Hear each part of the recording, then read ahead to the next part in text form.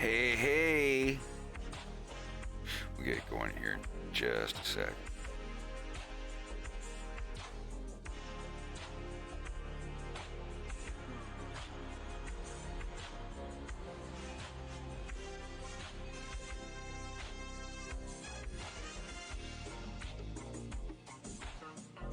Yeah, originally I was going to write that Pepper sent him there to kill Andros, but I was like 7 years ago. It felt a little extreme. Eventually I was like, nah. Another reason why I didn't want to finish that scene and just reanimate it. The one single scene that I reanimated in Blender wasn't even fully finished anyway. I wouldn't mind showing that alternate scene though. Let's do that today. This is a chameleon character model that my buddy Slava is doing for me.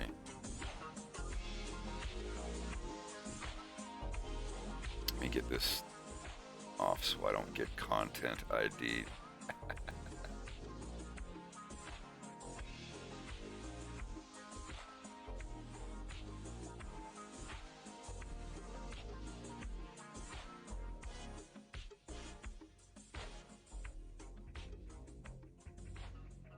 Привет, привет, как дела?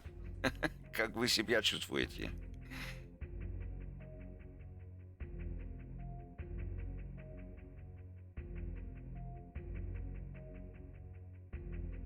So,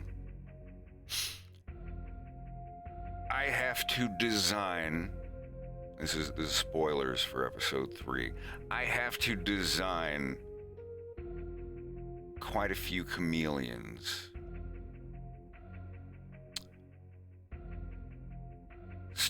Fox in Space 3 starts with every character that dealt with some big thing in episode 2 and that was also featured in episode 1 is I think is going to have a little story. A couple little stories that are all disconnected, and then like the latter half of the episode is going to be like, all right, everything's connected, let's continue the story.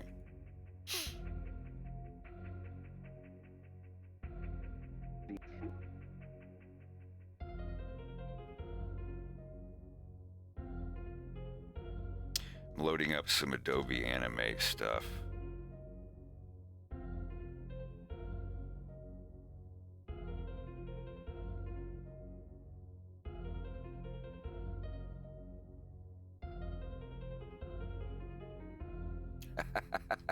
Yeah, there's probably a lot of people here that haven't seen it. Deeply offended you can't make a proper living. I do make a proper living. I make enough money to get by, and I am endlessly thankful for it. Would I be happy making, selling my cartoon for $1 million like Freddy got? Like Tom Green in that movie. It was a movie technically about an animator selling his cartoons, chasing that dream while making chicken sandwiches. But no, I'm good in that regard. This was originally, Jesus, there's already over 100 people here. This was originally a scene that was going to be at the end of episode 2. Let me find it. Yeah, we're going to go over some unused materials today.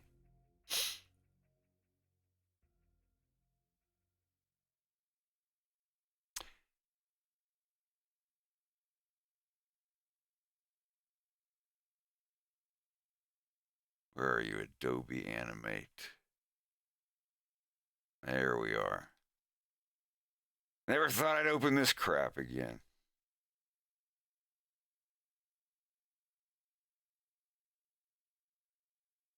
So,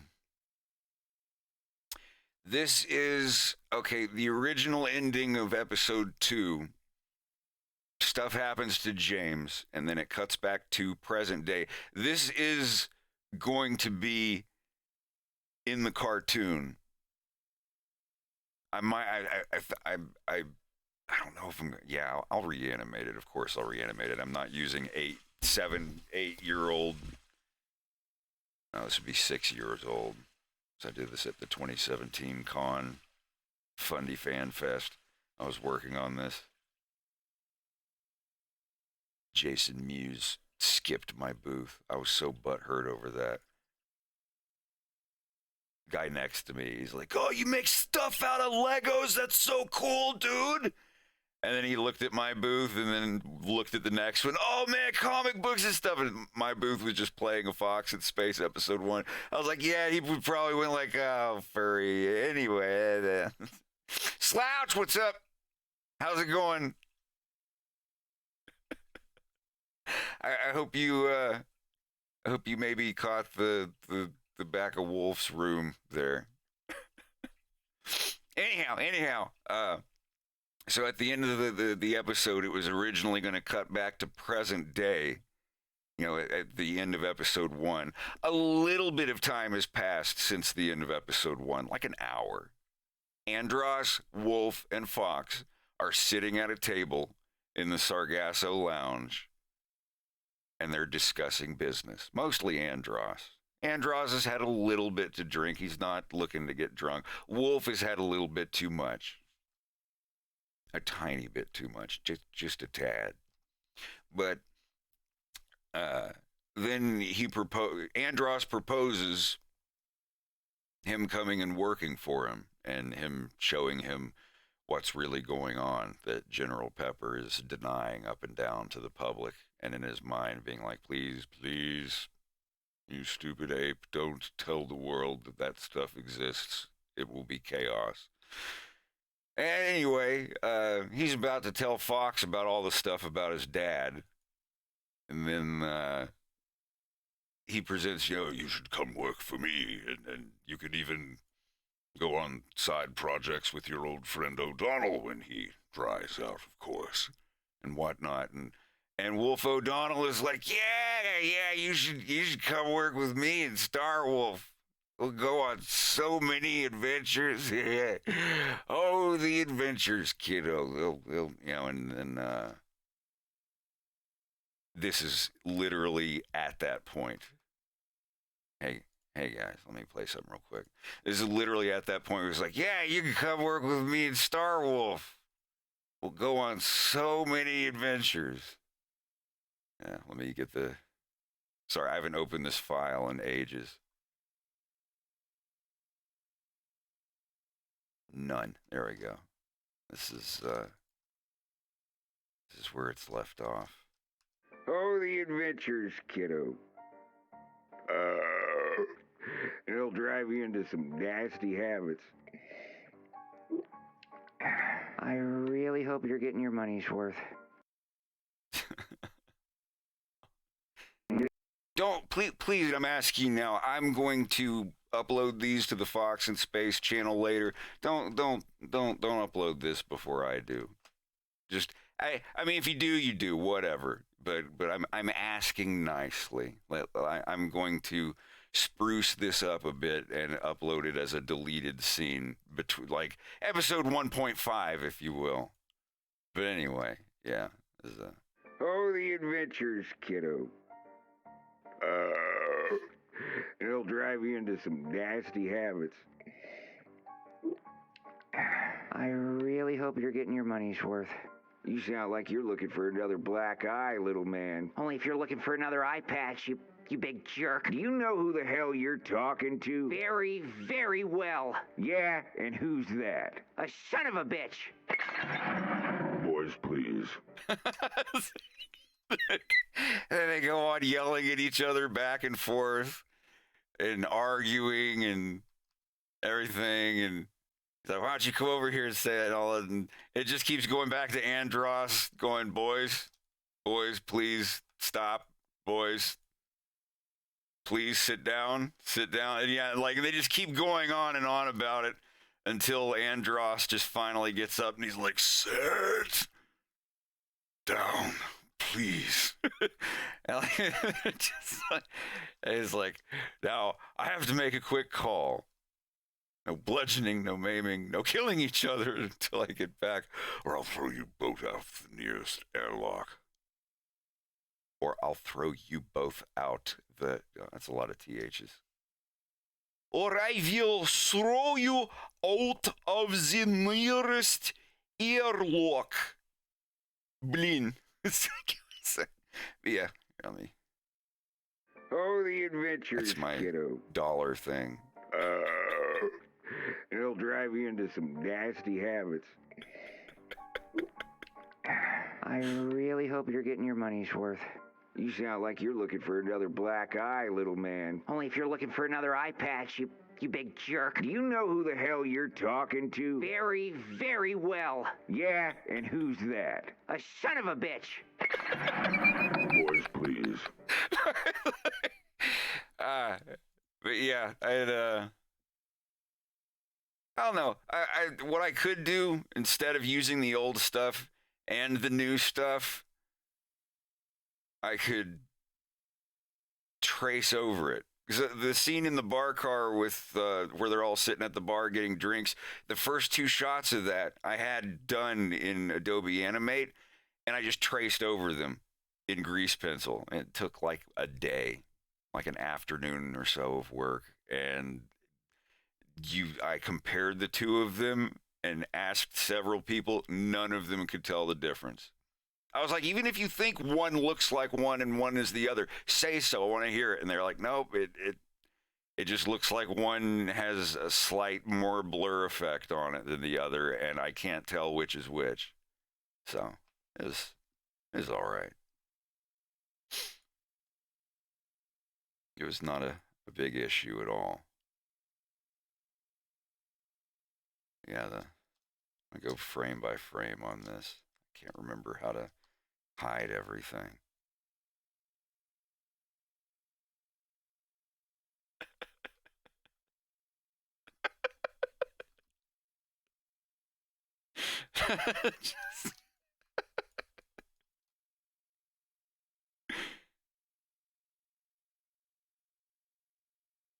I will eventually remake at least one scene from episode 1. Just, like a little 10, 15-second thing or whatever. I want just to see how something will look.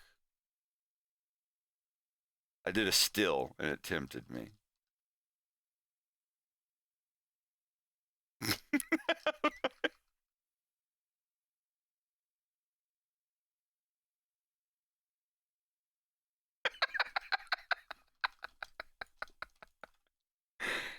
What else is on here? I was going to show you the train. Let me load up the train segment.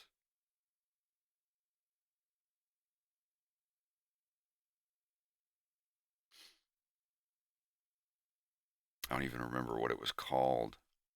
I have so many alternate scenes and things that I already made. I have stuff from episode 3 that I animated.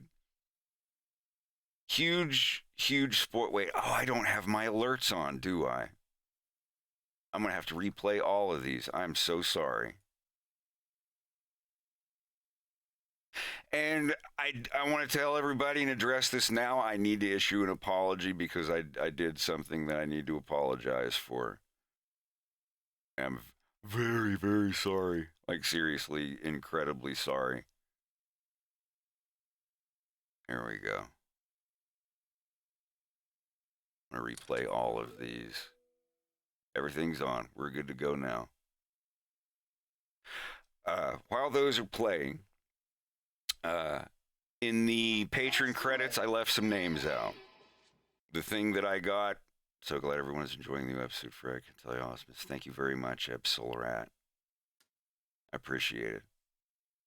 Excellent. Luigi Yagami, thanks for the sub. Starwolf, thank you for the sub.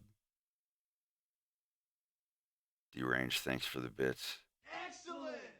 Yeah, the printout only printed out everyone who is a patron since episode 1.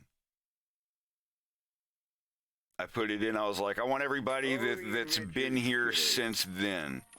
And it completely removed anyone who's started before then. I was like, I just want them, anyone who was a member at this point forward.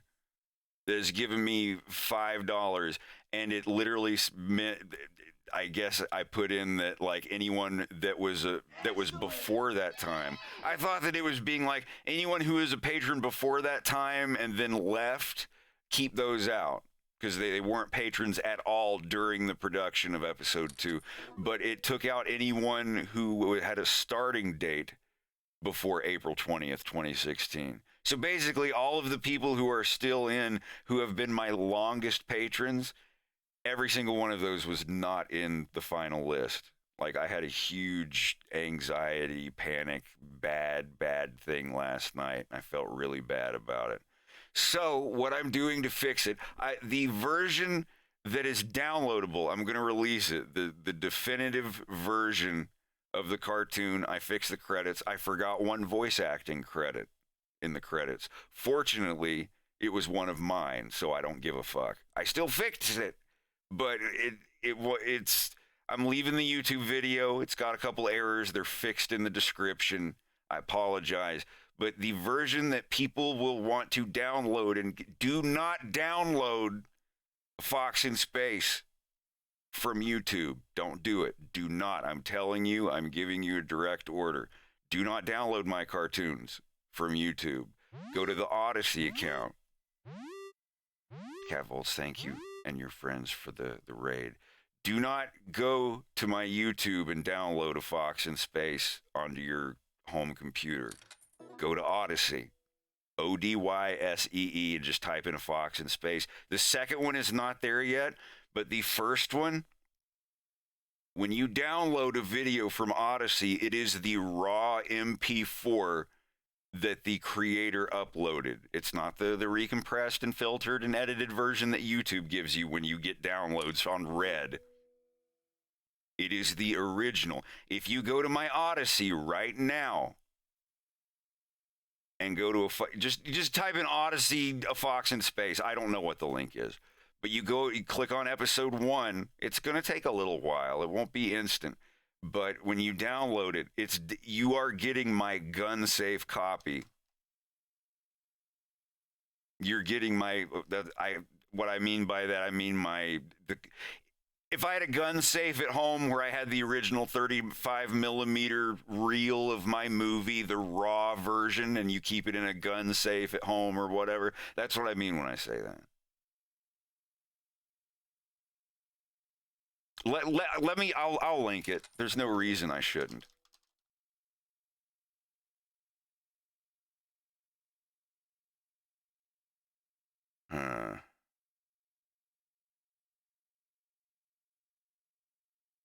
Oh, this is someone else. Oh, someone else's. I actually don't know where my Odyssey is. Is it gone? Tell me they didn't take my website down. Am I spelling it wrong? I hate it when it's like a word you already have difficulty spelling, and then it's, oh, here it is. I'm already logged in. Here we go. My channel page. All right, we got it. I don't have every clip on there. Here we go. This is my Odyssey account. That should work. But anyway, episode 1 is on there. You can click on it, and at the bottom right, you'll see the little 3 dots next to the trash can, or I guess I only see that. But under the movie at the bottom right, you'll see 3 dots at the bottom, and you can download the actual video. And it is not a recompressed thing. You are literally getting my home copy of episode 1. Same thing with the other clips that are uploaded. So that is a first generation export of a Fox in Space episode 1. I will eventually be putting episode 2 on there. It might be another week or two. I want to ride the YouTube thing for now. But whenever I upload the one that's here on Odyssey, that is going to be the definitive version. I'm not editing it. I'm not Steven Spielberging it. I changed the lighting of one lighting effect in the final shot. I just adjusted the blue ring thing on the end tower. I added Clem Ekblade to my voice credits. I forgot to put him. and the names in the patron thing at the end are now all correct, and they all contain everything. So the YouTube one is just going to be like the reader. The description is updated and everything. And I'm very sorry that I messed up the stuff. Like, I had a full-blown episode last night. No pun intended. It sucked. I was so mad. I almost punched my giant computer screen. I fell back into my extra-large inflatable bed and let out a sigh. In distress. Under duress. Yeah, thank you all. I'm glad you all liked the episode. I worked very hard on it. And if you're just joining us, I am going to be showing some deleted scenes tonight, and then maybe working on Leon and his father. There's going to be big spoilers for the beginning of episode 3 later. I'll let you know again if you don't want to hear them. Let me read these out. Hee-haw, thank you for subbing. Signari15, thanks for resubbing. Rikaku, thank you for resubbing. M Funky, thank you for resubbing. Shaver73, appreciate it. So I mentioned yells are right on, dude. Well,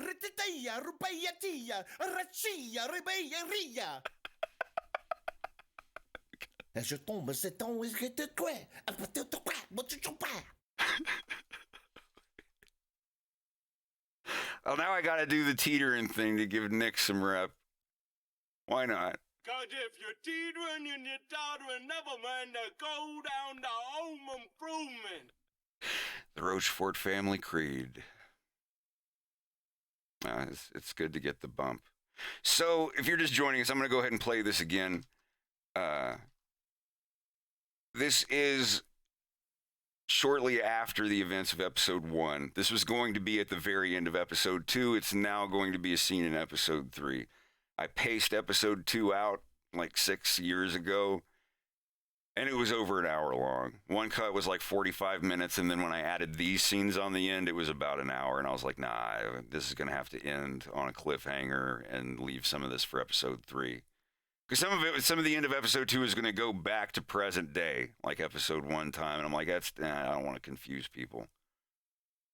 And that's what I'm saying. Don't upload these to YouTube. I'm uploading them. I'm not finished with them yet. I'm at least gonna run this scene through some effects and stuff. So don't be rude. Wolf O'Donnell telling someone not to be. Don't be rude. I was nice. Upload episode 3. I'm just getting started on episode 3. Episode 2 could be 3 episodes in itself, but I decided to wait and release them all at the same time. Anyway, I'm getting sidetracked here. This is where time cuts back. It's about an hour after the end of episode 1. And find the right thing here. This is about an hour after the end of episode 1. Wolf has been drinking that whiskey that he had in the first episode. Andros has had a drink. Fox has not. And Fox is just very, very not happy with Wolf at this point. And Andros is asking Fox to come, and he's getting ready to tell him about his dad, and things are about to get kind of serious. Things are getting serial. And he says that, you should come and work for me, and you can even do some tasks with your old friend O'Donnell once he dries out, of course, or whatever. And Wolf is like, oh, yeah, you can come work with me. You can be a Star Wolf as a temp or something. But we'll go on so many adventures. All the adventures, kiddo. And that's like literally this moment. So. Oh, the adventures, kiddo. It'll drive you into some nasty habits. I really hope you're getting your money's worth.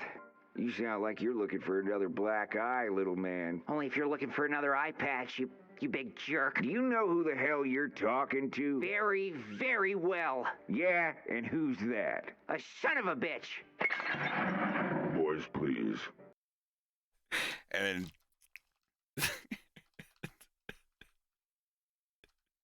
and the other yelling at each other and arguing back and forth.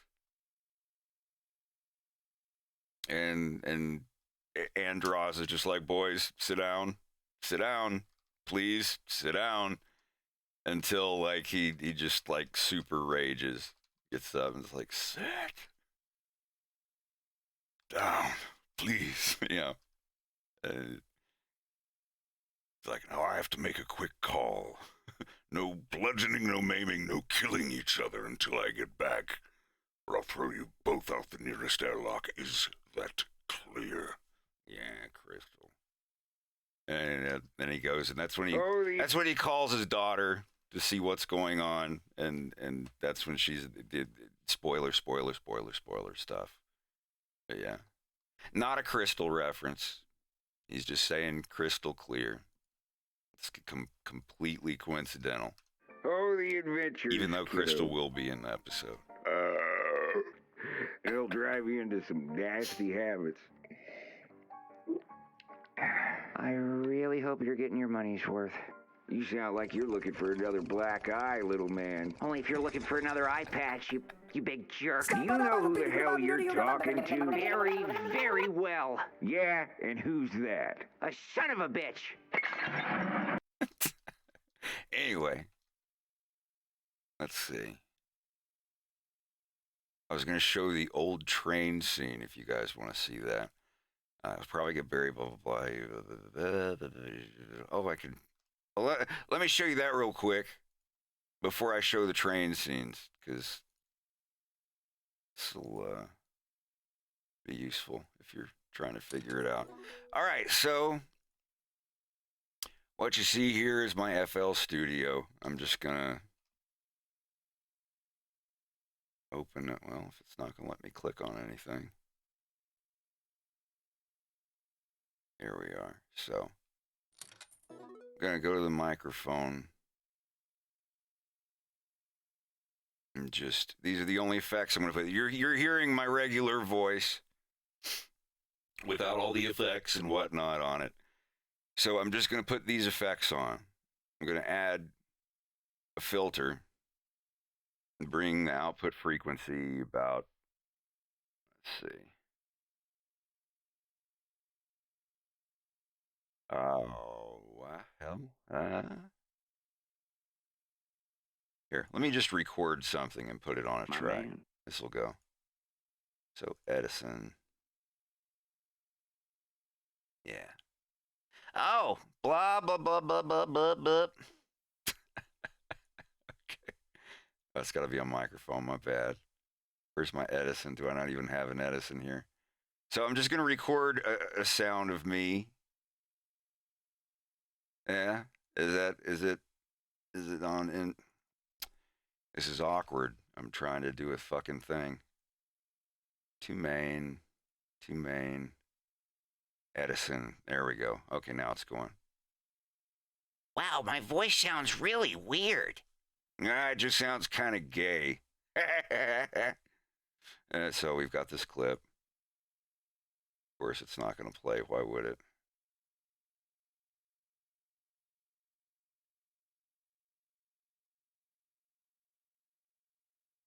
It'll be on effect 35. Let's just stick it over here for now.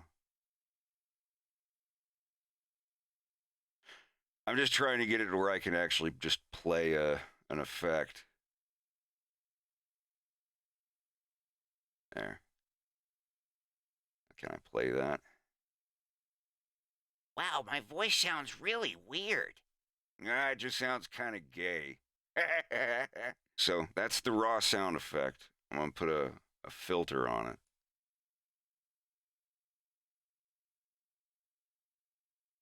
No, not, I think it's Fruity Free filter.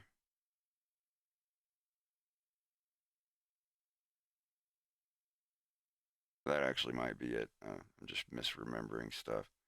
And then you put it on cutoff frequency. Wow, my voice sounds really weird. Nah, it just sounds kind of gay. I don't think this is right. Wow, my voice sounds really weird. Nah, it just sounds kind of gay. And then the equalizer. You take out the highs and the lows. Wow, my voice sounds really weird. Nah, it just sounds kind of gay. A limiter. You get all the effects in first. Now you can. Wow, my voice sounds really weird. Nah, it just sounds kind of gay.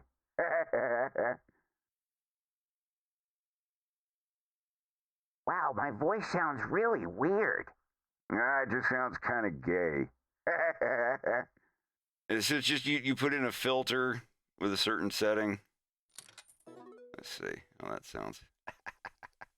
Wow, my voice sounds really weird.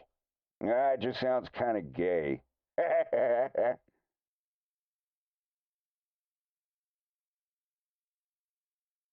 But yeah, I use FL Studio for all my audio mixes. Like this is just kind of a quick way to set it up. But here, this is the actual episode 2 audio filter. I won't be able to talk while this is playing.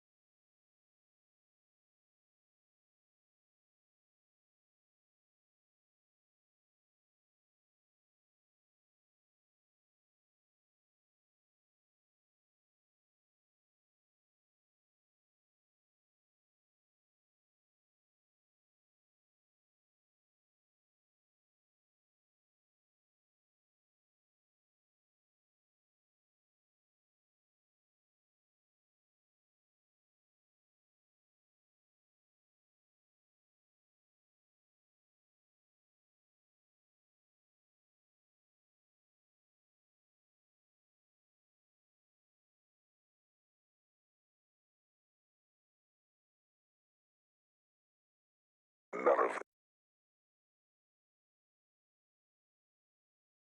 the discs. All those years ago on Titania, I couldn't read it on you. Everything was in flames. But I had a feeling you did something with the discs. That they weren't destroyed. It hurts knowing now for sure. Losing her in the accident put both of us under Pepper's thumb for quite a time. But you could have reached out. You could have trusted me. You don't have to answer. That's fine. Cabinet officials appointed me less than 4 hours ago. I'm the new Venomian Premier. Your partner, Hare, has already been escorted to his ship. The Separatists on the train, Koba and I, but none of that matters if we don't resume our project. You don't know that. You saw what was on the other side of the hole, and they know we're here. scientist at heart, James. Like me. Not a mercenary. So much time has already been wasted. Even with these discs, I can't resume the work without your knowledge. Your help. I need you. James. Please. I'm sorry, Doctor. This doesn't appeal to me. And whatever does. No matter. You'll be here soon enough.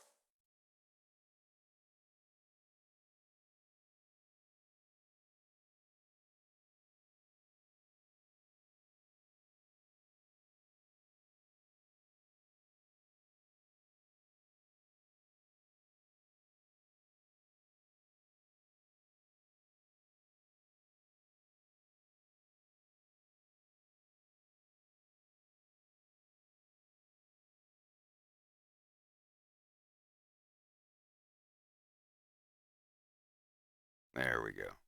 All right. Sorry, I have to change over on my FL Studio, so I lose microphone abilities. But yeah, that's to answer your question before we get over to the train scene. That's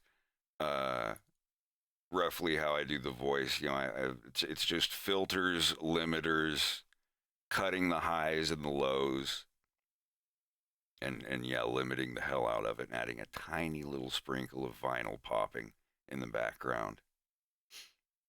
Animate. Here we go. All right, let me find these.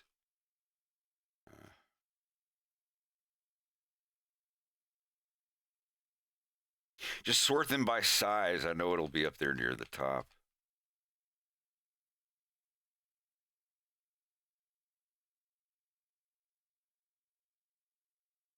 Or not. James Train. There we go. I found it. James Train Conference.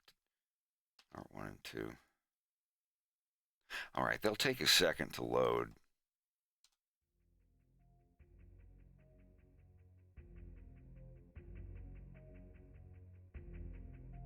Thank you guys for the follows. I appreciate it.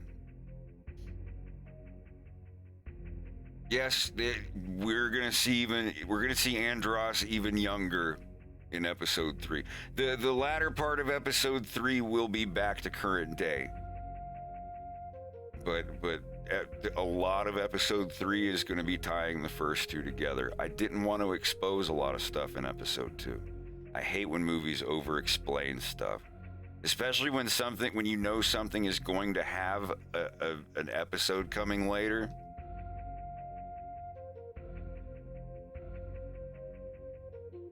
Yeah, oh my God, it hurts looking at this stuff. Yeah, this is, you'll see, I didn't really have a lot of stuff done on this anyway. That's why I didn't feel bad about reanimating a lot of it. This is before I even had Blender, before I'd even tried it. I can't believe I was trying to do this shit in Adobe Animate. I mean, the people are still on I think it's still roughly the same people. Yes, do fan dubs. Always do fan dubs. If y'all want, I can eventually put out the 40-minute track with all the vocals removed. She's in the new version. I think all of these characters are.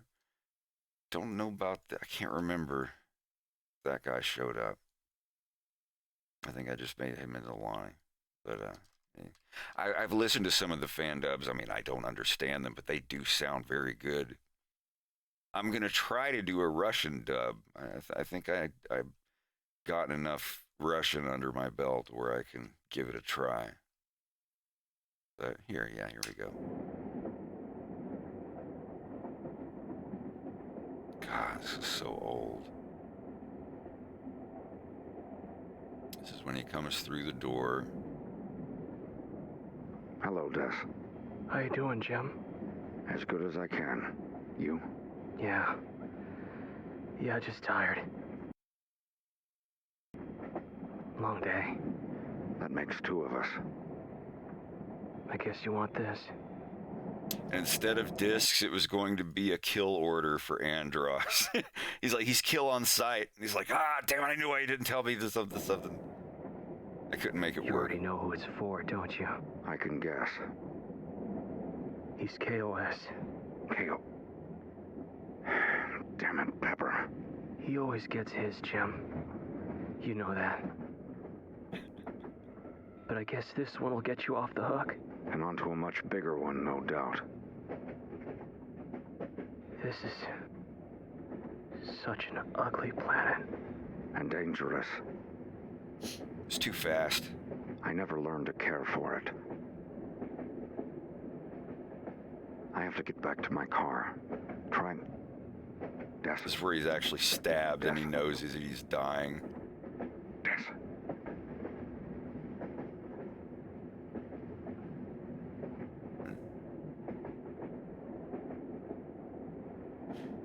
Yeah, this is all 100% retcon. Don't worry about that. But yeah, this is the old.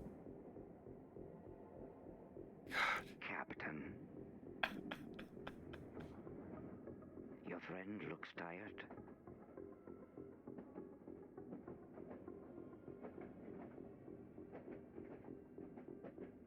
Keep in mind, this is like 6 years ago. We were informed that you carry a sort of improvised shooting instrument. Please place it on the table and calmly step away. I might need some help with that. Your compliance, Captain. I do not want a fuss. I don't want to kill you, Wetblade. You know I'm walking off this train. I didn't touch the voice work. This is all exactly the same. You could put these side by side, I believe. My partner seems to think that I know what he said.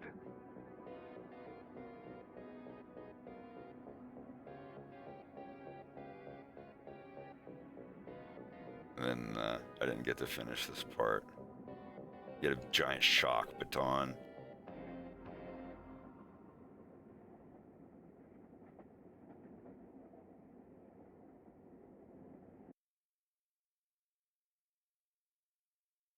Yeah, so, Jesus.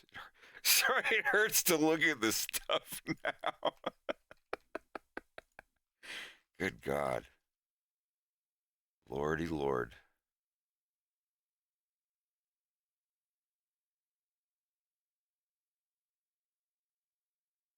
There's going to be a scene at the end where he's yelling at, Wolf is getting yelled at by his dad, and Fox dies in the video game. And I was going to have him scream so loud that it makes his voice finally break.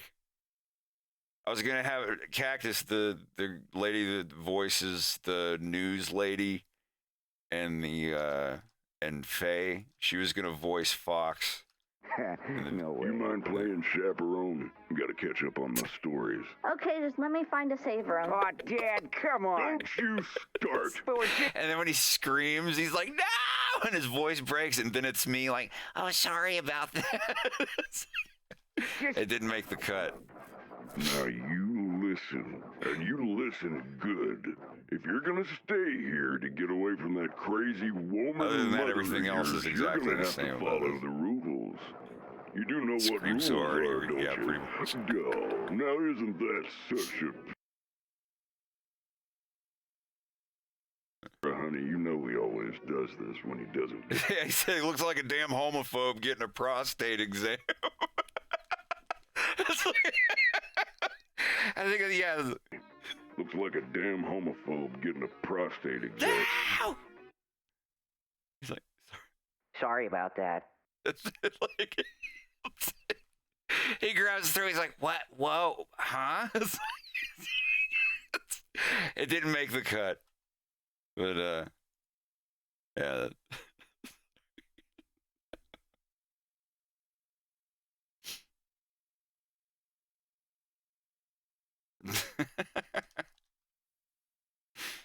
God, there's a lot of stuff that didn't get put in. All the segments with James and Andros's daughter Andros's daughter was going to be a pretty big character. Probably still will be. She's going to be in episode 3. People are probably going to ship James and Nora. I don't care. But they're pretty much she's his pretty much his unofficial partner when he's over on the other side of the black hole portal doing what he's doing. Big spoilers. I don't know how old Fox is in episode 2. Somewhere around 12 or 13. I don't want to get any farther than that. You got to figure out how many days are in a year and how many this, that, and Cornerian days and Venomian. Like, let's, you know. Let me see. There's something else on here I wanted to show, but I can't think of any other things that have been cut. How about the original scene with Pigma? Originally, the last scene of the show, it wasn't going to be on a train. It was going to be in an old, abandoned ghost town part of Venoma City, all foggy and mysterious looking. And they were going to meet in an old restaurant. Pigma stays outside and watches while Peppy and James come in.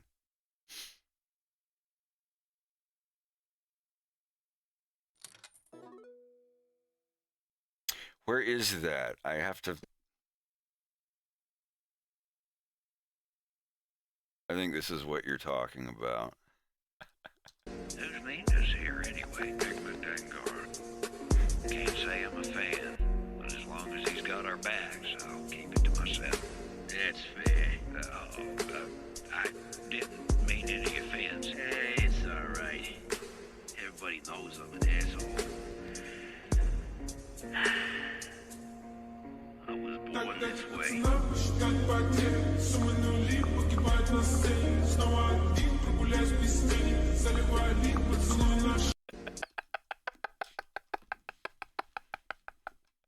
Well, my buddy Lobster sent that to me. That was pretty well done.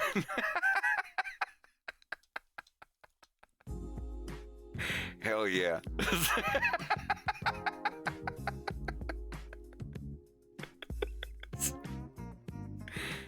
Good stuff.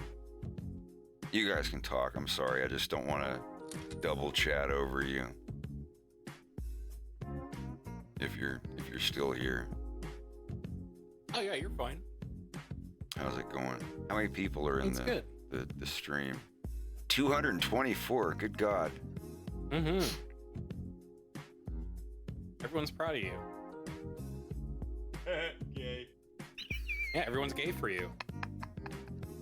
Not that there's anything wrong with that. Not that there's anything wrong with that. Yeah, it'll die back down. People will come and be like, "Oh, it's just Jimmy Hay." It's like he's not playing video games or anything. He's just like drawing the same guy over and over again. Oh, what? He keeps drawing the same fox over and over again. But okay, this one's like slightly bent more to the side. And now he's drawing him again. What? Sorry. Discord disconnect. Sorry, man. I'm out of here. Sound like you're about to slip into your Joe Biden there for a second. What is he talking about? We got little furry mother babies up in space fighting scary space boogers. What's up with that? What are we doing? And Andros, the big, you know the thing, man. The fellow on Corneria, Corneria, yeah. Sergeant Pepper. He's up there fighting the Beatles, man.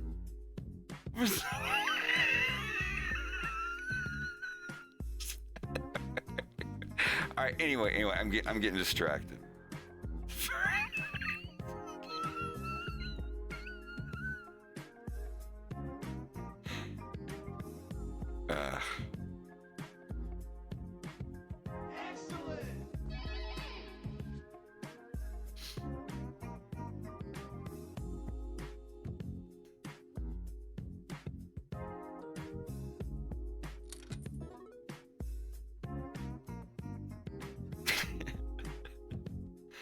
General Pepper having a heart function, heart attack, dealing with all the haploids. Hey, some of them are external. Hey, you can't just use a cream for that. You gotta go big. You gotta do bigger. They're suffering from an haploid crisis.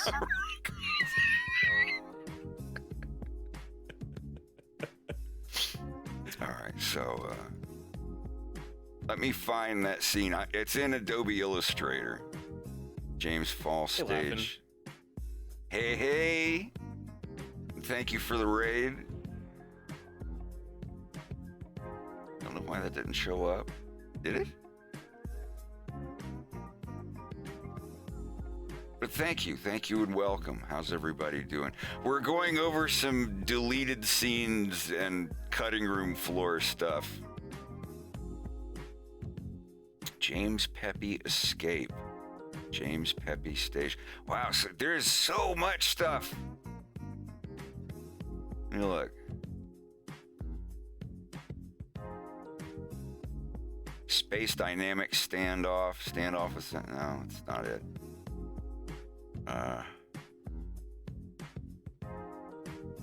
James Pepe State now. Well, why is it? Because it's two-parter.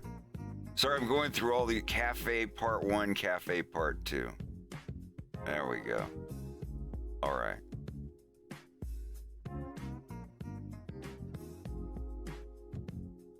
And yes, James can 100%. If Riendo had let him show him that he can juggle marbles with one hand, it is like the coolest looking little like plus 50 dexterity thing that can be done, but he just someone in the comments is like, the worst guy in this whole thing is the dude who took James's marbles. Like if he knew how important it was that James had defense here, he could have. Well, question is like, does everything turn out the same way? Tell me, this is the wrong one. This is the second half. All right, here we go. I've got it up. So this is originally when they get the Venom, everything was going to go exactly the same, but they were. Let me see. I'm gonna make a video of uncut, removed stuff. I'll upload it eventually. I'm gonna let episode 2 be the featured video for now.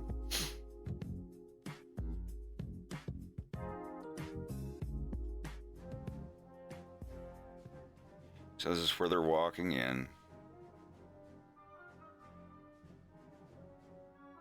He tells Pigma to stay outside and watch while they come in from and look around before they go in. It had him in a different uniform too. This is gonna be the old school uniforms. Like this. He got fucked up and knifed. So they got there just a few minutes too late, and then he dies. James hugs him while he's dying, and they're in there. Then they hear outside, "Oh, guys!" Before anything else, James is like, "We never should have come here, Pepe. I'm sorry." And they look out there. They're like peeking through the window, and these guys show up. They're really weird cyborgs. They open their mouths and just leave their mouths wide open when they talk, and their voice comes out of like a throat box speaker down in it. It's really creepy. They're like the alpha versions of Andross's new technology. They're the alpha testers. Pre-Reese. Reese is like beta, and then I think 1.0 is the people in episode 1. But he like opens his mouth and they just hear this really creepy computer voice like, "You have 10 seconds to exit the building, James McCloud and Pepe Air," or something like that. And like his mouth is just like wide open while it's being said. It looked really, really creepy. I'll find the tests. Then they're looking back through and they're counting down. And he's like, 3, 2. And the pig was like, he's gonna shoot me, guys. And like while the guy's counting down, there's like this was going to be the long, slow zoom in on James thinking, and then at some point earlier in the show, James saves Pigma's life or something like that. Or Pigma does something to save James. He's like, how did you know that was blah, blah, blah? And Pigma's just gonna be like, call it intuition or something like that. So that's said at some point before, and the long, slow zoom in at when he says he's gonna shoot me, guys, it zooms in, and then he's just like, I don't think he will. And it cuts to Pigma. It's just like the animation that was gonna be like from him being like, give me the gun. It's like I gotta ask, how'd you know? And then he mocks him, saying, "Call it intuition." It's like a callback to something that Pigma said to him earlier. And then they're getting set up, and while he's reasoning with James to get them to come out, they send the mandrill guy to like slowly sneak in toward the door with a shotgun. He says, "Content warning, brains." And like Pepe's like going into fight or flight, so he pulls out his gun. He knows the guy's coming with a shotgun, and James is like, "Pepe, wait for it," and then bam, just like tops the fucking dude. And then the guy's like, you said they were unarmed." God, that sounds creepy. Never really put the effects on it yet. And he's like, come on, like James is like running in the back of the place. They're setting up machine guns. They throw down a cooler and get behind it. There's all these like cleaning chemicals and brooms and mops and stuff. And he's hiding behind a column while the other guys are loading up their machine guns and stuff. And he's like, "Ooh, we're gonna bust you up real good. Hit it." They just start like loading up the place. Standing behind newspaper machines, just like tearing them up. There's just all these bullets and everything. Pepe does look like he's going back to some Fortunate Son memories of the old war. But now, like they're under there. James is like mixing chemicals that he's finding on the floor and shaking it up. The music's peaking. Like this is the one time you ever hear James like screaming words in the cartoon because they're getting shot at. He's like, "Get ready to run outside, right car." He's like, "Run, Jim! What the hell are you doing?" He throws this bloated cleaning bottle outside and it explodes. And they run around the corner. The fucking storefront's just completely wrecked. And they get back to their R-Wings, but James doesn't make it. And this is... No. This was just... and then it was going to cut from him walking forward with the machine gun to a shot of Kale's living room with the little dude walking with the machine gun on the video game. So yeah, this was all... Yeah, if this had been the thing 100%, it would have been a bottle of Nova Bomb. It would have, but just because like it's called Nova Bomb and he literally makes a bomb out of it. That was gonna... But you know. This is from years ago. Feel like a billboard behind them right before it goes off that has a guy smiling saying, "I'm glad I used Nova Bomb." But yeah, that would have been funny. But yeah, this is old scenes. May load some more content. But like, yeah, somebody complained that I needed a content warning for cigarettes and the drinking. I was like, look, it's got people getting their heads shot and blood spattering. If you get freaked out by someone smoking a cigarette, you don't want to watch anything on my channel. You don't want to listen to my voice. Would cigarettes be an adult theme? Because you did put adult themes. Yeah, that's it. Dude, I am not going to put a warning that someone is smoking a cigarette in my cartoon. It would just if be it a was long-ass YouTube list. Kids or something like, and then when I do that for the person, then they're going to be like, well, while we're at it, while I'm stepping on your balls, Yeah. also add the, no. If you get triggered by somebody smoking a cigarette, please don't watch any of my cartoons. You're going to have a bad time. There's always somebody smoking. Let me find the other files. Don't here, let me hide this while they're loading. I don't want to reveal anything too quick. That doesn't concern Peppy. Let him go. Wow, this is so old. All right.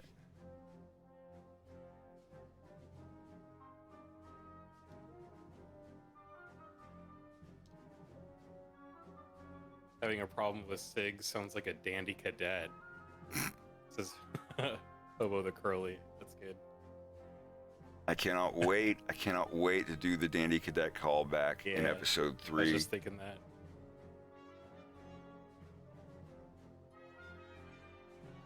Here we go. Okay, that's one file. So here come the spoilers for episode 3.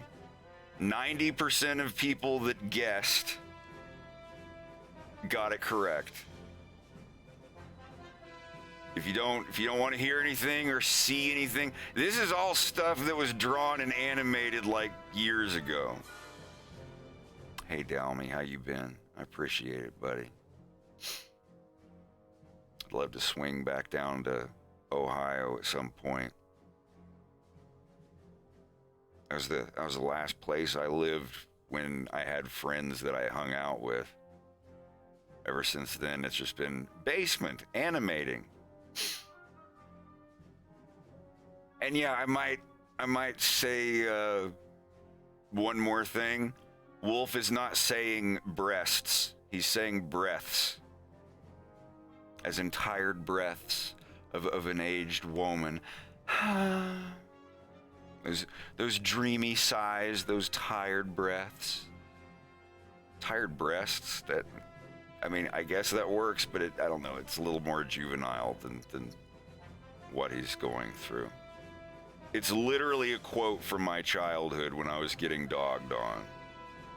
So, I don't know, it doesn't sound as funny to me as breasts. Like in a tee-hee boobies kind of way maybe, but like no, as like something written, you know. All right. Big spoilers. Big spoilers. Incoming. 3, 2, 1.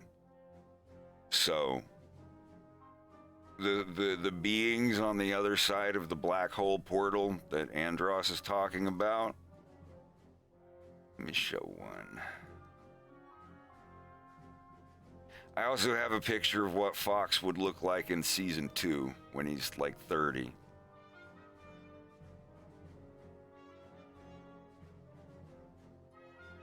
Let's see what else. So this is an example of one of the guys that James is going to be fighting. And what they do to other people when they take them over.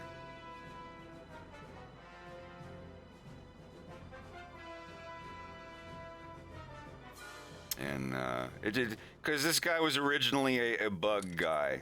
He's a bug person.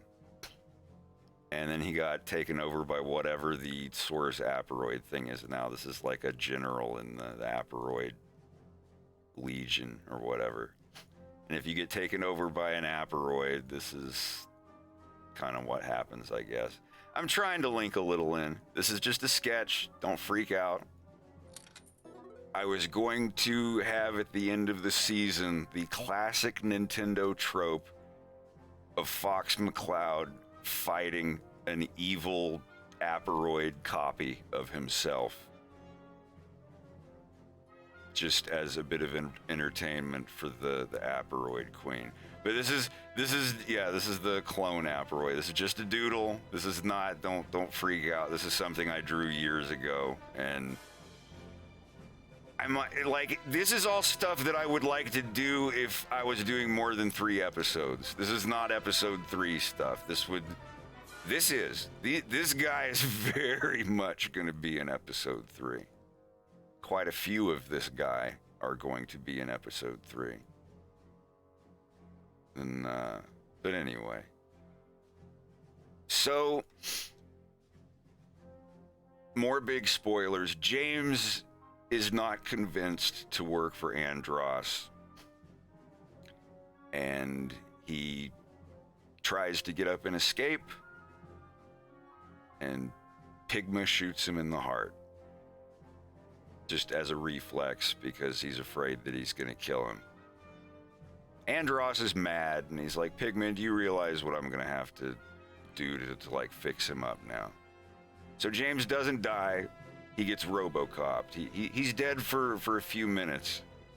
And then he wakes up a year or two later with minimal memory and aboard a ship on the other side of the portal with Andros on his communicator on the verge of tears, begging him, saying, I know you can't remember anything right now, but you have to help my daughter. He turned James into a kind of bioweapon psionic guy. Let me find a good picture. I don't have any really good. No. Let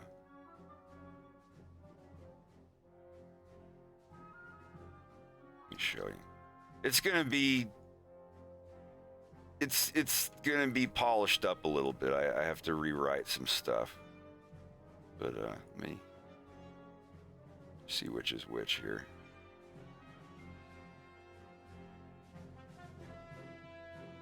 Well, his eyes are cybernetic. His weapon is psionic. I don't know. Like, if you like, I don't want to get into the specifics, but he has kind of a psionic amplifier thing that shoots an energy weapon. It's the only thing that can destroy aperoids, for sure.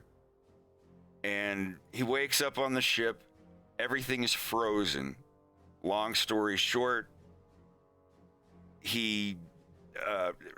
Andros's daughter is a scientist. Everything, like, they're experimenting on aperoid tissue and whatnot. It takes over one of the people on the ship, and it regenerates into the full form of the aperoid and starts taking over people on the ship. And or they're, slowly infected with it or whatever. So some people self-terminate. There is a bit of that. And the one big bug aperoid, she's found that freezing the ship, turning off all the heating elements, will cause the aperoid to slow down. So when James runs into Nora is Andros's daughter. She's been walking for 4 days nonstop in freezing weather. Freezing temperatures. Basically, have you ever seen the movie It Follows? You've got this thing that can only move like 2 or 3 miles an hour, but if it touches you, you die. So she's been walking nonstop on this frozen ship, and she runs into James. And, like, this is old. These are just sketches and whatever. And, this is before I added the freezing stuff. This is the older one. Hold on a second. This is not the same one. Oops. Playing these all out of order. But anyway. Yeah, she's very angry. James has had his eyes fixed. He has Andros eyes. I think these are all out of order. Here we go. This is it. Yeah. You docked, yes. You have a ship that's like, yes. How many seats? We can both fit company. Move. How many seats? There's an experimental R-wing. Only I can fly it, but we can fit. And then they hear, I know who you are, James McClellan. And then they hear the thunk of the thing walking out. And it's this very, very cold, very pissed off aperoid knocks the frozen drool tusks off of his mandibles and starts coming after them. And yeah. The cold slows them down, but they never stop coming. And sorry, this is all jumbled up. I never really finished it because I didn't have enough time. It's like, move, and she keeps saying that, and then she's like, move, and he's like, get behind me and put that empty gun away. It's just and then it cuts to, you know, he puts up his cover your eyes, and then she just falls against his shoulder, and she just gives in. She's just like, if you can kill it, please just kill it, please. And then, yeah, he blasts it and blows it in half. Yeah, these are a concept for the Aperoid. This is a concept I made in 2013, actually. Some old pictures of it.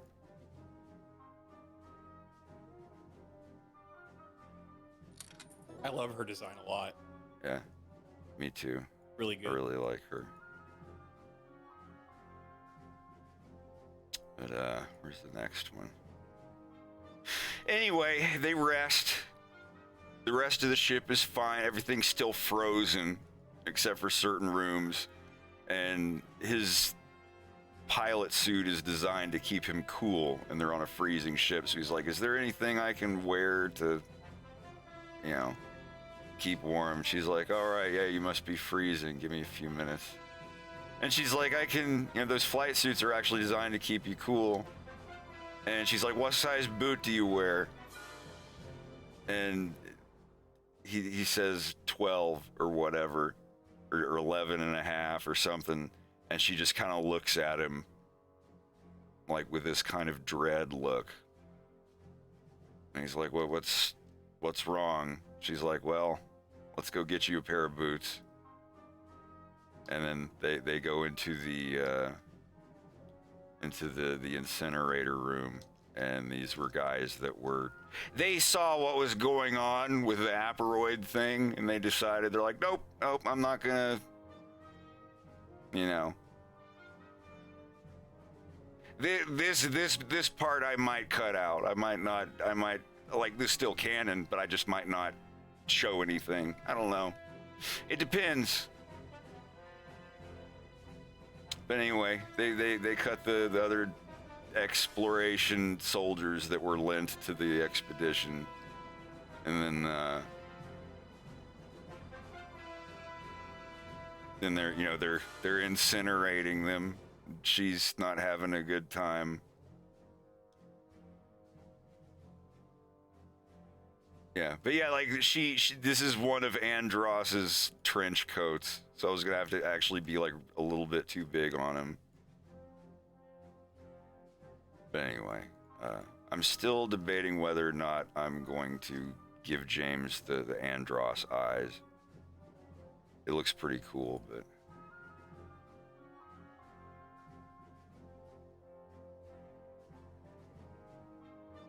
new characters.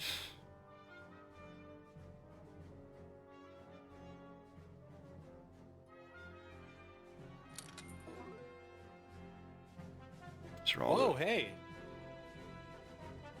You got Hey, some meat, how's it going?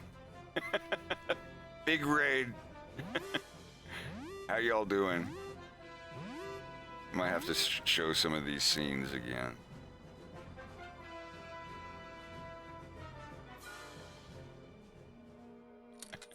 Just going over old deleted scene stuff. Big spoilers. I might not want to show it now. There's so many people here, you get spoiled.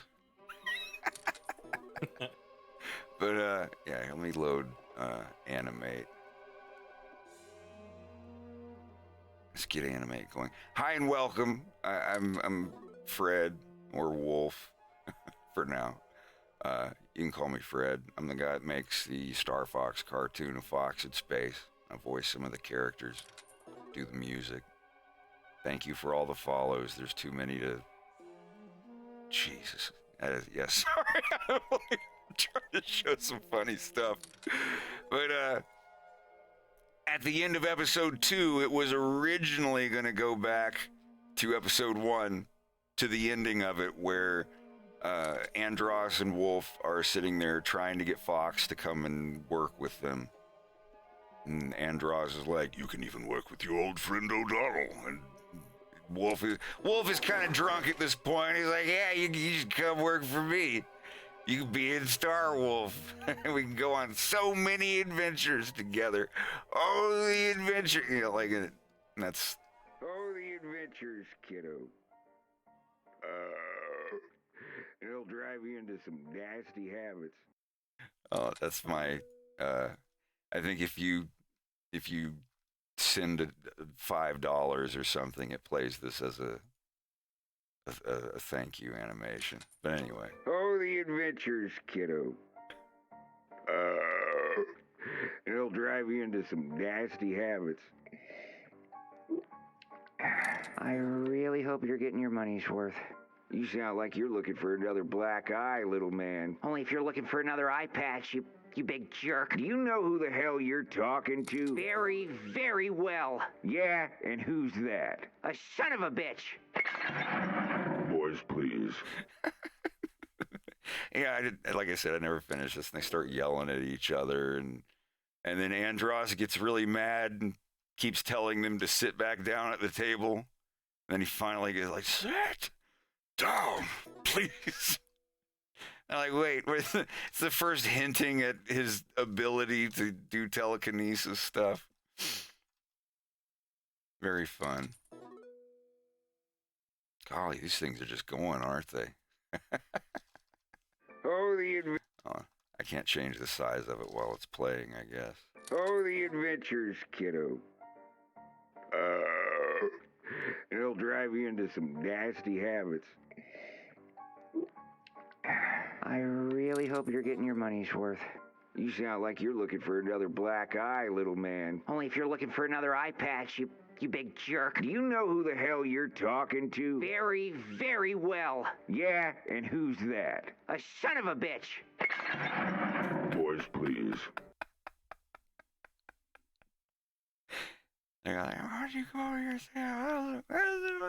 Sit down. Sit down. And finally he's just like, sit down, please. Now, I have to make a quick call. No bludgeoning, no maiming, no killing each other until I get back. I'll throw you both out. Throw your boat out the beer. Same thing as last time. I'll throw you both out the nearest airlock. Is that clear? Yeah, Crystal, I got you. He's like Wolf's adopted father at this point, because at this point Wolf is just working for Andros.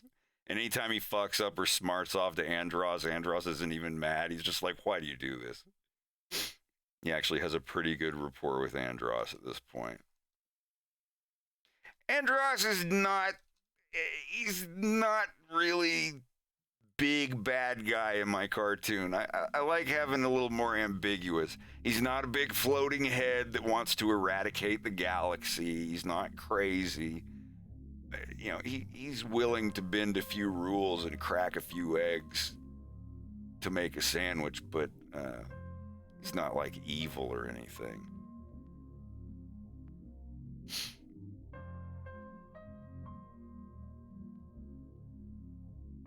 Yeah, crazy stuff.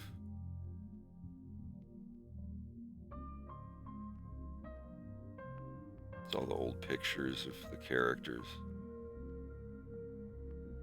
You might recognize this guy and this guy from the last scene of episode 2, or the first scene of episode 1. Yeah, you'll have to excuse this file. It's like 5 years old. That's what Farrah's gonna look like. Aged up for episode 1.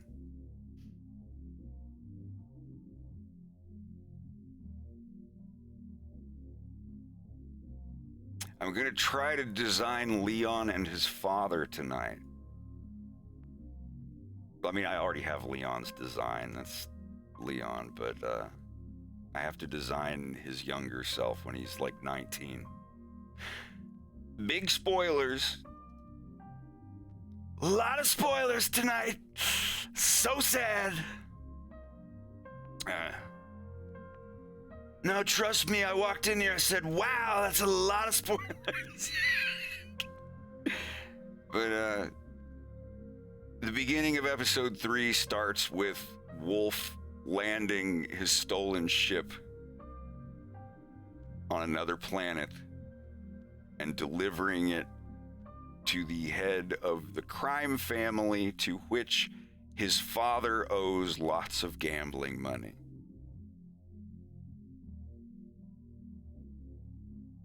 Wolf's dad has a thing for the risk versus reward. So Wolf's dad owes a lot of money to a loan shark, or rather a lone lizard. And Wolf comes home and sees these chameleon guys holding his dad up by his throat, saying, "You no give money, we take your head," or something, something, whatever tropey thing. And they he's like, "What the hell was that about?" And they're just basically like, "Your father owe money. He bring money by next month or he dead," or so, whatever. Like, bottom line is, Wolf's dad is going to get his head cut off if he doesn't pay these guys back. So Wolf goes and speaks to the head of this crime family, Yanush, and says, "Look, what do I need to get you off my dad's back?"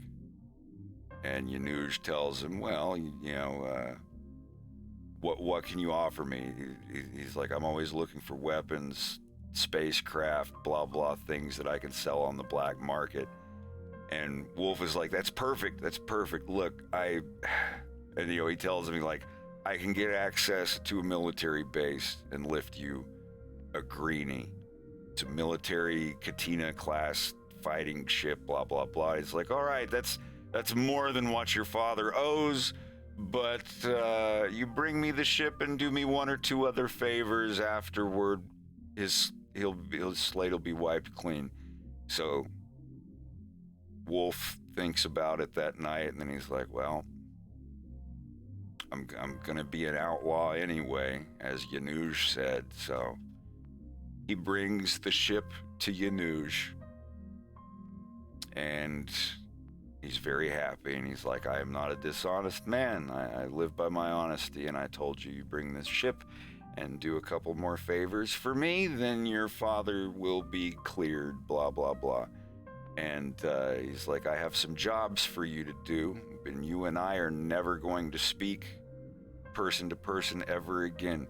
We will do all of our dealings through your new partner for these jobs, my son, Leon." Leon! Иди сюда! Come here. And this is where Wolf meets and becomes partners with the son of the Kowalski crime family, Leon. And thus begins Star Wolf. That's going to be at the beginning of episode 3. And then it's going to cut to Farah. It's going to be going back and forth. Farah and Bill both sitting down or standing tall in front of someone, being yelled at and everything. But yeah, and when Leon comes out and shakes Wolf's hand, or tells it, just tells it, "Coming this way," or whatever, and they both walk off into a hall together, you'll hear like just the faintest little like reverberated, like the Star Wolf, like just a very, very subtle hint of it. It's like, oh, this is literally the moment that Star Wolf kind of began. And things will go on, but I want to have the story resolved of what happened to Wolf, what happened to Farah, what happened to Bill. For the staff sergeant that talks to Bill, I want to see if I can get Jared Kiso, the guy who plays Wayne on Letterkenny. I want to see if I can get him to just do a big monologue of just how stupid that Bill is and how much he fucked up. If you're familiar with Letterkenny, like the main guy from Letterkenny, Jared Kiso, or Shorzy, I want him to voice the staff sergeant that fucking yells at Bill. And it's like, boy, you sure are stupid there, bud. You're just about to, like, yeah, like Bill doesn't say a single word during everything.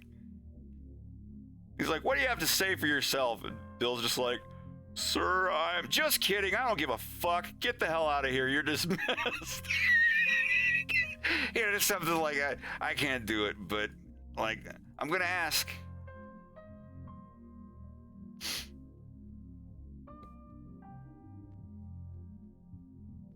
Vosh? Is he...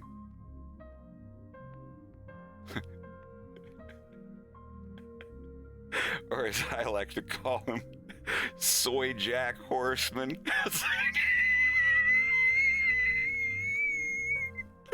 Anyway, back to things. This is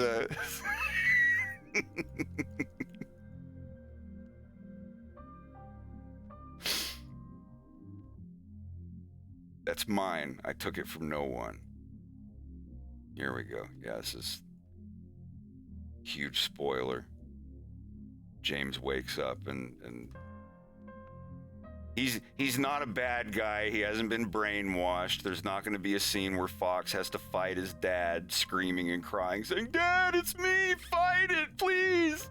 No, nothing like that. He's just his eyes are fucked up in the accident on Titania, so he has night blindness in episode 2 anyway. But Andros fixes his eyes instead. I mean, just giving him the same eyes that Andros has. Andros perfected ocular technology or whatever, so. If I can hide these. Andros will be even younger than this. This is still older Andros compared to how he's going to look in episode 3 at the beginning. And then when it goes back to present time, then this is Andros here. This is episode 2 Andros. Episode 3 Andros will be a little bit younger than this, but pretty much the same without the gray. And Nora, she has her other pictures here.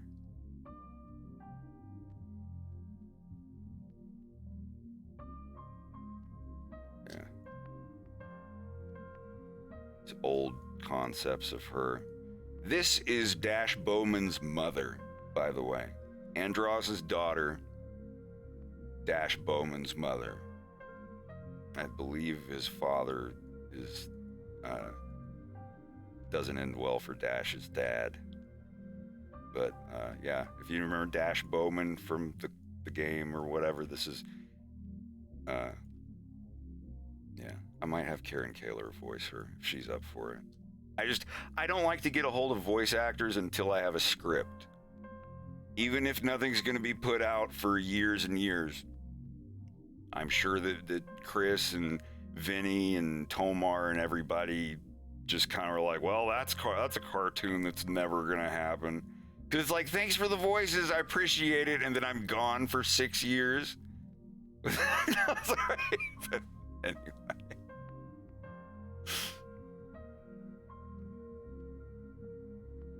Well, Fox hasn't refused anything yet. And I promise there will be dog fights, R-Wing fights. I want to have something where, you know, they get so mad at each other they have to have a Star Fox versus Star Wolf fight or something. And then right when they're in the middle of it, the portal opens up and their ship comes out, and then a bunch of Aperoid fighters come out after it, and Star Fox and Star Wolf are all just like, let's kill those things and save the Lilat system first, and then we'll settle things after. Temporary alliance, truce for the time being. Yeah.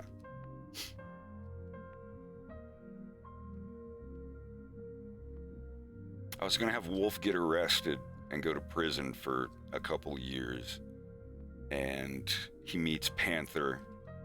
This is all season 1 characters. I haven't even gotten to the season 2 characters yet, but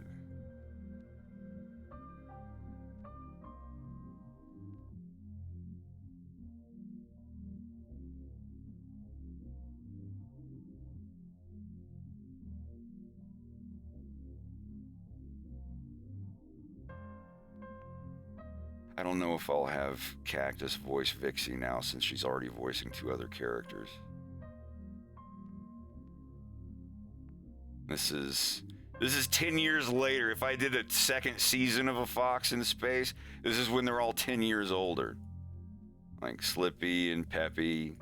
Peppy's lost weight and he's in good health. He's become a salad guy. Slippy's become a trucker. He's a space trucker, basically. And Falco gets in a bad car wreck and it changes his life, and he goes and works in his parents' restaurant and races cars. Fox didn't have a good time fighting his last battle, so he just became like a shut-in. He's kind of weird. Yeah, all the many different ideas for what Wolf O'Donnell turns into.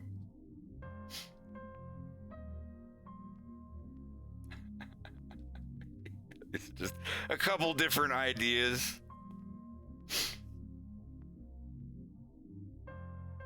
For like what Wolf is looking like when he's pushing 40.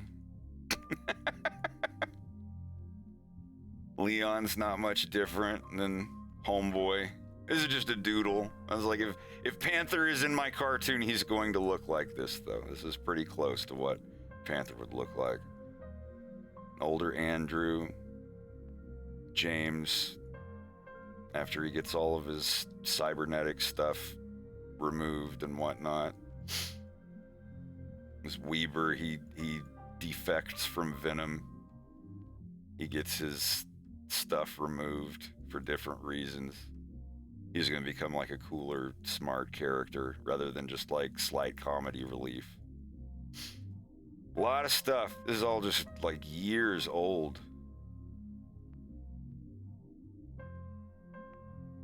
Good Lord. So many pictures in front of each other. There's a picture from the photo. But yeah, she's going to be in episode 3. Young Andros is going to be in episode 3. Like, there's going to be a scene that shows, like, that's going to be the most important scene of episode 3, is when James and Vixie go through with some soldiers and only James comes back, minus a hand and good eyesight.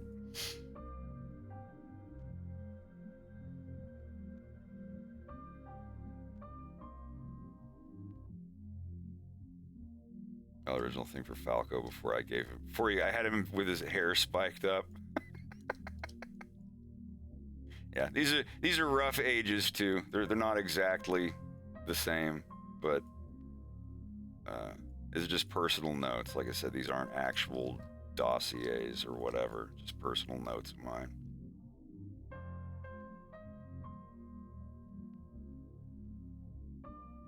Crazy. Anyhow. Yeah, episode 3 is going to tie episode 1 and 2 together very much.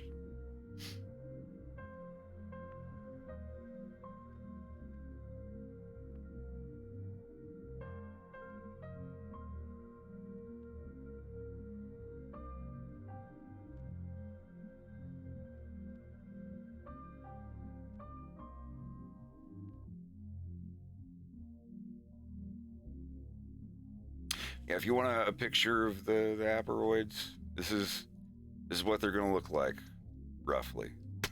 I might do some design changes and have Slava do some rigging, but this is the Aperoid that is chasing Andros' daughter looks like this.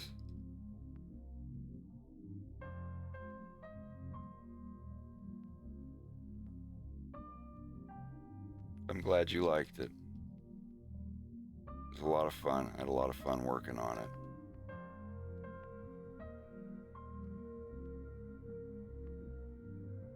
Angry frozen aperoids. They do not like the cold.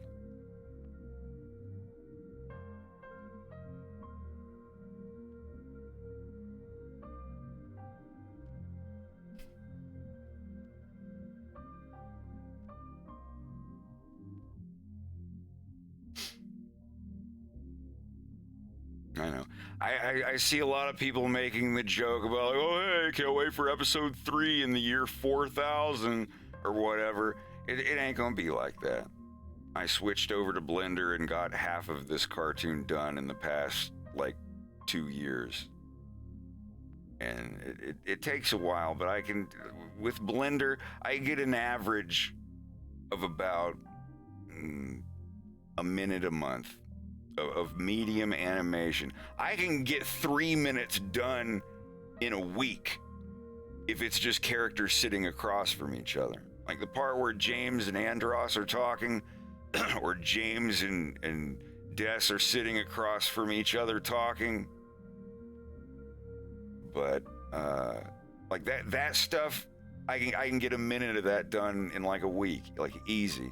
But like a scene or like a minute where, you know, they're all like jumping around and getting shot and shooting people, and James diving under the table and Reese grabbing him and lifting him up and shaking him and all that. Like that stuff, that's going to take like a month or two to get a minute done of that. It all depends on the scenes. If I made the whole cartoon like an anime where it's just a bunch of characters standing around giving monologues, I can get a half hour done in like a month.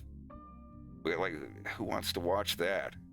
Bunch of characters standing there. That was a long time ago. That was before I had to avenge my father's death. Yes, avenging your father's death was a long time ago. Come on.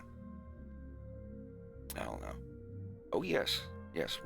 I'm going to try to have every character in episode 3, at least a little bit.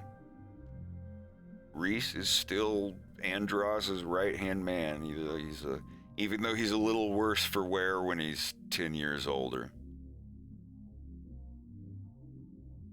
He's younger than James.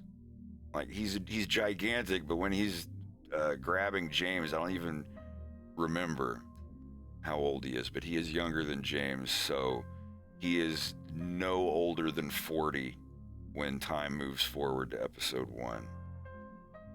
So he wouldn't be too bad.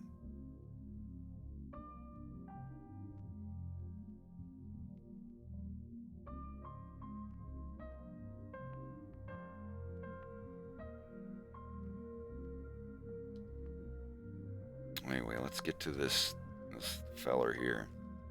An hour and a half later.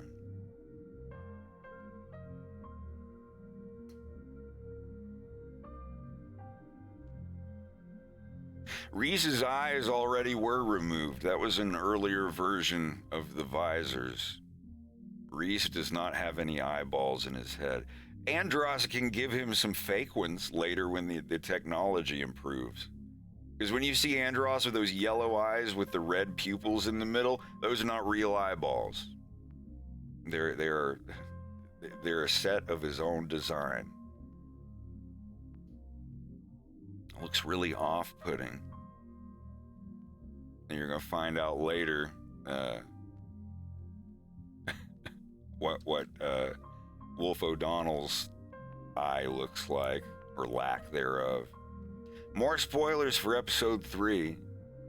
Let me copy this out. No, they don't shoot any lasers.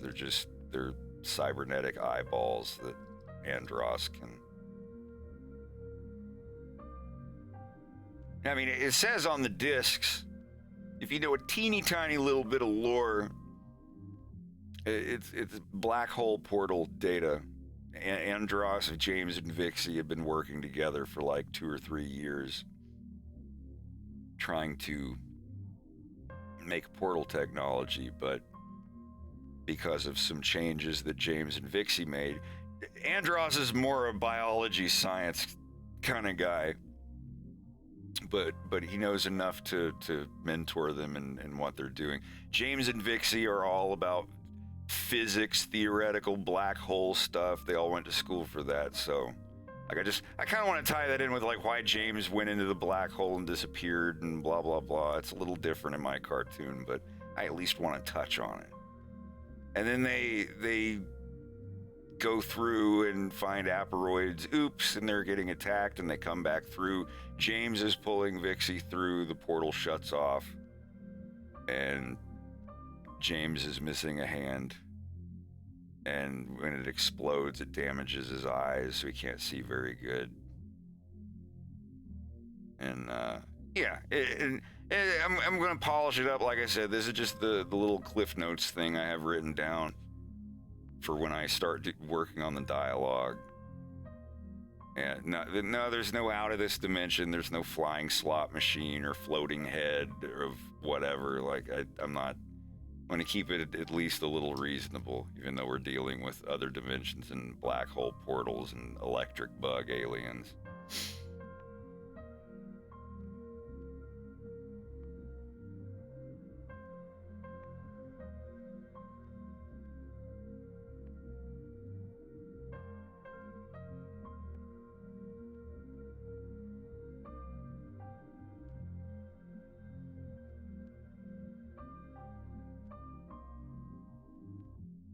If you wanted to see, like, outside of the camera what everything looked like.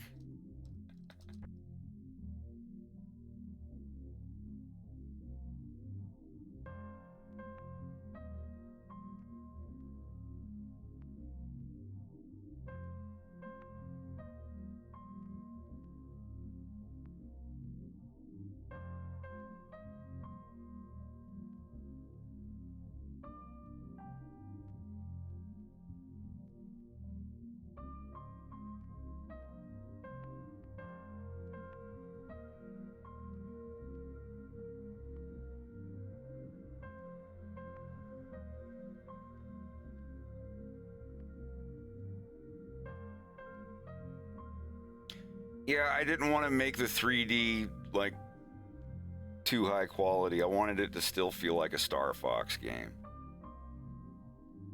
And seeing it at, like, the low frame rate and all that's kind of weird, but I like what it ended up turning into.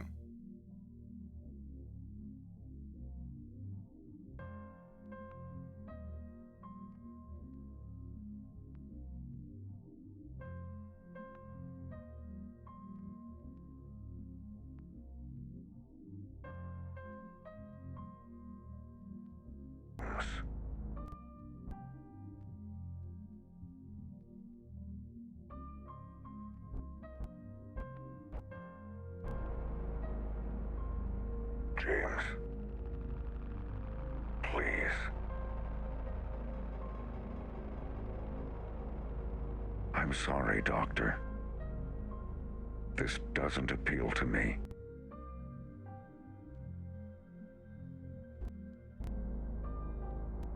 And whatever does. No matter. You'll be here soon enough.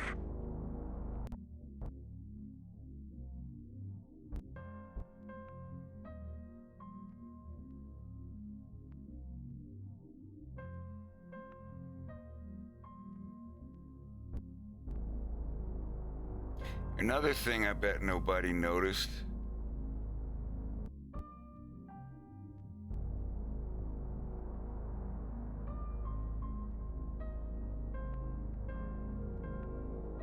Hey, Game Cat, thanks for coming by. I appreciate it. Slava modeled the car. Well, I made some changes to it.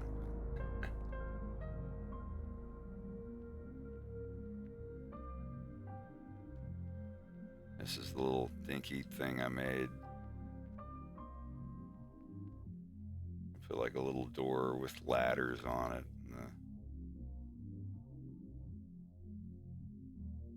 But if you look, you can kind of see the road or a driveway leading up. If you look toward the end of the credits, you can actually see the little car driving up and into it, like headlights and everything, if you look really close. It's like toward the very, very end of the credits, you'll see it just drive in and disappear.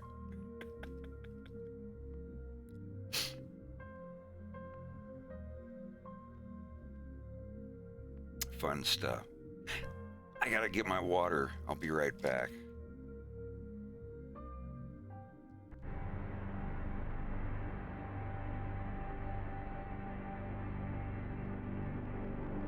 The discs.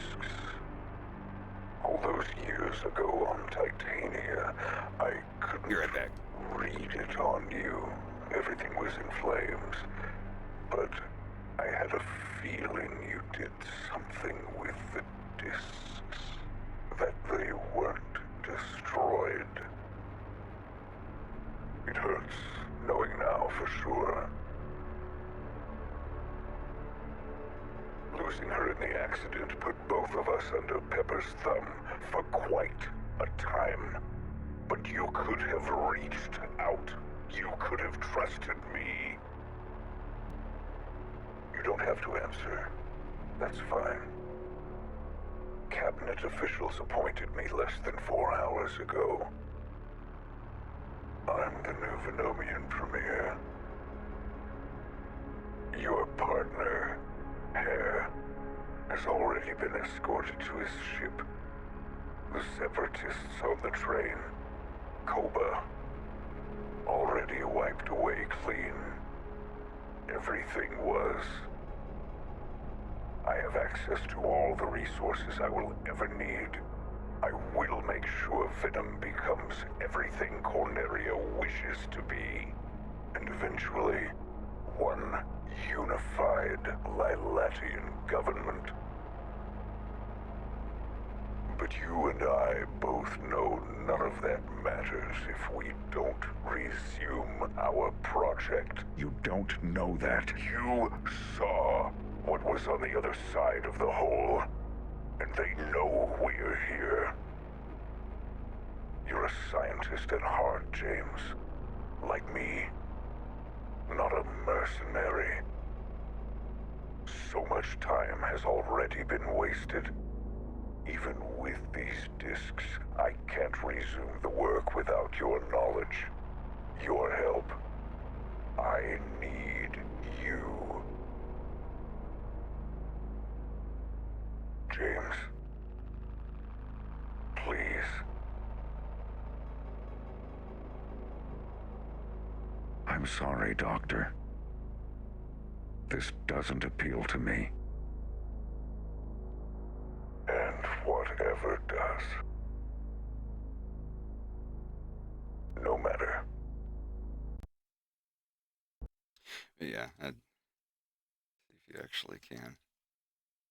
After the render's done. I was always afraid that the fog would be too thick that you couldn't see the actual lights going in. And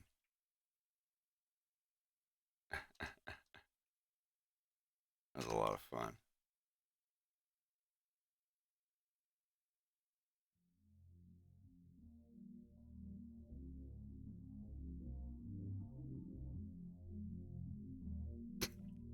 Of course, it's the low-res version. Would have taken ages to render.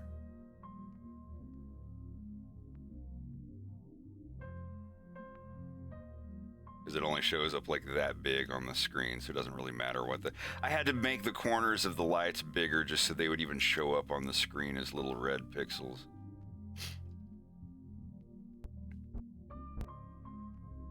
Oh no, very much right here where James says this. I'm sorry, Doctor. This doesn't appeal to me. This right here is a yes. And whatever does.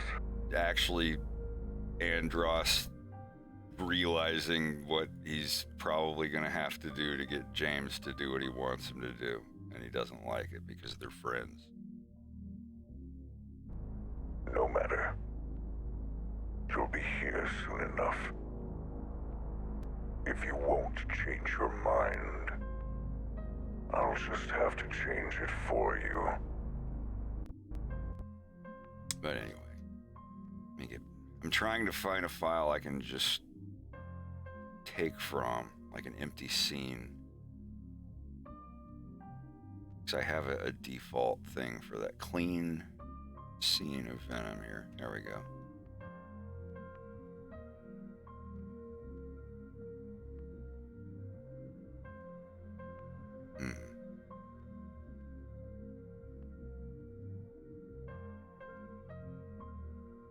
Yeah, but some people don't like it too. A lot of people hated my cartoon because they felt that it was too slow. They're like, I have to play this on 1.25 speed and it still sucks. Why does everyone talk so slow? I'm just like, well, I can hear you saying this too fast. That's all right. No, a lot of people do that. A lot of people will watch stuff on 1 1/4 speed just to get through it quicker. I can't. If it's a news thing where, you know, I'm trying to get information about something that happened and someone's too slow, that's different. But like a movie, no, I can't do that.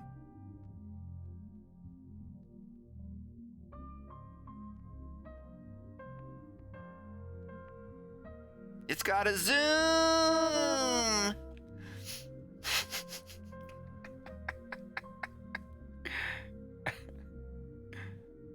Oh well.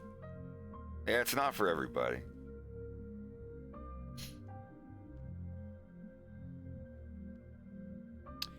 See if I can just make a new scene.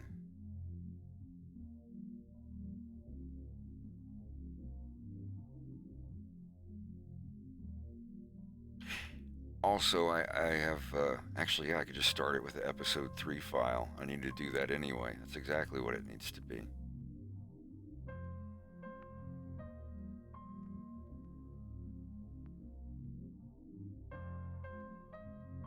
Try drawing Fox McCloud again.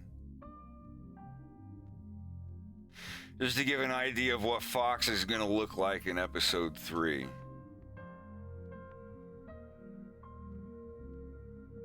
Yeah.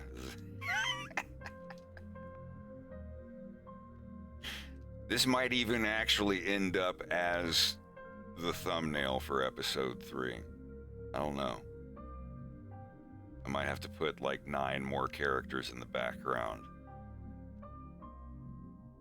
But it's going to be another, like with Fox in the middle, you know, being like, oh boy, here we go again.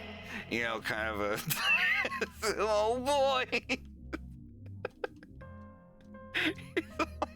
Oh God, this is the worst day of my life. Hey, McCloud, you're looking pretty nice tonight. Oh, it got worse.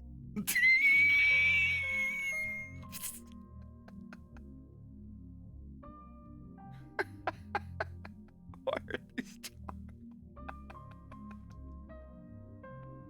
Hey, why don't you come have a drink with me, kiddo? Remember, kiddo, it's me. I drink whiskey. This guy's fucking annoying.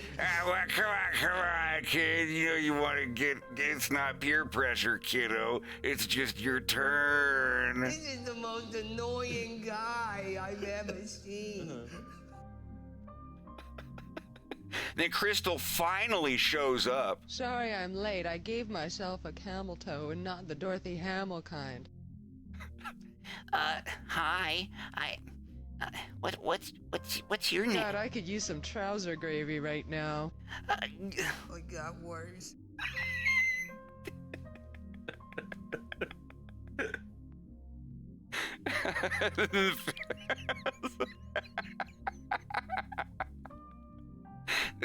I'm just hitting buttons. These aren't lines from episode 3. Yeah, Fox is not going to be that nerdy, but. Oh God, this is the worst day of my life. Oh God. Oh, it got worse. I don't know why these buttons are. They're all set to toggle. Why are all my buttons set to toggle?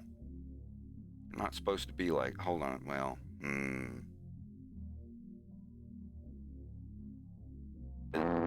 That one's no. Why is it just the ones at the bottom that are toggled like that? I'll have to fix it. Anyway. Yeah, let me import Leon into this file. I hope somebody clipped this. Crystal finally showed. Sorry, I'm looking. Oh, that video, those videos. Welcome to my home. I would love to have her do a voice in the violence. Even if it's just like a Betty Bowers impression, I'm all right for that. This is adult Leon. This is not teenage Leon. Teenage Leon will be a little more scrawny.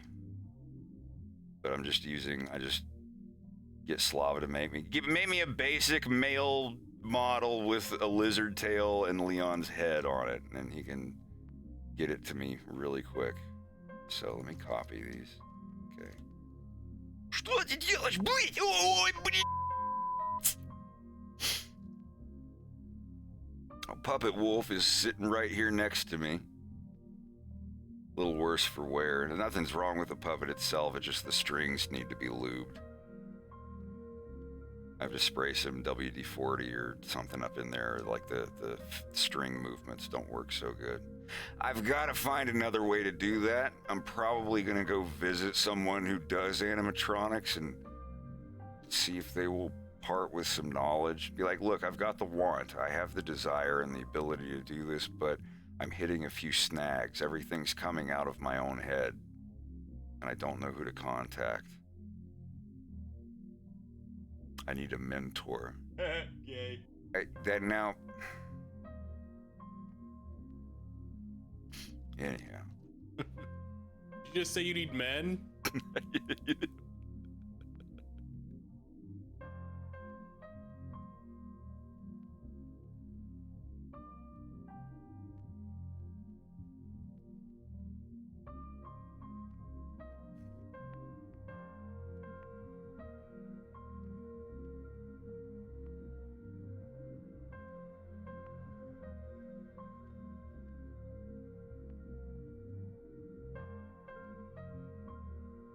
I might, when Fox gets his new jacket, it might look like this.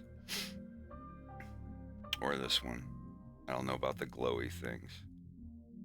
I kind of like that from Star Fox Zero, but it's like, is it too much? Or would he wear it when he's flying? I want to have some super intense dogfights in episode 3.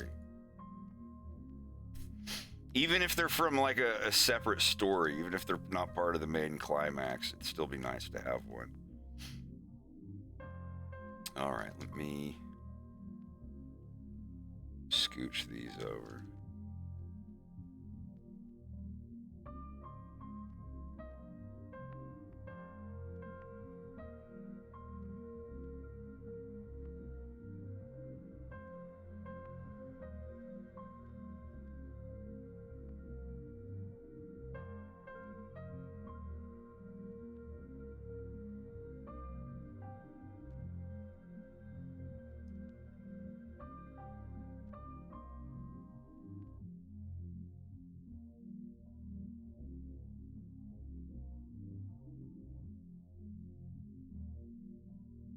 I have no idea. I can't tell you anything about episode 3. I can tell you some spoilers in the story. I cannot tell you how long it's going to take. I cannot tell you when it's going to come out.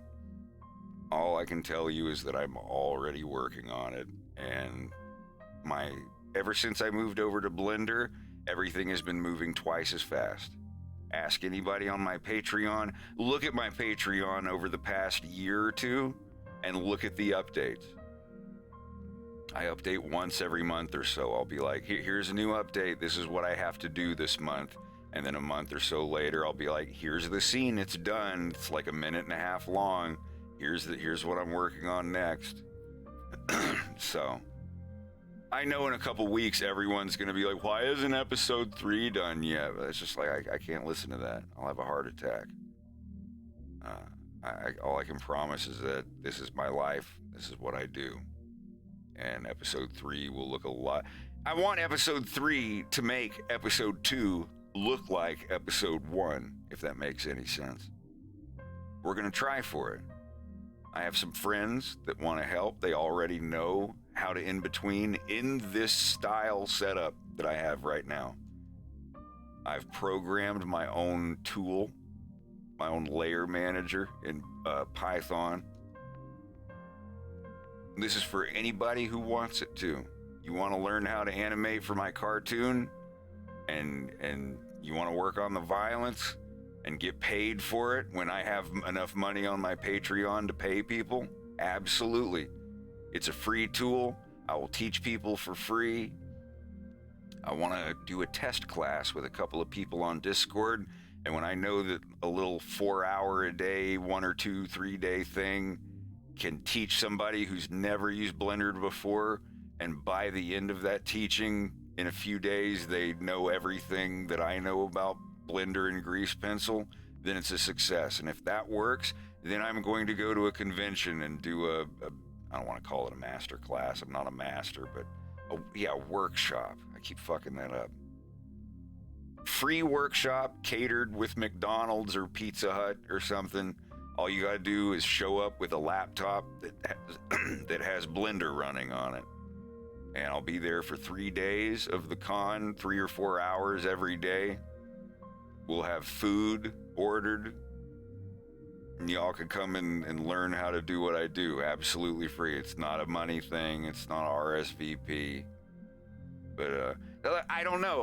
Like I said, this could be a year or 2 from now. This could be 3 years from now. I don't know. But when I get to where I and my friends can teach people what I'm doing, I've already taught like 5 or 6 people. And they're like, you get to a certain point where once you know a certain amount of Blender, you don't need a teacher at that point. You're like, oh, well, I know how to troubleshoot. I know how to search for answers for this problem and to find them in 5 minutes. Once you've been taught how to do that, you're a teacher at that point. You can go around the lab and lean over someone's shoulder and help them just like I would. Just be like, oh yeah, you do that and this and that. Like seeing Rex show Bubba like some of the glitches and stuff in Blender, things that I didn't think he knew about. It's just it's really neat seeing like people teaching other people, and it's not hard. It really isn't hard once you understand the mechanics of Blender. Sorry, I'm muted. Once you understand the mechanics of Blender, you can do anything in it. It's like any other program. It's like once you understand the mechanics of Arma or the level editor in something or StarCraft, your hand and your keyboard hand and your mouse hand will blaze around at like 100 commands a minute or whatever the record is. Like that's how I feel when I move around in Blender. And once you learn just the basics of Blender and the basics of how Grease Pencil works in 3D space, you can't lose. At that point, you're gonna talk sweet about me with your mic muted. Yeah, sorry. No, I was just saying, like I showed you some stuff in Blender, and you got to the point where like, well, okay, I had a problem, but I fixed it. Oh, Fred, I've got this. Can you tell me? Oh, never mind, I found it. Hey, okay, it's doing this thing. Okay, no, I found online. They're working on it. Like just being able to do that much for yourself without having to wait 2 weeks for an email or an internet forum to answer your question. I was talking about it a bit on my stream today too, that like a lot of like the creative process is, sure, there's like the artistic skill that's involved, but it's also the problem solving. Like problem solving is a huge part in what we do, for sure. Or even just like even if you're just like a writer or whatever, like that has to be a skill that you have to get good at. Even if it's just as simple as like Googling something, like trying to find that answer and remembering it if it ever happens again, and knowing how to help other people if they experience it too.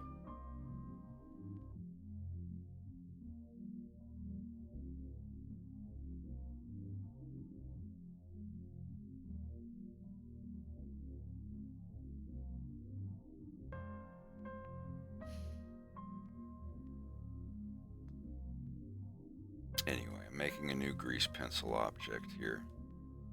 I have a tutorial on Grease Pencil. If Oh man.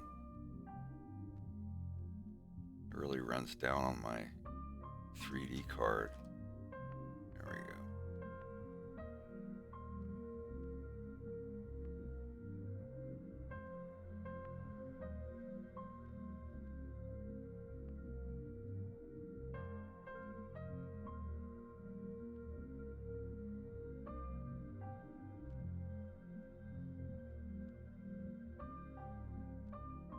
That's the thing. Even though the grease pencil tutorial only goes over the very basics and how to animate and how to add frames and delete frames, the important thing is that you mess around in it, play with stuff, change things, tweak settings, and if something doesn't look right or isn't working right, reach out, because we have a Blender room on the Discord, and it's for people who are learning Blender, and you can go in there and ask questions. This is the thing that keeps people away from learning how to use a piece of software is the first time they get stuck. Oh, okay, where's the file menu? How do I do this? How do I do that?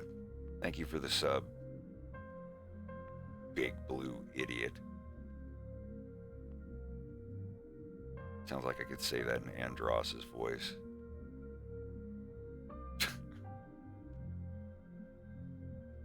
Or wait, is there like a blue monkey guy? It's like, duh, sorry, boss. You blig boo idiot. You're not very smart, are you? Well, I did graduate from the CFA.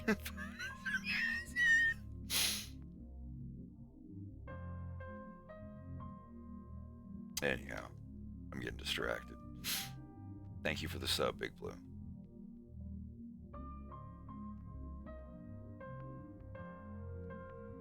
Why does my stuff keep turning off? Sorry. I'll play those back because they should have worked. See, I have these turned off when I'm showing previews. Otherwise, I have to sit here and wait for them to all go through. So yeah, Big Blue Idiot, thank you for the sub. Dr. Clay, thanks for resubbing. Subby Pup, thanks for resubbing. Or subbing for the first time. Oh goodness. Okay, so we do have a... Holy shit. Thank you for gifting 25 subs. Very appreciated.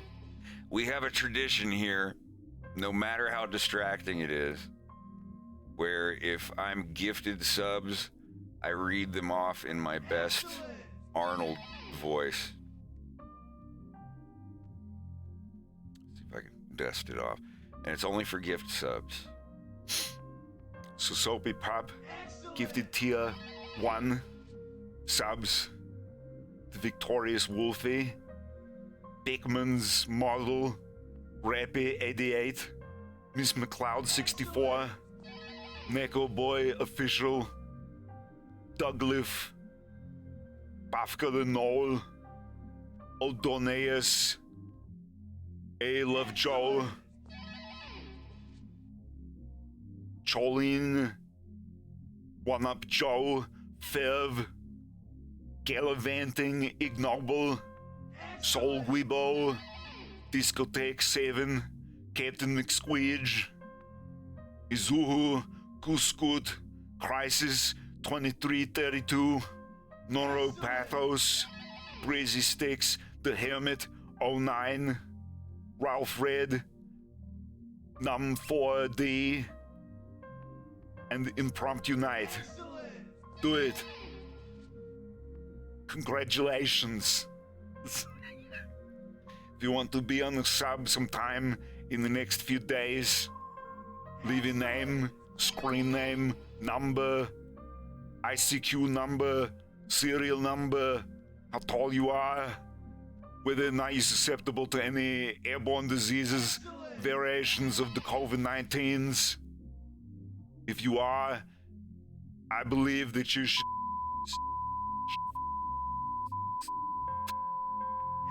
that don't want me to tell you that, get out while you still can. Sorry. But thank you very much for the gifted subs. It's Very, very appreciated.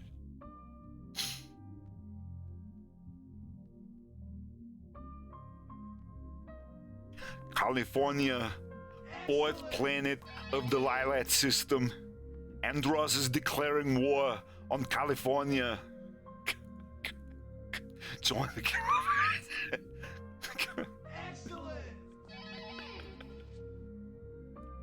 Come in, California. Come in, California. This is California. John Kimball speaking. Congratulations on the job well done. Roger, I'm heading back to California. Okay.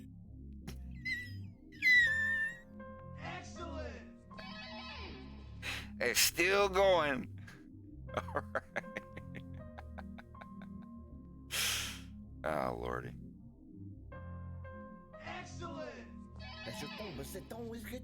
My man. They can't go at the same time. That's pretty great.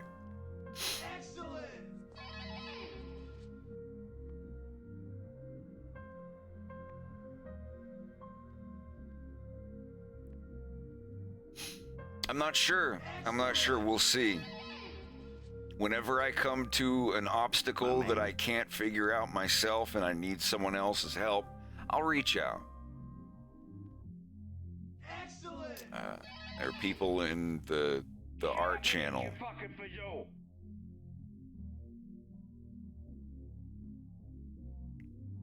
No, not at all. I might outsource a bit more for episode 3. I'm gonna have to if I want it to come out twice as fast.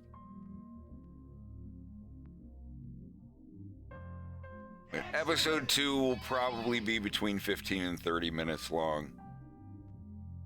But it depends. If we get to 30 minutes and I've got 10 more minutes I want to put in, I'll take a poll on Patreon. Say like, all right, guys, it's pretty much done, but if you would like some more of the stories and lore animated in these other scenes that can go anywhere, vote now. And if you don't, if you what, because this is it. This is going to be the last Star Fox that I animate. So, you know, I'll ask Patreon for sure.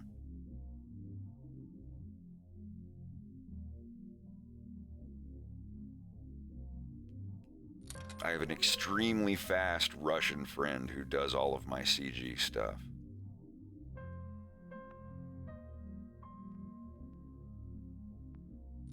So the chances of me needing help with CG stuff is pretty low. We'll see. Like I said, sometimes he's busy with commissions and stuff, and I might need to get someone else's help, but we'll see.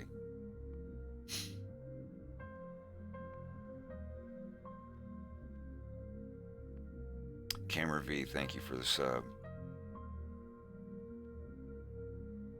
Yeah, I don't want to spend that long in episode 3. I don't want to be done with episode 3 and be like, well, there went my 40s. I'm almost 50 years old. Time to finally work on my own cartoon. Like, I want to get this done in the next 3 years. I really do. If I work on it by myself, then over the next 3 years, I can guarantee that episode. If I'm doing it over the next 3 years, you know, not counting March, January, and February, I'm pretty sure that it will at least be 30 minutes long. I can get 10 to 12 minutes done in a year, easy. Now that I have Blender, but if I have people helping me,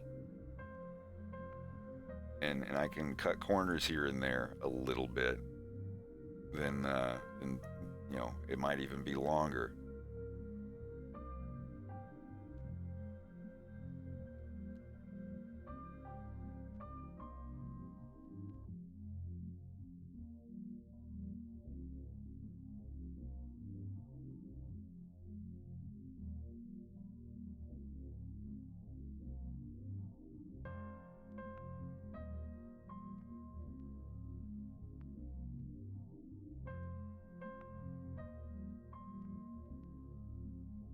Everybody's been clipping the parts with Vinny and Germa and upload all of Vinny's scenes from Fox in Space.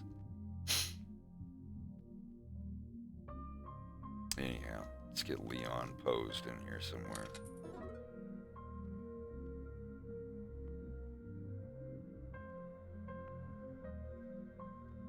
That was the wrong file. I fucked up.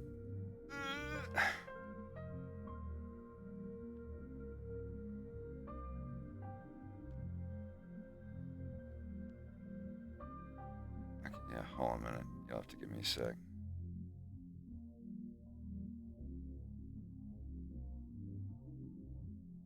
There.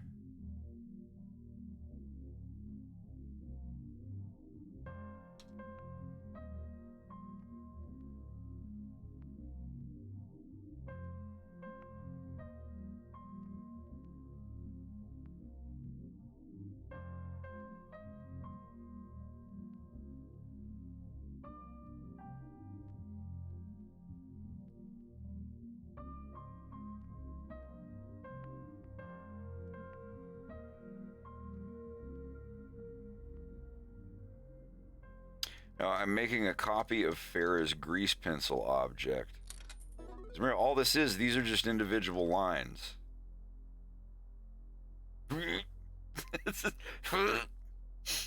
Yeah, these are all just line segments that move around in 3D space. Like, this is, if you've ever used Toon Boom or Adobe Animate.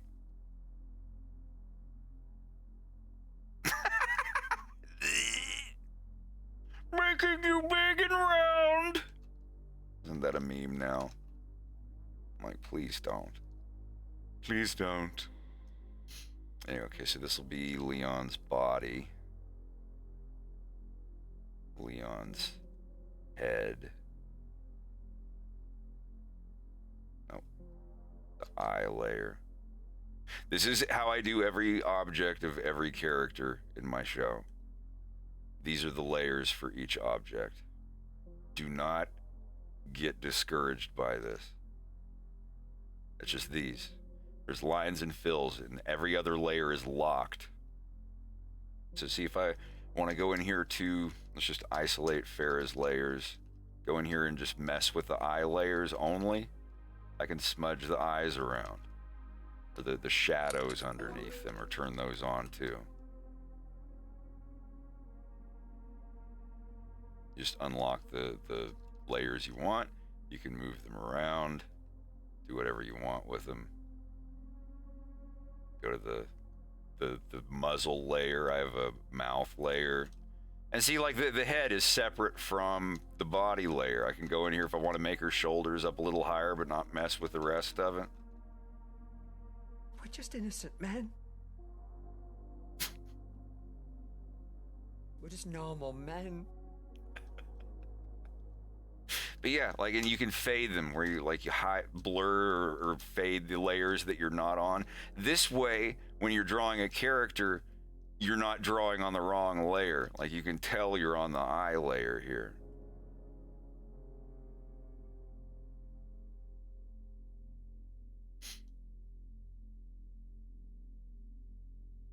But anyway, just like Fox, like his eye layer. You can go in and do little edits like this. My man.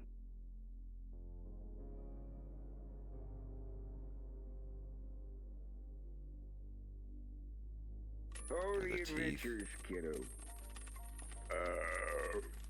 It'll drive you into some nasty habits.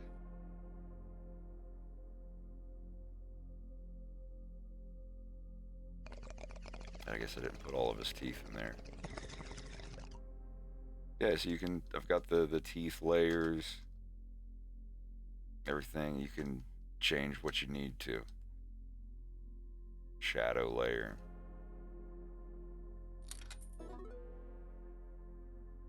Especially the mouth frames. When you're doing mouth frames, you just draw the mouth over again.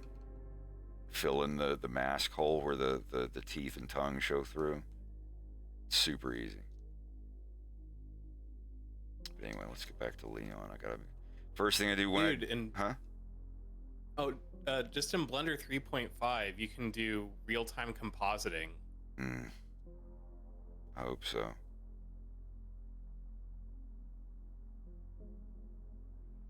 Just found that out and I almost shit myself. Anyway.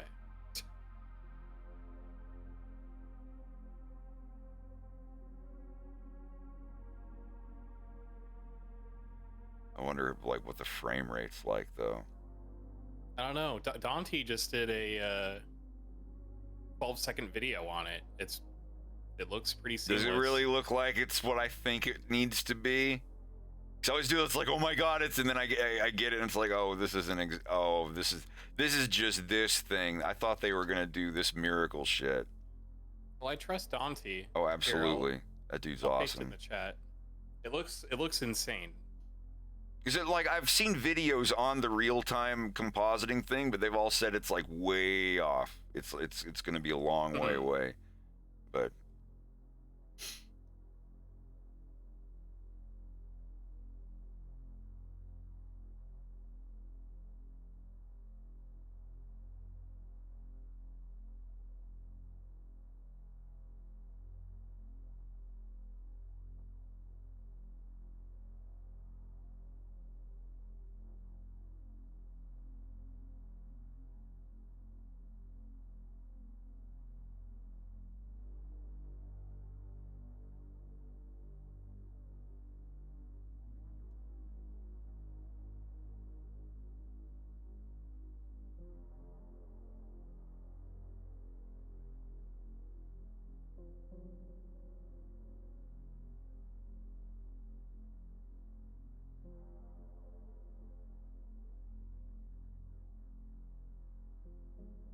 God, his weight paints are so good.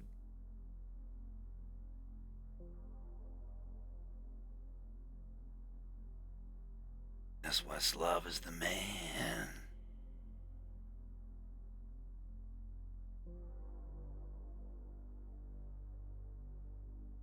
No! Not triangle face. Never triangle face. I hate triangle face. It scares me.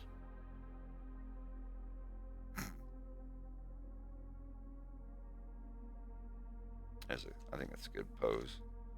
Now let's always get the body and the head done separately.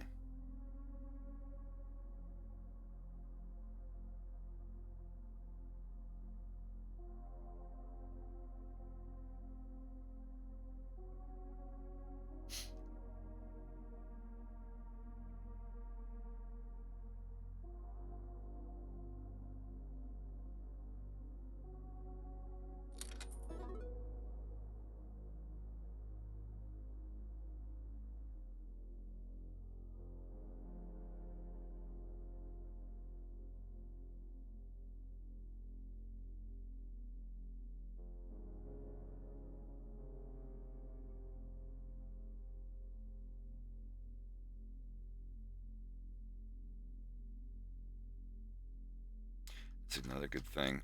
You select only the things you want to see, like the rig, the mesh, and his grease pencil object, and I guess the camera we're using. And then hit Shift H, and it hides everything else.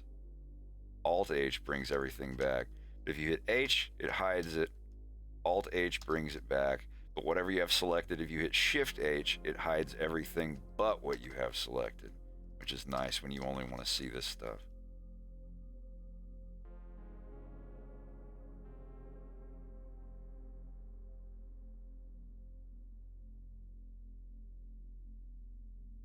Of course, hide the rig while you're drawing.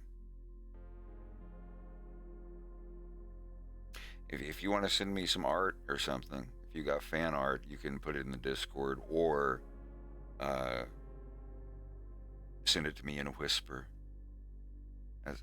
Send it to me in a whisper over a moonbeam. Thank you, Lazy. I appreciate it.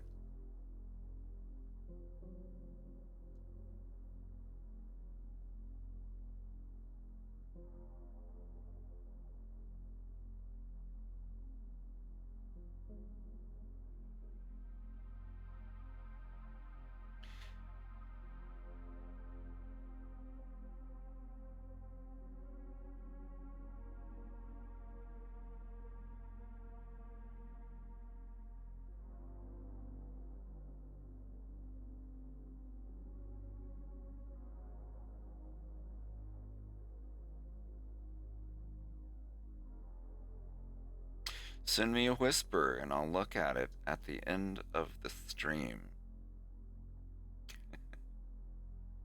Golly, there's almost 300 people in here. How are y'all doing? Oh man, I haven't drawn Leon in so long.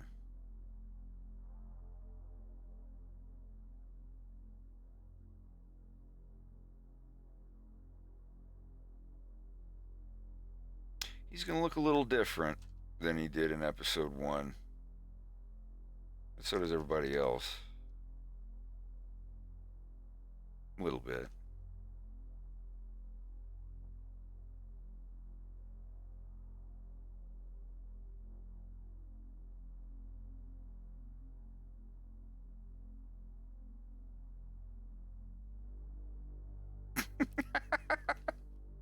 The naked lizard assassin stalks from the darkness.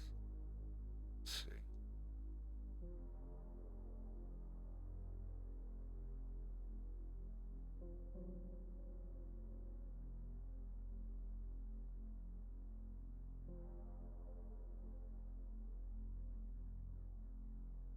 So how I usually do a character, I'll start with the head, the layer for the head, and then move to the body eventually.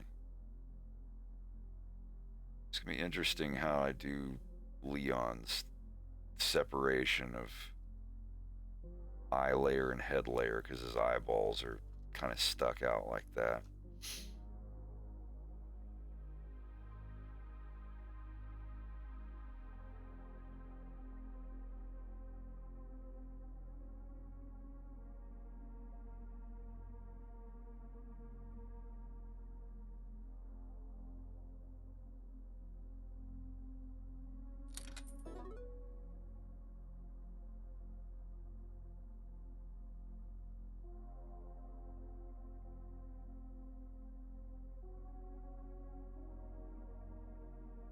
Ook, thanks for the follow.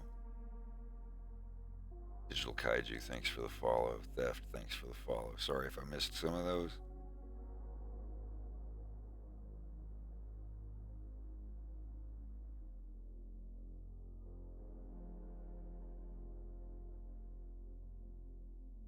The first time I do a character from an angle that I've never drawn them from before, it's like solving a puzzle.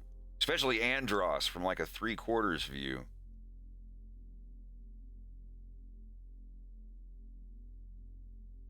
Let's see where it would be, so. And if this is your first time here, this is a big warning about these streams. They're not that exciting. It's a lot of very quiet ambient music, stuff like this, and just work. And I draw an invisible line here. Can't see it, but there is a line there. That's why I can go in and put colors on it. See, I can fill that in and it won't actually show up. But first, I need to get Leon's colors. I suppose since he's not actually been in any Blender scenes yet, I can just make them here. So if I don't have a palette for a character yet, draw them a body.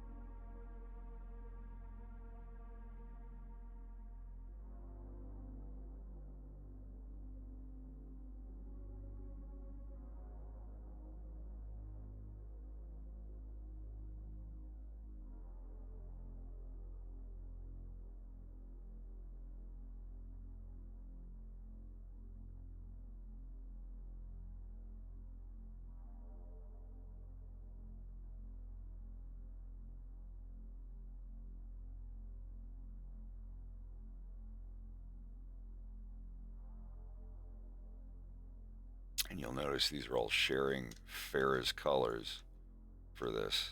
So if I change this to that, see, they change over there. So what I have to do, because I made this object a duplicate from hers, so it's using all of her body colors. You notice they're all named Farah.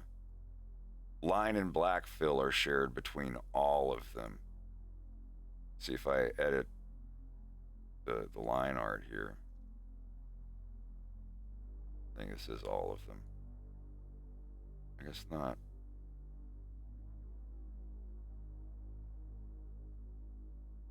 Yeah, there we go. See? If I change that, it changes it for all those. Like, yeah, and his isn't the same either. I've got to set his. When they share the same material, they're all affected. See? Which is nice, but then they have their own separate materials for their body colors. It's my OC. Do not alter. Law suite.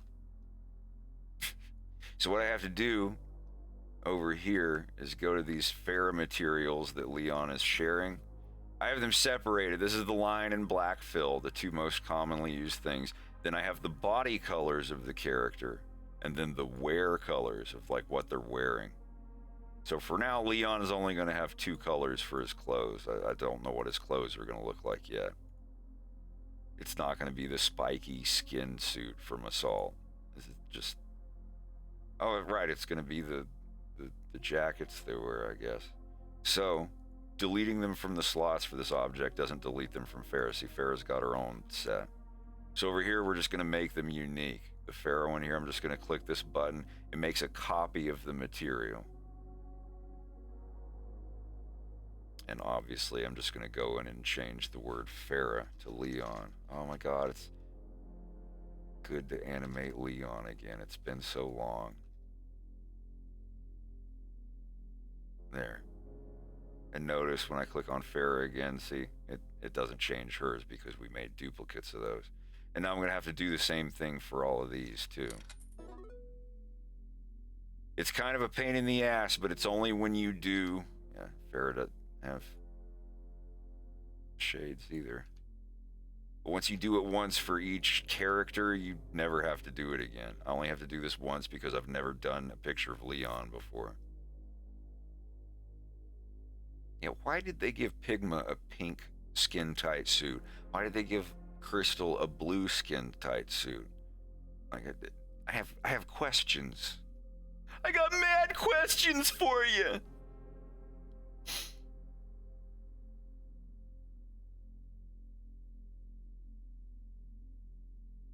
So now that we have these,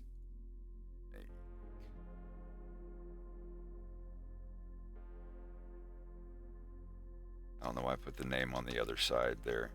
As long as these strings exist, as long as there's part of the name that says eyes, upper teeth, and whatnot, it doesn't matter. Emperor, you son of a bitch. I have to do this again. Anytime someone gifts a bunch of subs, I have to do the Arnie voice, reading them off. Coming here for tier 1 subs from Emperor Tiger Star, Twitchy Nose Rabbit, Sophus Major, Real Lucky 4449, Citrant again, Majoris 13, Iconus Geist, Scythen, Amphibizy, Sinos 237, Silver 378, Reds 9000, Sweet Suto, Solomon, and Biophobia _ and one to Gabilon 862. Excellent. Thank you very much. Very appreciated.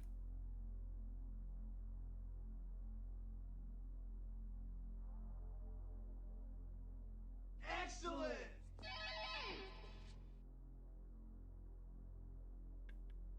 So if you want a pizza sometime in the next few days, leave your name, your number, serial number, how tall you are, whether you're susceptible to any disease.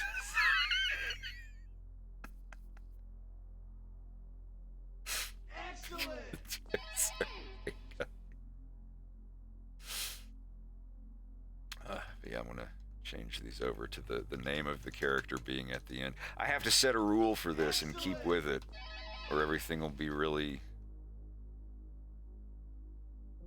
Leon Tongue.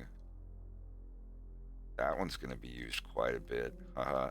Excellent. Yeah, because he's a chameleon and he has a long tongue.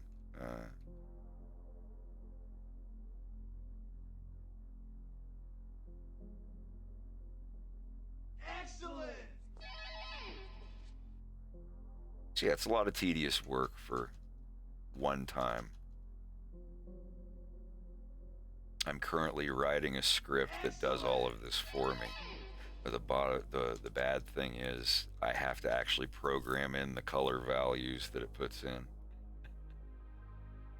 But just like I said before, only got to do it once per character, and then they're there forever.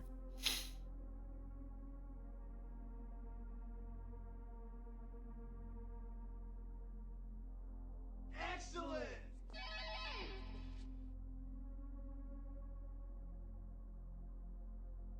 My fellow Americans, I would once again like to say that I did not have sexual relations with that woman. I did, however, go to ifreeclub.com, where they offer hundreds of free products.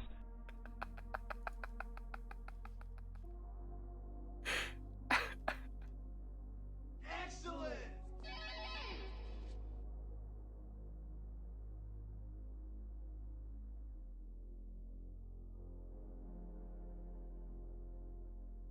Excellent.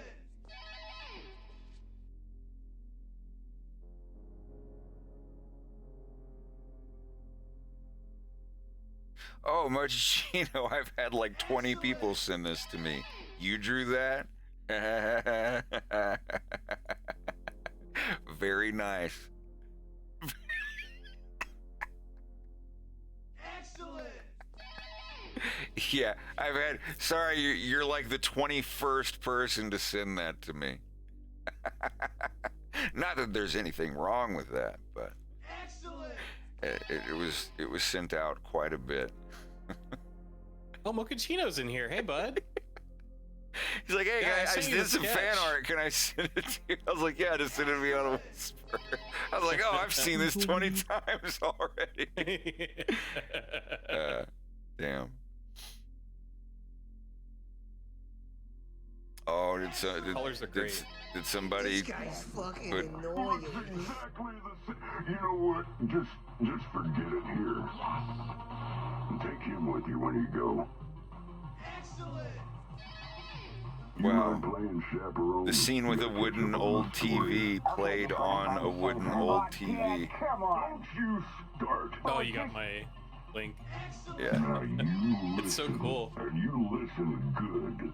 If you're gonna stay here to get away from that crazy In letterbox format. You're gonna have to follow the rules. You do know what rules, Rob? Wow, that's... I gotta see that in person at some point. For real.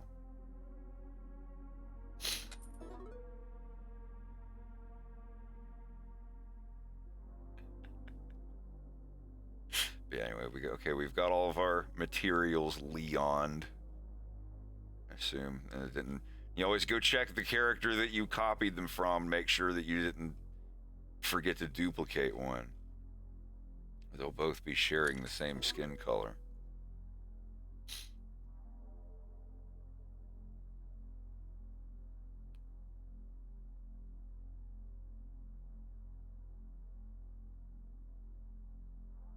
Yeah, I don't think any of Kale's animation was in Blender either.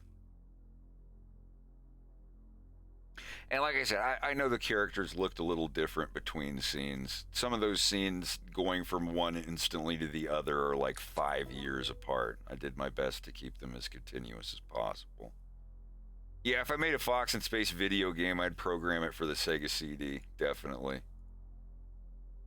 So anyway, let's get to Leon's color here.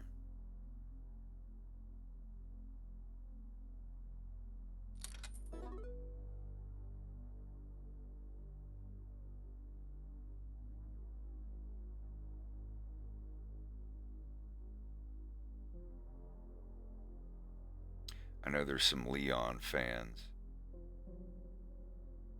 Only thing I'm going to say is, like, I hope like the fans of individual characters really like what I do with them. Now, oh yeah, there were a bunch of scenes that were cut out. There's some Wolf O'Donnell people that don't like my version of Wolf O'Donnell, but that's okay. Not everybody will like it. He is kind of an ass. But I hope the Leon fans like my version of Leon. He's going to be a Slav. I'm going based on his last name. His last name's Kowalski, so I'm like, well, maybe he's like half Polish, half Russian. Like his dad's Polish and his mom's Russian or something like that. So he's got this mixture of Slavic culture in his background.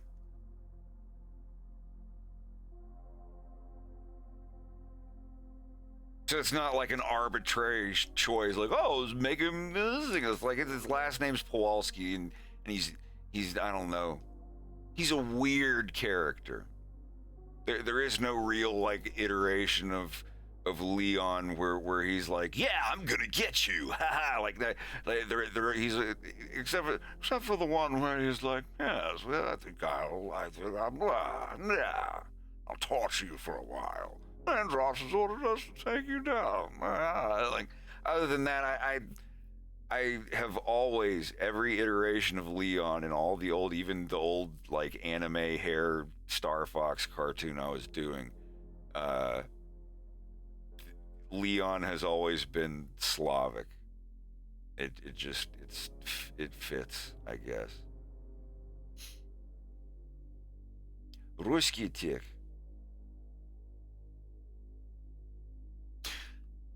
Как дела? If you're just joining us, let me do another thing, because there's a lot of new people here. A lot of people are breaking the first two rules.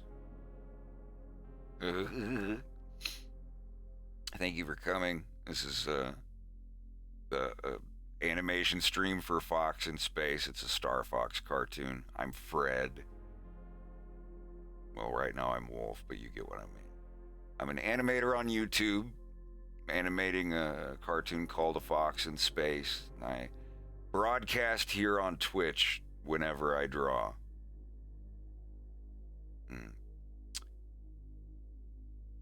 It's kind of boring. It's very slow paced. Not a lot of goofy shit happens.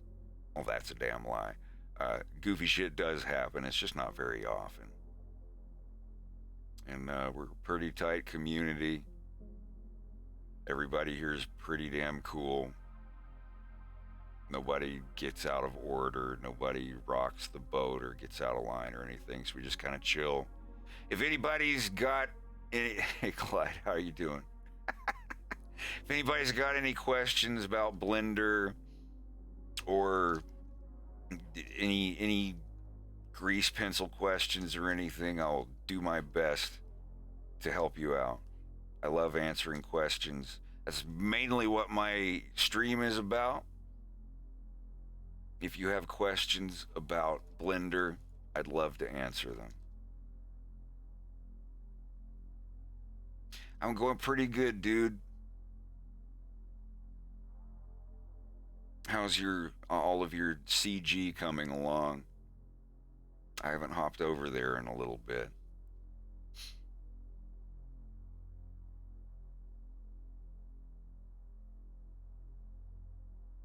Oh, I should also probably say hi to the Russian viewers. There are a couple people that said hello. Oh, that's awesome, dude.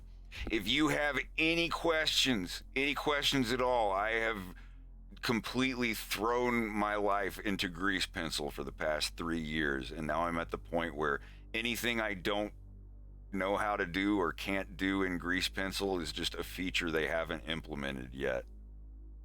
I'm directly hooked into the feed of the guy working on the new version of grease pencil on GitHub for whenever there's an update. I'm a super nerd about it because I'm waiting for the very new version where lighting and shadows can be cast. It's easy to pick up if you have a friend who can help you. Yeah, that's my little blurb. I go by Fox in Space on YouTube. You can call me Fred. I make animations about Star Fox, and I broadcast here. And for all the Russian people in the chat, привет, как дела? Меня зовут Фред, я аниматор на Ютубе. И я создаю мультфильм на Ютубе.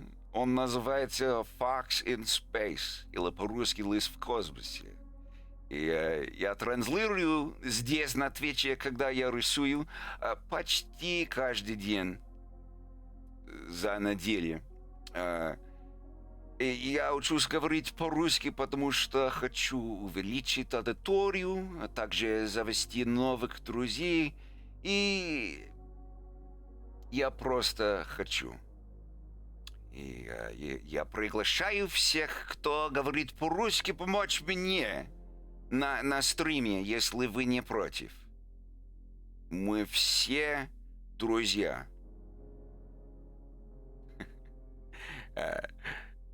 Как всегда, спасибо за поддержку. To a barrel roll. Пожалуйста. Leon.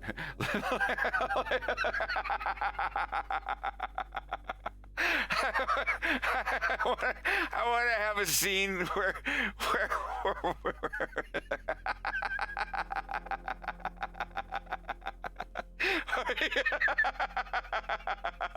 I was like, little Leon comes out of a room, literally with Farrah's colors, and Farrah comes out after, and Wolf is like, "What were you guys doing in there?"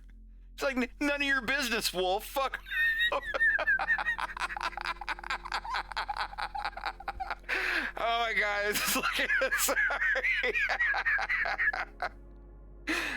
Leon's interested in a girl, but he doesn't want Wolf to know that he likes a girl, and they go make out or something, and Leon comes back, and like his front chest and neck is all like the color of whatever girl he was with for like 5 minutes.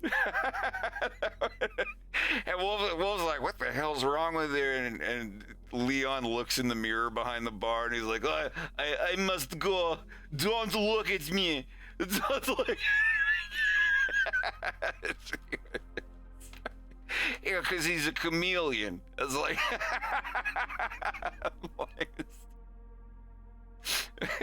he comes out and he's got his shirt off, and it just looks like the shape of a woman on the front of his chest.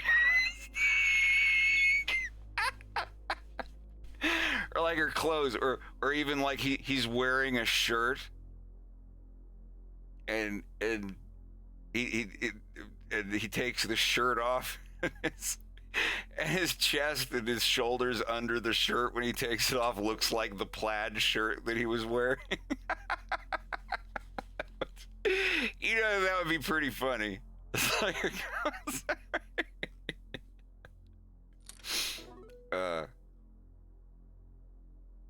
and someone would be in the comments, "That's technically not the full spectrum that an actual lizard skin can go, so this scene is inaccurate."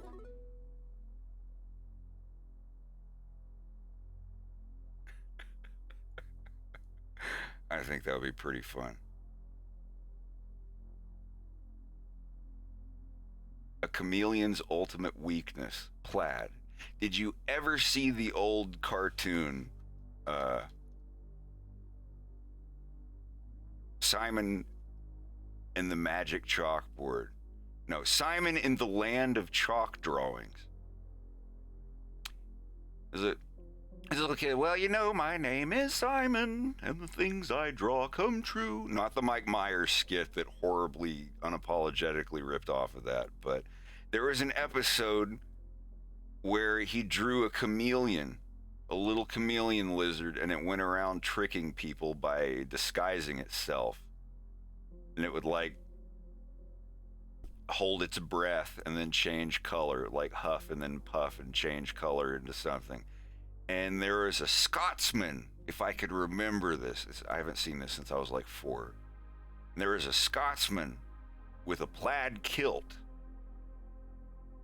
and he set something out, or like he had something that was plaid, and he set it there to get the chameleon to change into it, because it kept tricking people, and it changed into plaid, and it had a hard time changing into it, and then when it tried to change colors back into something else, it just kept going it was like huffing and puffing and straining, trying to change colors, and it couldn't. I can't remember, but it couldn't change back, and it was like, no, I can't trick people anymore. Well, I'm gonna be friends with this Scottish bagpipe guy and be his plaid lizard. Sorry, when you said the chameleon plaid thing, that instantly shot back into I gotta look this up. I know I'm not misremembering it. Simon Chalk chameleon. There it is. The chameleon again. He was having fun. And a bird who sat down to rest had to perch. I'm gonna download that and play it in the corner so you guys can see this, because I know it sounds like, what the hell are you talking about? Well, my name is Simon. God, yeah. I used to come on Nickelodeon, Pinwheel. Good Lord.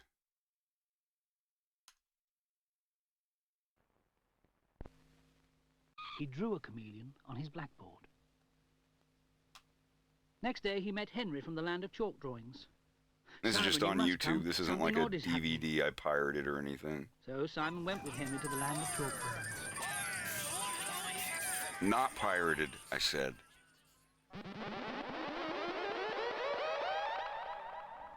It looked peaceful enough, but then Simon saw something peculiar. The elephant picked a bunch of bananas, and a banana came to life. It flicked out a long tongue and frightened the elephant so much that he knocked over a tree. It was, of course, the chameleon, disguising himself as a banana. He ran off, chuckling. The cat was asleep in a tree. He was woken up by a flicking tongue. He was so surprised that he fell off the branch. The chameleon again. He was having fun. And a bird who sat down to rest had to perch elsewhere. And so did another one.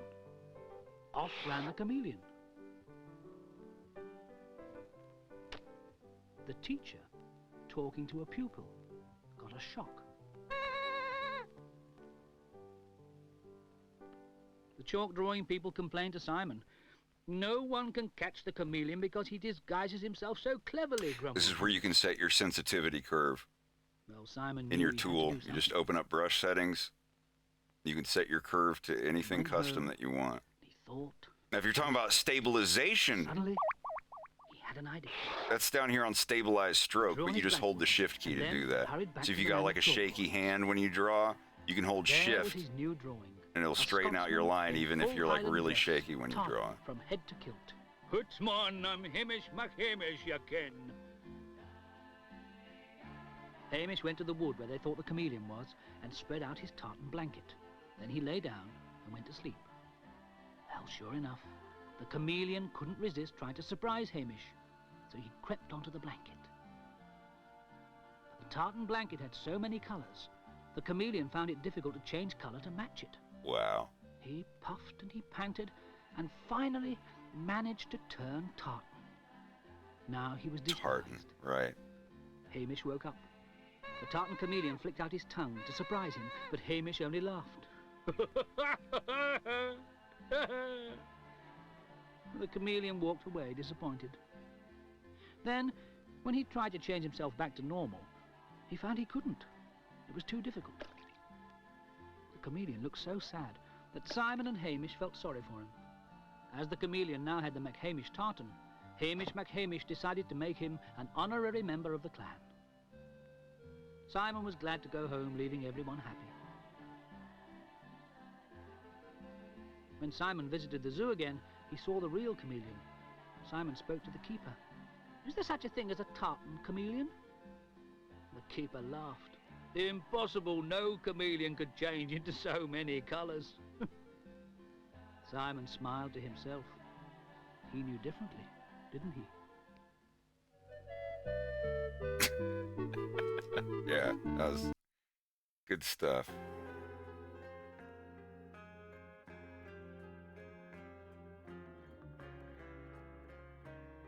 So actually, he is going to have more than 2 colors.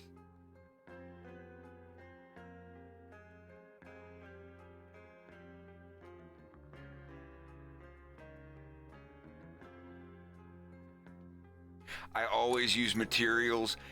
If a character on his shirt has some little thing with a whole bunch of colors on it, and it's only one little icon, and it's got a lot of different colors that go in here, I'll use the vertex colors for that, like on the just color attribute on the palette here. But for like regular characters or regular materials that are used over and over again in large shapes and large amounts, I always use materials. Because that way, if you go through and you make all these animation frames and then you're like, well, I actually want his green color to be this other color, then you have to go and retint all of them. But if you use the materials, you just change the one color and everything's changed. Unless they fixed that, I don't know.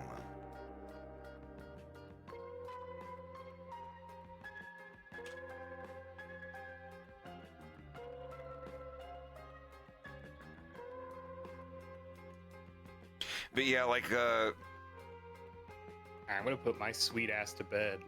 All right, well, have a good one. I'll see you around. All right, have a good one, buddy. I'll see you around.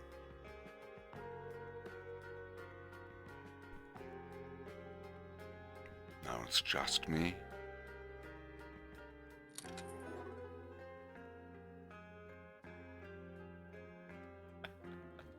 Oh, sorry, I would have watched this one more time.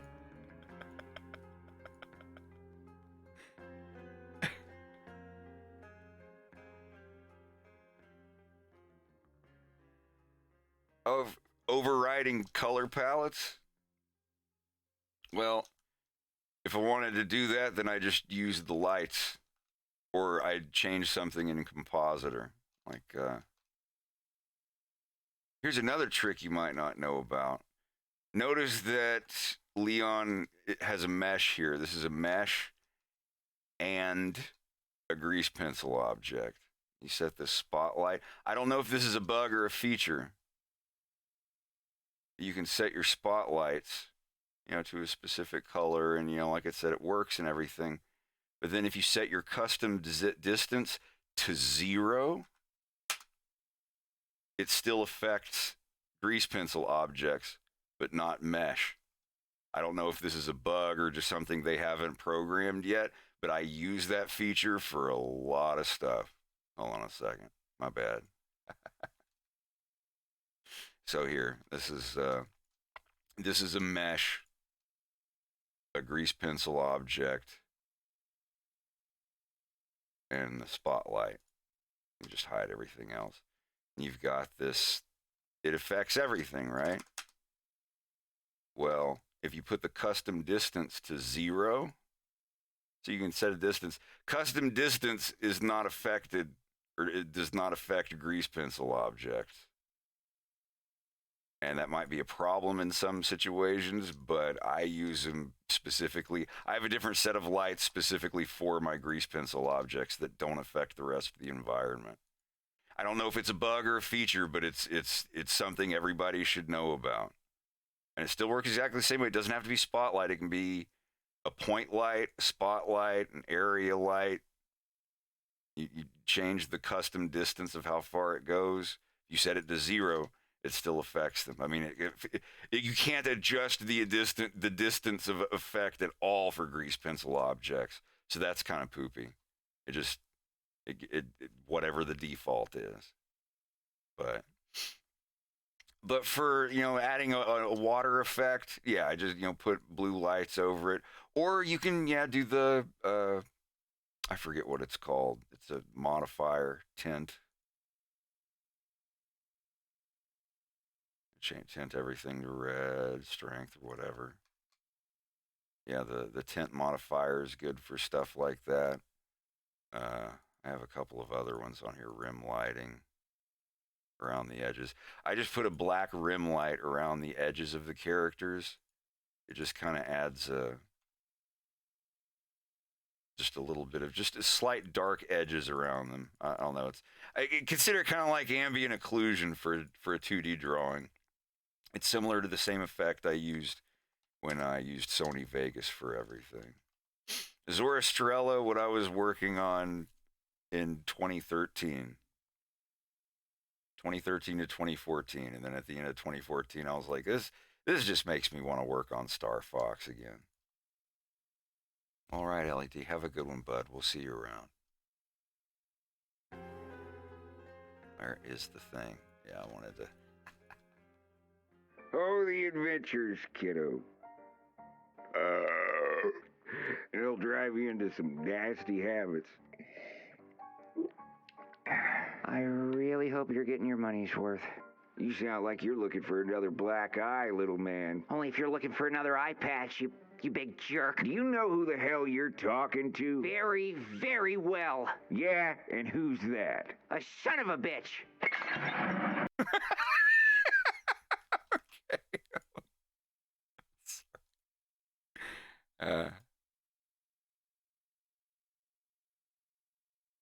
All right. Let's get based. Like a turkey?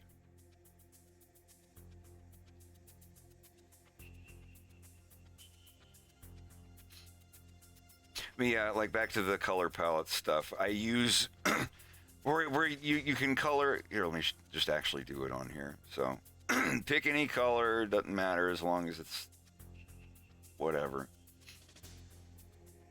And you fill in all these little pieces with it. And then you can actually go to the tint tool. And instead of using materials, you can use, like what Clyde was saying, I forget what it's called, but you know, the vertex tinting or whatever. Moisturized. And you have to kind of, you can't see it in solid view unless you change some settings. You can change each of these to a different color if you want. So the bad thing is, like, this big color here is underneath everything else. So what I would do is I would just delete that until I'm done, and then go in here and change these to the colors I want them to be. How much strength does it have? Yeah. F key to make your, or right click to make your radius smaller. You don't need I just set it to 1 because it's just whatever color you're touching, it changes it to that. You can add colors here, delete colors, clear them all, delete a palette completely and click new and start one. Add, save your palettes and all that. You can change them to these, and they don't. It doesn't matter what the material is. So like even Leon, I can go up to his head layer and change to the tint tool and change his head to a different color. So that's how you can use these. You can just have one material and paint everything white and then color the pieces individually like that. But you're gonna have to do that on every frame. Just keep that in mind. But I use this, but just for like if a character has a little flag or an emblem with like 20 colors and it's the only thing on the character that has those 20 colors, I don't want to fill up my character slots with like 20 more materials that only get used for this tiny thing. So like I prefer materials just by default, but if there are things that need really intricate, tiny, different colors, like a logo on a character's shirt or something, then yeah, I prefer to use the vertex, or not vertex, but the color tint stuff.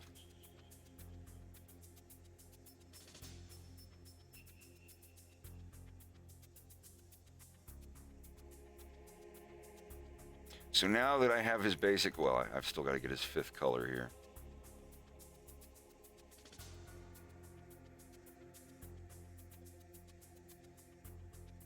when I was doing that scene, those were pictures. Let me save this and I'll move over to the customs file. And don't worry, I don't mind showing you guys this stuff. I love this. I love helping people. If that's what you can call it. Yeah, anytime any of you come in here and you got a question, especially about grease pencil, anything like that, please let me know. Sir, please stay in line. I think, or no, I actually imported a JPEG of the character. I think for these, since it was just like, it's the colors of the character and then a yellow, which I think I just used his eye color for that. So yeah, I didn't use the tinting thing for these. Because I mean, it's just his head colors anyway, they're already materials. But if there was like a, you know, a flag with 20 different colors down here or something like that, I totally would have used the tint on there.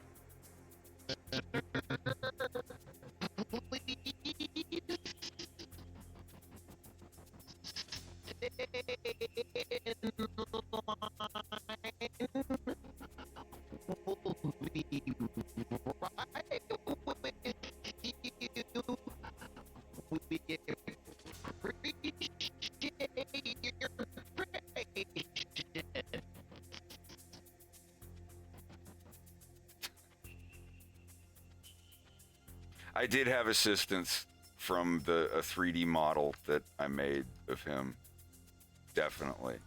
But this is like what the animation would be like in episode 3 if I had all the time in the world. This is one scene where I was like, I'm gonna try to animate something as good as I can for just like a week and polish it up and make it as good as I can. And this was the one that... Sir, please stay in line. We'll be right with you. We appreciate your patience. Let me actually see if I can get the model to come up. Character models. There we go.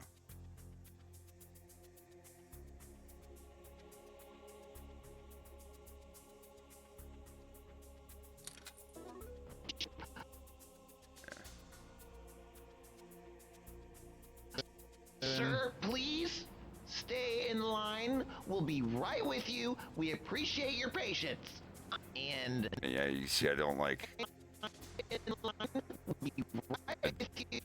all the facial animation and stuff is from scratch. Like I had like the basic layout of where the character was, but I still do all the faces. When you trace faces off of a 3D model, it doesn't look right. But having the model, instead of, you know, tracing pears and bananas and oranges bouncing and flipping around and then tracing your artwork over that, it just saves me the step. It's like a pencil test without having to do a pencil test. Plus, I'm learning stuff about 3D animation, so it's kind of a 2 for 2.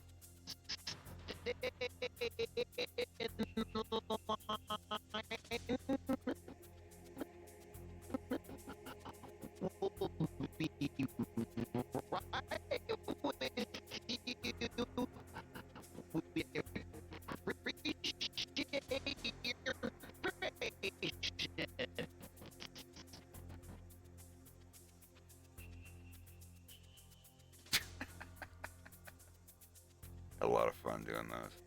For shading, now shading's a little tricky in grease pencil.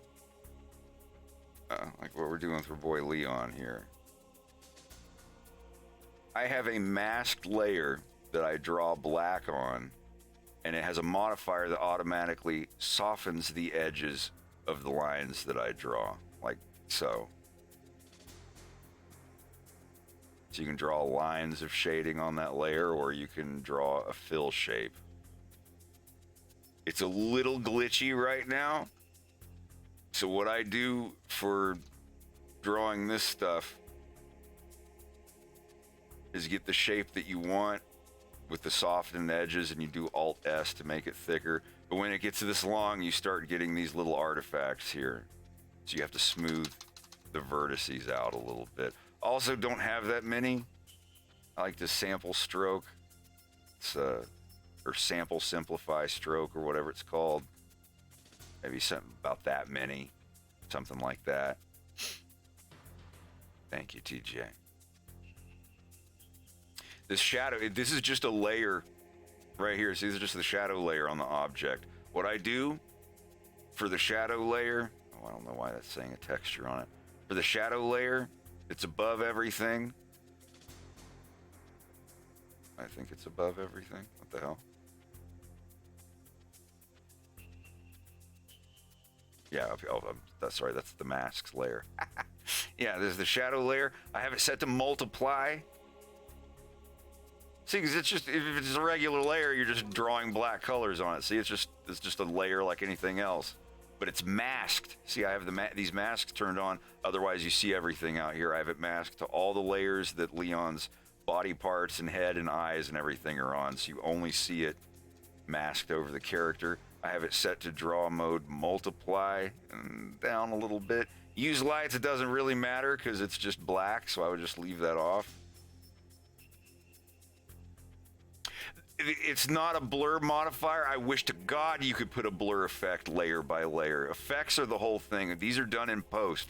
The trick that I did, it's a modifier for opacity set to hardness. And it's only on the shadow layer. Hardness is the edges of the line strokes that you do, like these. See? So when I turn this on and set it to, I don't know, 0.9 is the sweet spot. So the edges of it are fuzzy. So I'll go in with like a black fill stroke and just do this. And then select it and do Alt-S and make the lines thicker. Just know, like I said, there's going to be these artifacts and you got to smooth it out. One thing you can do, if there's creases like this, you see this is where the problems come in. You go to your stroke property for this stroke and turn off self-overlap or on. It'll make it different a little bit. The best thing, believe it or not, I've found to just duplicate and make one single point. This is just one point that's got full softness. It just looks like a sphere, and then just duplicate these for like big shades. If you're having that problem where the artifacts are, and it seems like a lot, but watch this. Let's say I draw this line and put all these creases and stuff in it and make it super thick.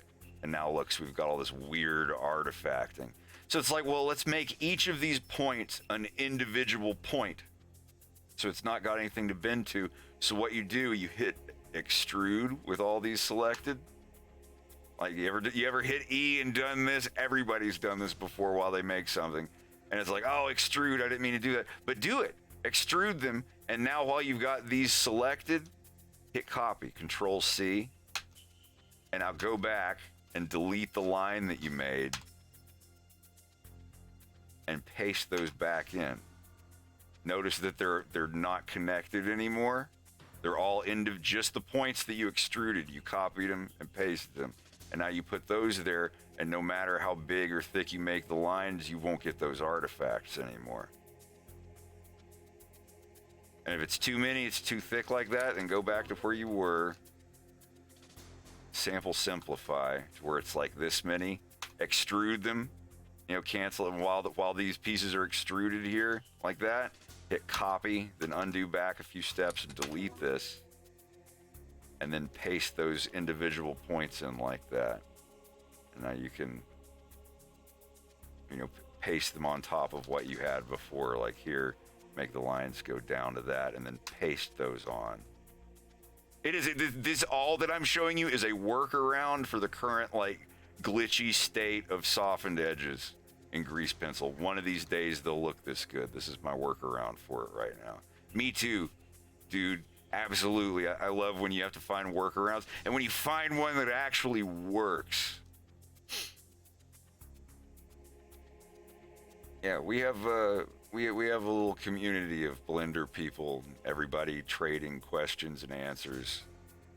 It's neat because we started it like a year or two ago, and it was like 6 or 7 people like, this Blender thing's kind of nice. And now there's a whole bunch of people, and some of them are getting paid to do what they do. And oh man, It's really neat. When you become self-efficient and you can make your own stuff.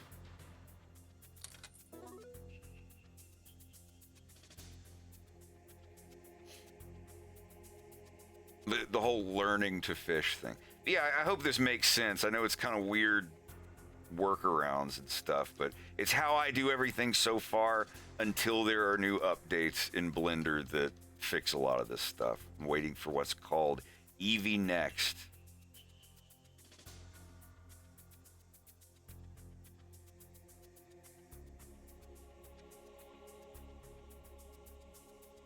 Look it up. It's gonna let grease pencil objects reflect actual shadows and things, like it's treated exactly like everything else. A wolf avatar. This is just for the program Face Rig. It's on Steam, or the new version of it's called Animes. I didn't move to it because it's subscription based. They originally started like 99 cents for every time that you make an update to your avatar. It's like, no. And they're like, we took it away. We're not doing that anymore. We're sorry. I'm like, sorry. I'm going to stick with Face Rig, my perpetual license. It does everything I want it to.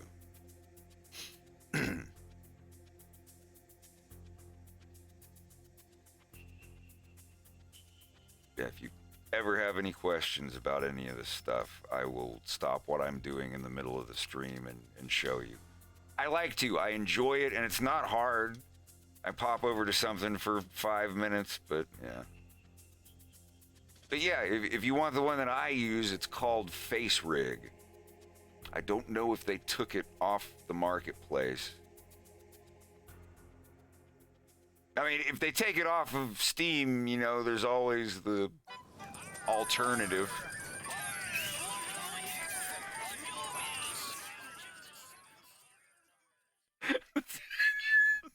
Sorry. Not gonna say anything out loud. But no, like, I don't care about that, because the whole reason that they took it off the Steam market was to force everyone to move over to the subscription one. It's like, we already made this thing that we were selling, but we don't want to sell it anymore. We want to sell this other one that does exactly the same thing, but it runs on this new engine. It's called the keep paying for it after you've already bought it engine, and it's amazing. And you actually have to pay 99 cents anytime that you change your avatars, even though we'll eventually remove that later and go, you spoke and we listened. Yeah,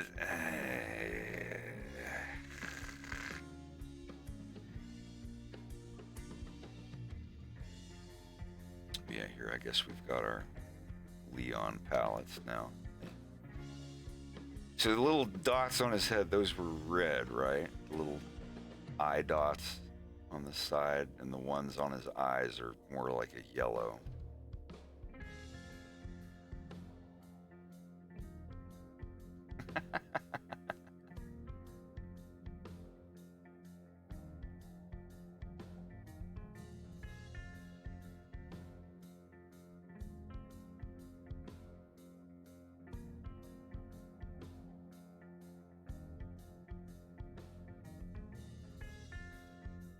Wait, yeah, I heard Clip Studio Paint might be doing that too.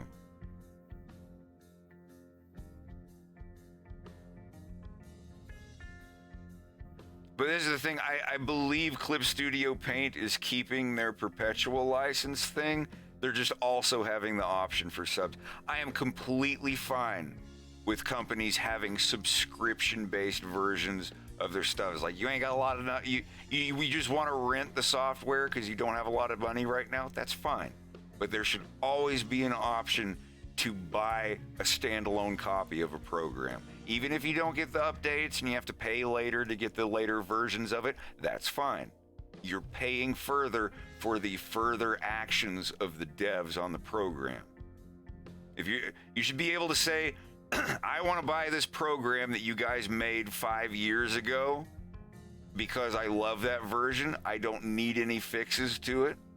I just want that old version of this program and to have it forever.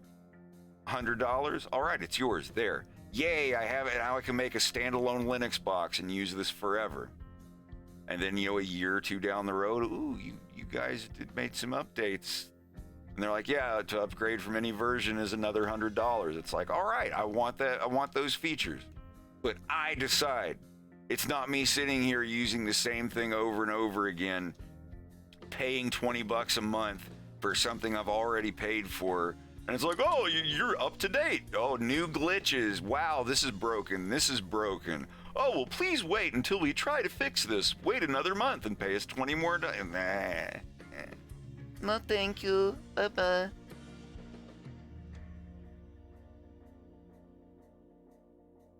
It's like FL Studio. You buy it once, it's yours forever.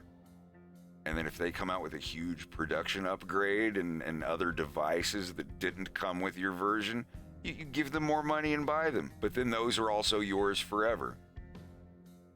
That's cool. I tried to download. Has anyone here ever tried to download a fucking Notepad app off of the Apple Store or the Play Store? And you get one of these like Doomy and Goomy Notepad Sentai, or like some weird conglomeration of letters, and it's like, please support, but $5.99 a month. It's like, you want me to subscribe to your doo-dow pee-pee poo-poo Notepad version, whatever, and pay $5.99 a month to use Notepad. You'll get the latest updates and fixes. It's like, download SDK for phone. Use MFC and drag a text box. Make 2 buttons to save and load. Like, you can literally make a Notepad program in one sitting for your phone with an SDK. And there's like 20 people who have literally done just that, and they're like, subscribe on the Play Store and have all the updates. It's like, oh man, I can't wait to renew my subscription so I can open all of my text files. Like, God. Ah, man, talk about needing to unplug. Anyway, I think my little Leon here is done. So that's, we're just gonna leave him with the shirt and pants. What color pants? What are these? Shouldn't have texture on them. I used textures on my lines once upon a time. I don't want to anymore. Just because of the link. It's just like a scratchy pen texture. I'll show you here in a minute. You might like it. Some people might like it. See, on the stroke, I actually set it to texture and use that. So now when you draw with it, it's actually textured like a line. You can go in here and set how big and you want the texture to be. Just put that on all of your materials under their stroke. It's really neat.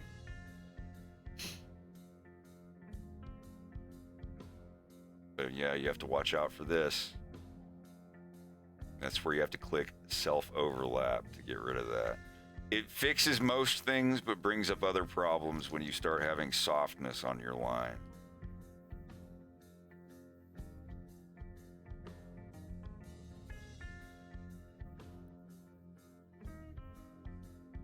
I haven't even finished it. That's like the earliest fan art in the world. Someone drawing fan art before the actual original pictures being finished. Getting my hyena laugh going tonight. I am also a hyena. That I'm not just Wolf O'Donnell. I have a Russian hyena submarine captain who is the usual host of this stream. Need some more water.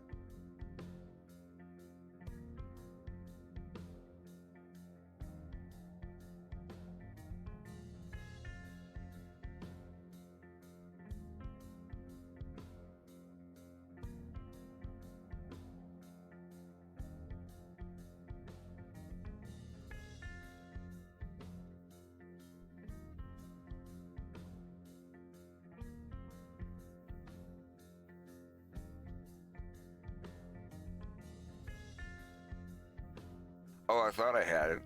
Where'd it? we go. Okay. I think we're all right. Yeah, my character's whole outfit and everything is based on barotrauma. I literally play as this character in the game too. We have a add-on or a mod where we can play as Star Fox characters. A Voltio buddy of ours on the server made a mod for that. If you're separating a character into layers, do you do it all in the same grease pencil object? Yes. It says, let me go back into Farah here and just separate. All right, I'll just do Fox. Here is Fox McCloud's grease pencil object. Now don't get discouraged. Keep in mind, I have programmed a little Python tool here.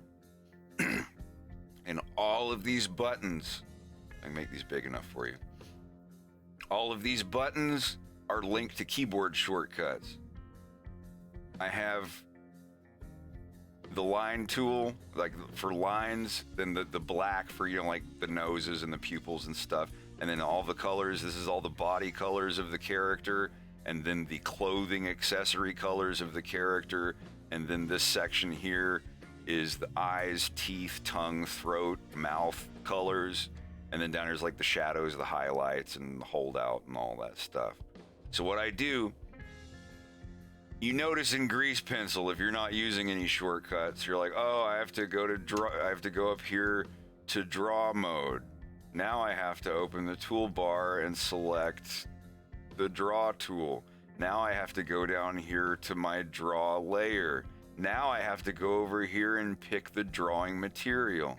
Now I draw a big star, and now I want to fill it in. So now I have to go to the fill layer, the fill tool, the fill material, and unlock this layer and lock all the other layers if I want. And it's like, well, what if there's a gap? Like a gap down here, and it's like, oh, it won't fill in. Well, now I have to go back and see go back to the line layer, the line tool, the line material, go and fill in the gap, and now I have to go to the fill tool, and the fill layer, and a fill color, and fill it in. Like, I made a macro thing in auto hotkeys until I learned Python. This script I made, all you gotta do, watch, I'm just gonna delete all this and start over. So now, body layer, draw the star, buttons to change to the fill layer, pick color, fill it in. Unlock all, delete, body layer, head layer, eyes layer, mouth layer, with one key press, or these buttons. And what they do, it changes you to the layer. And if you click to change to a line layer, it changes you to the line material and the line tool, just in one press. See, like, right, I'm hitting these here. There's a body layer, head layer, eyes layer, mouth layer, upper teeth, lower teeth, all that. And then you just, right click on one of these and set a shortcut. So what I have, like holding shift, 1 is body, 2 is head, 3 is eyes, 4 is mouth. So shift 1, 2, 3, and 4. If I want to go to their fill layer just underneath them, I do Shift Alt 1. And what that does, it knows I'm going to be picking a fill material, but it doesn't know which one. If I hit Shift 1 and it goes to a line layer, I only have one line material, so it automatically switches me to it. So when I switch to a fill layer, I have it switch to the layer, switch to the fill tool, and leave the color menu open for me to pick which color I'm about to fill with. And they're all coded 1, 2, 3, 4, 5. The number layer is my character's body colors. The QWERTY row of the keyboard is their clothing. The ASDFGH row is the mouth and eyes stuff. So I learn all these shortcuts, like Shift 1 to go to the body. Whatever character it is, if I want to fill this in with their first clothing color, I would hit Shift Alt 1 to change to the body fill layer, and then just type Q.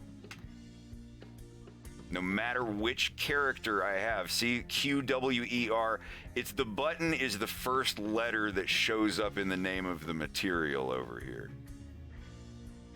Yeah, dude, I will never go back to Adobe Illustrator. I will never go back to Adobe Animate, Toon Boom, anything.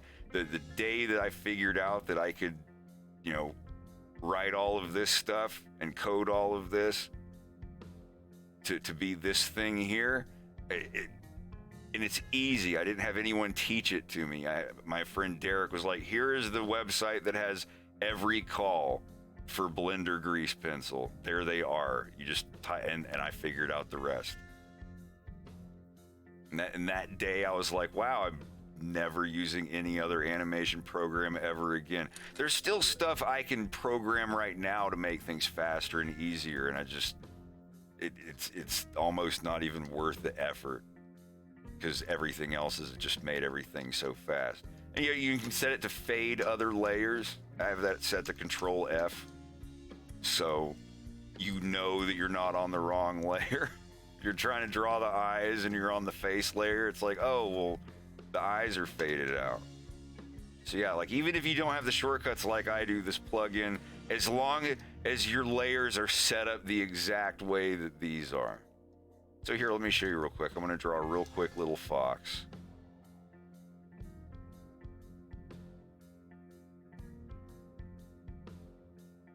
Do people ask for the add-on? I can send it to you. I can send you a file that has the add-on in it. Absolutely. Like I'm not one of those, like, oh, for $19.99 on my Turbo Squid, I will do it. Like, no, like this is something I want to send to people so they can learn how to do. Even if you don't use it for my cartoons, I want to teach people how to use it. But if you want it, you can have it. Absolutely. Anytime. Tweak around with it. I'd have to make a file, though. Let me see. Let's see. You can go in here and fill this in. Go to the eye layer. Fill the eyes in.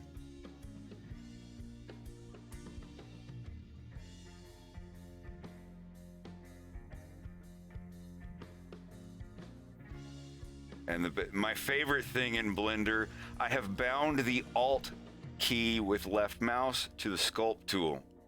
So while I'm drawing, sell it by subscription, drip feed updates every 3 years.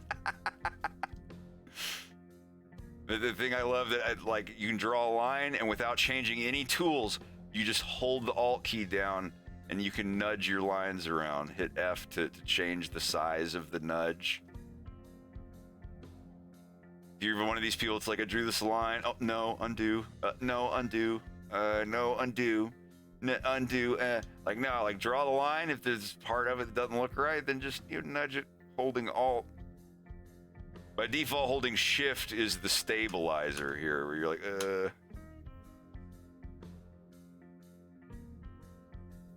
But yeah, that's the first thing I do in Blender is I change the Alt left mouse key to switch over to the Sculpt tool without having to actually go to Sculpt mode, pick your tool, and then go back to draw mode.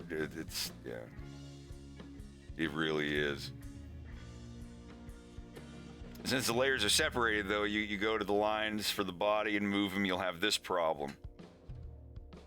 So because it locks my add-on that I use, it locks every layer that you're not on. See, like when I'm going through all of them, it locks every other layer, so you cannot mess up any layers that you're not on. So this can be a problem, like your eye lines layer, but your eye fill layer is still locked. So you would hit like sculpting for both of them, this button. So you go to eyes, you click lines, see?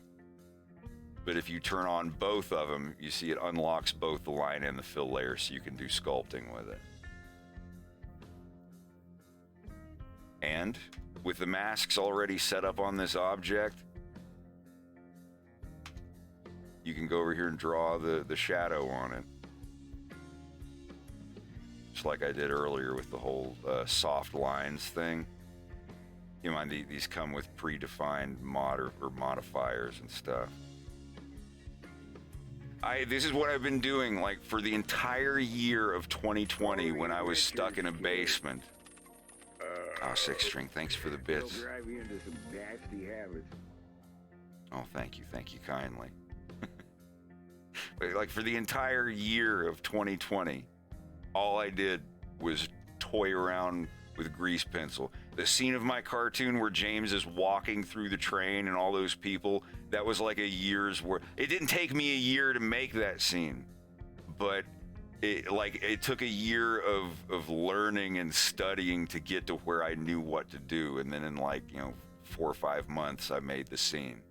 But it took like a good year of just, guys, I'm going to need some time off from the Patreon updates. I'm in a deep dive into grease pencil.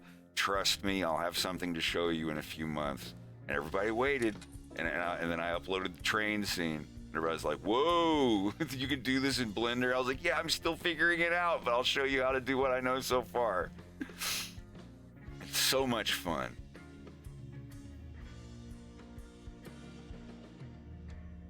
It can be frustrating, too, when you run into a bug or something that you don't know how to fix. But I love troubleshooting.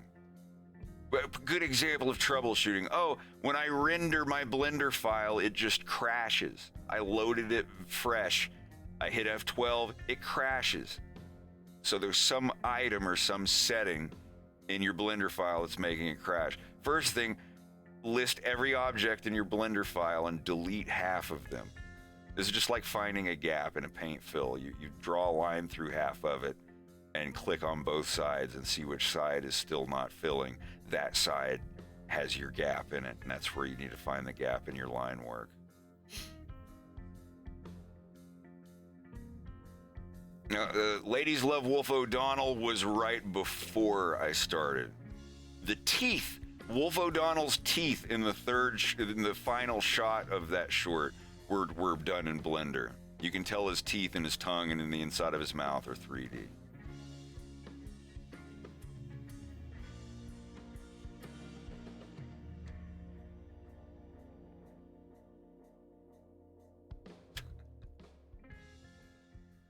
Yeah, here we go. I think this is one of the very last things I animated in Adobe Illustrator. Because part of it was the mouths and teeth were done in. These are actually 3 different stages, 3 different types of animation I did in this. People want to know the secret to Wolf O'Donnell's ability to pick up all these beautiful women. This is all mostly just Adobe Illustrator. Is it your good look? A little less. Is it that big bulge in your pants? And then this was directly almost tracing over his model down there. That fancy car you drive. And then this one was heavily tracing very close to the model, and the teeth and the mouth and the tongue and everything in this shot are all 3D. Everything else is still Adobe Illustrator. I lease and change every other year, but y'all don't need to know that.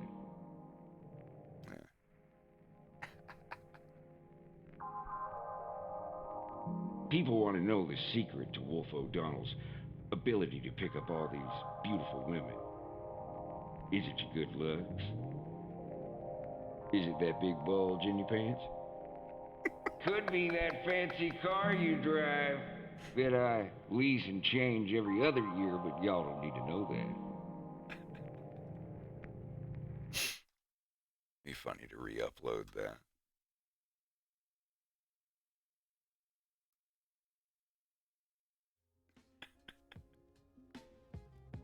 My inner demons compel me to be here.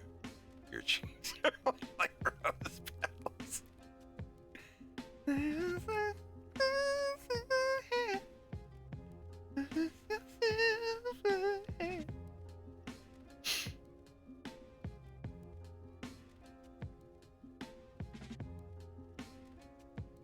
But yeah, like,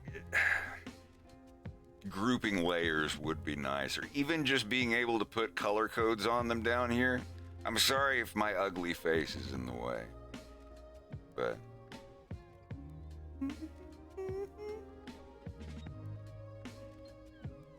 all right, Leon, we'll get you drawn here soon enough.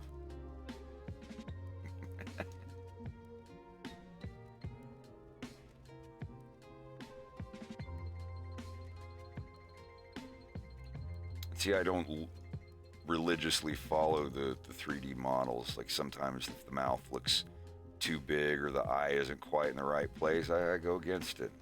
And that way it looks more handmade anyway, and you're not just literally, you know, going in and yeah, do not do this. You're gonna get into Berserk newer season territory where it looks so bad. Like with what they were doing, I rather would have just watched it as a show with 3D models like that. The fact that they were trying to, I heard it got better, but like that first couple episodes I saw, I was like, I can't do this. This is hurting my heart to watch this. Or if you have models like in Beastars that are just that good looking, and you have those fancy shaders that probably cost thousands of dollars, then you can get away with it.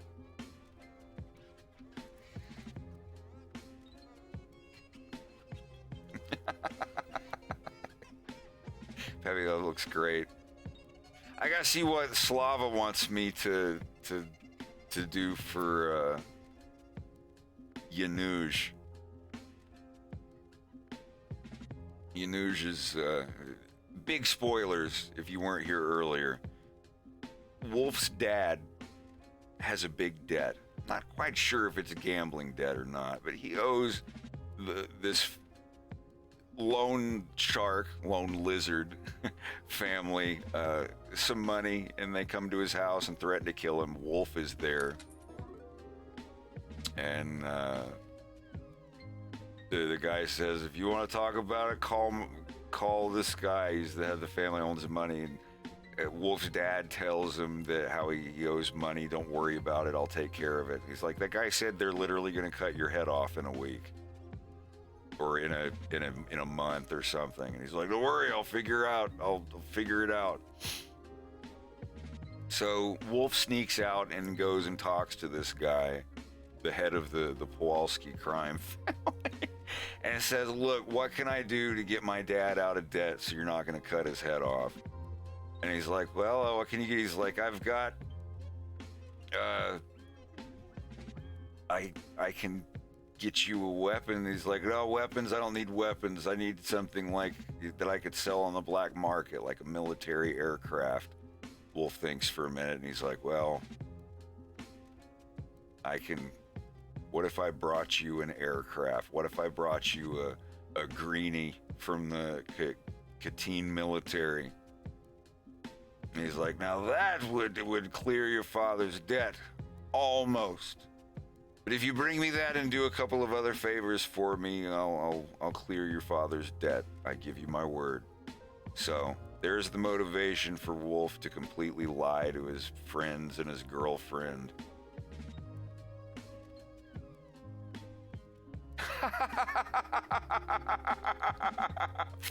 Yanuj is your term for 40-year-old boomers in Poland.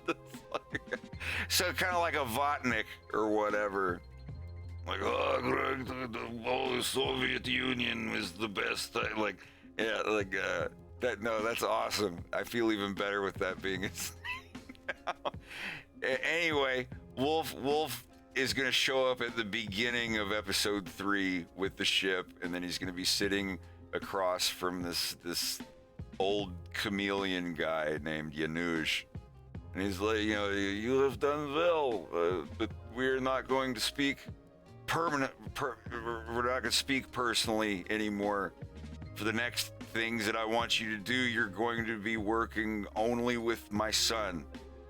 Leon, иди сюда. And Leon comes in, and that's the reveal. It's like, oh, fuck. This is technically when Star Wolf begins. So this is like when Wolf meets Leon, and he's like, well, thank you for bringing me this ship. This is amazing. I'll make a lot of money off of this.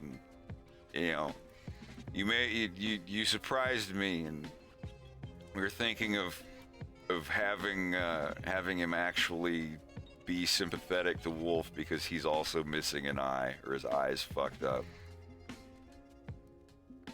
But anyway, long story short, he brings the ship to Janusz Kowalski, and the guy's impressed, and he's like, well, do these other things and your debt's clean. I just need you to go pick up something with my son. He's like, I didn't know you had a son. He's like, yes, it's Slide. Go ahead, son. And it's Leon. That's the big reveal. It's like, oh my God.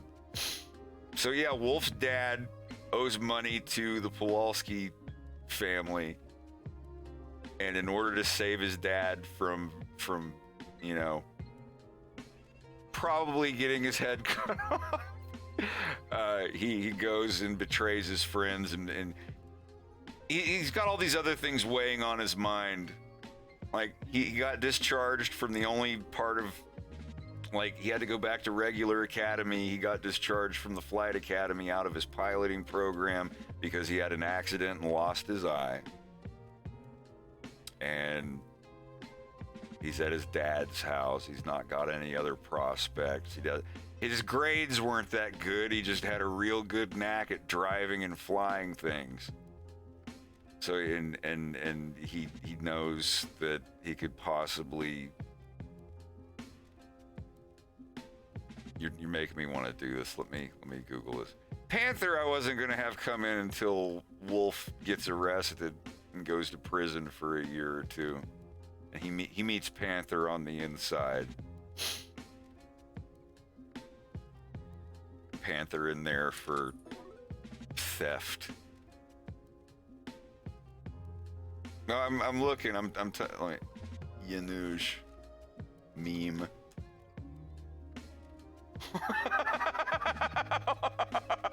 Fuck off, George. Come on.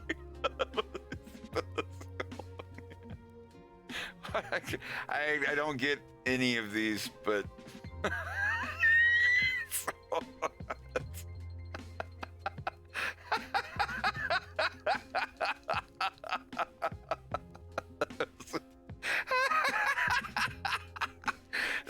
this dude would totally live on Venom. Holy shit.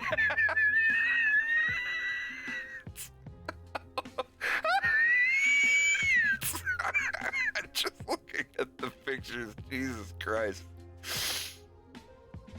Oh man. And then maybe have Janusz's other younger son come out on a skateboard, like doing a trick or something, and his dad's like, son, quit that, what are you doing, I have company. They're like cussing at him, and the kid's just like, yes, them hardcore him, and then skates out of the room. That's the one meme I know. Have a just some hardcore meme in a Fox in Space 3. Elsewhere. Ah, Jesus. The 3 people on the internet that watch my cartoon that get the joke. He did, no! Pull it back. Did he actually say that? God. Good stuff.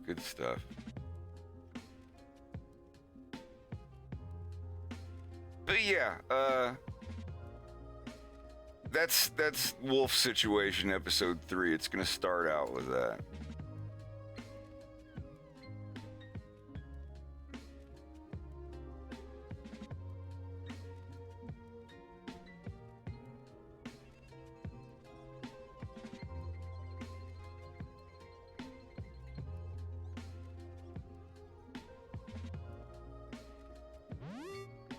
Just put it in H.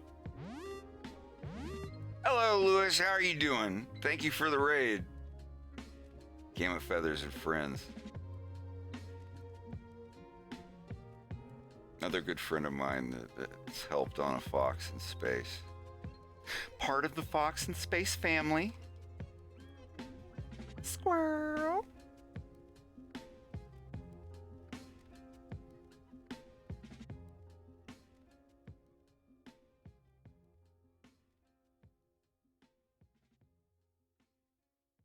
Uh-oh. Is my hard drive dead? No. Don't scare me like that. Good God.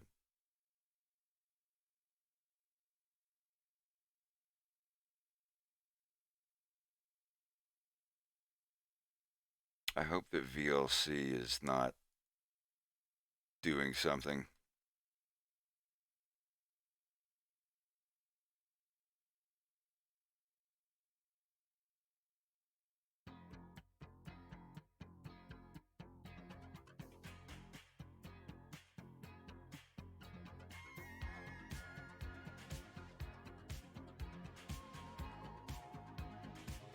Oh, I was trying to access a recycling bin. Oh my God, I'm a fucking idiot.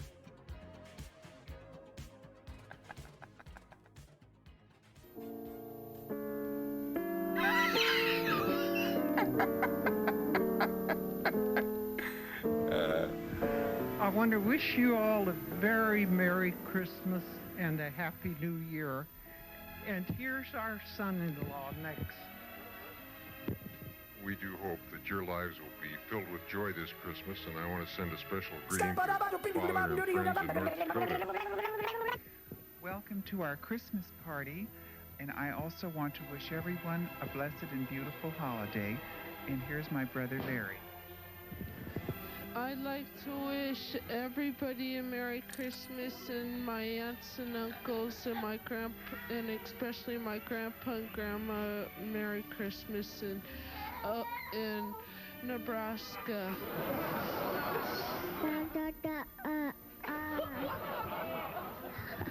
Hi, I'm Michael Redman, and you're going to get to see all of my Redman ladies. This is Melissa, and this is Ernie. He's not one of the Redman ladies. Thank you. I'd like my wife to do the honors. A joyous holiday season from the Humphreys, my son Damian. Cause if your teeth run in your town, will never mind to go down the home improvement. Happy New Year. Feliz Navidad. Hi, my name is Pierre, and I would like to wish a Merry Christmas to my teacher, and Merry Christmas to my grandmother in Detroit, and a special thanks to my teacher, Mrs. Carpenter. The Havens family wishes you a very Merry Christmas. Alongside of me is my wife, Connie. And I'm going to try to get Robbie to wish you all a Merry Christmas also. Robbie, would you like to say Merry Christmas? Merry Christmas. That's fine.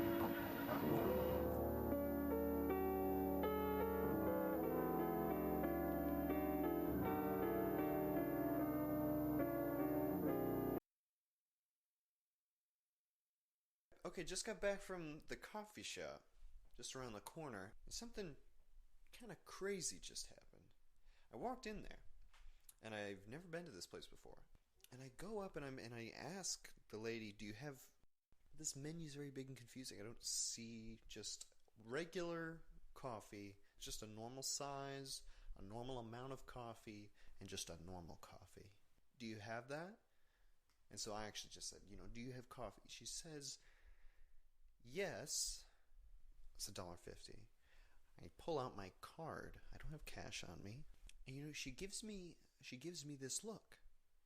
She gives me a real, and I'm saying this now, she gives me a real done up look. A look that she's practiced. You see? This is the sort of look that I'm getting. It's something that has intention. And it hits me at 1,000 miles per hour, right in the face. It hits me really hard because it's early in the morning and I haven't had my coffee yet. And as soon as it hits me, I can feel that I'm giving a reactionary look. A look just appears. And I'm starting to spread this look around the cafe. I just start to, turn left and right, and I've just got this look on my face like, what is this look? And I sort of look at the other people's faces, and I'm sort of asking for them to make a look as well. And I can't help but think when I turn my head back to the cashier, and she's still giving me this look, and I can't help but think, how crazy is that she could give me this look, and I've barely even said anything.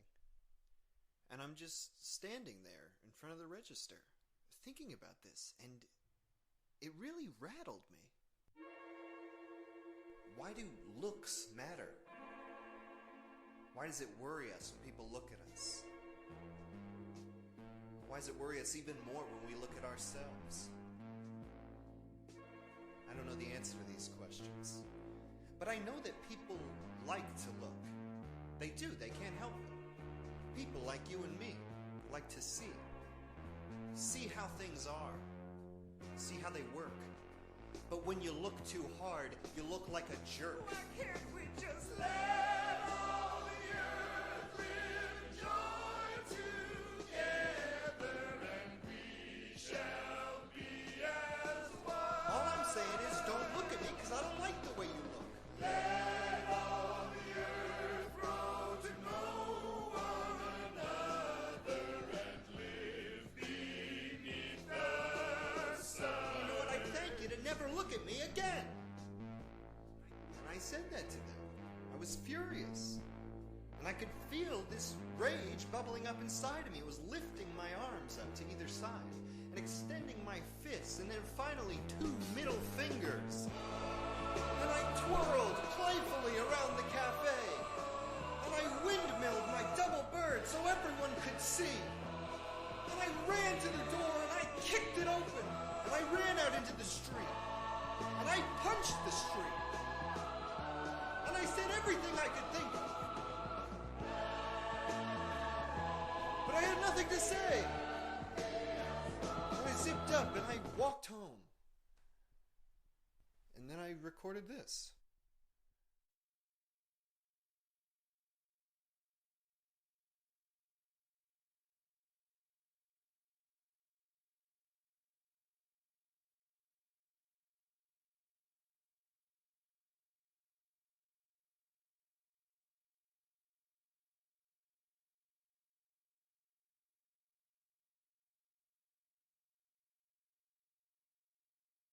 Pumpkin much? Quantum theory dictates that this pumpkin could be in 2 places at the same time. How is that possible? Science. Inside here, the mysteries of the entire universe are inside this pumpkin.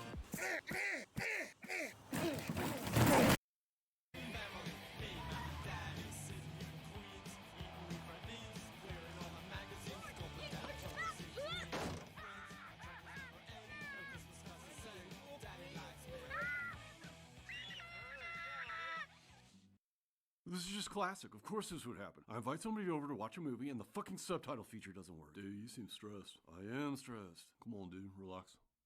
Loosen up. Jesus is in control, dude. Jesus is in control. Yeah, we gotta loosen you up. It's just that I torrented this movie and it said it had English subtitles and there aren't, so we're not gonna know what they're saying. And I got this beautiful girl sitting next to me. Dude, tell her that. Tell her she looks really good. You look really good tonight. Oh, thanks. That's what's up. The fog is coming. The fog is coming. The fog is coming. What's all this? Jim, is that a vein flame?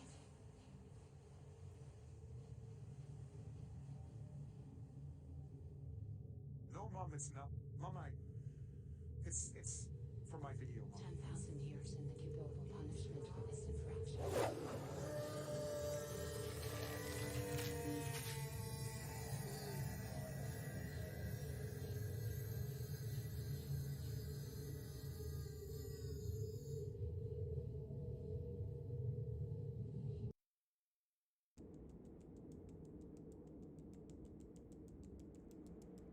Delicious morsel. Huh? Where? Huh?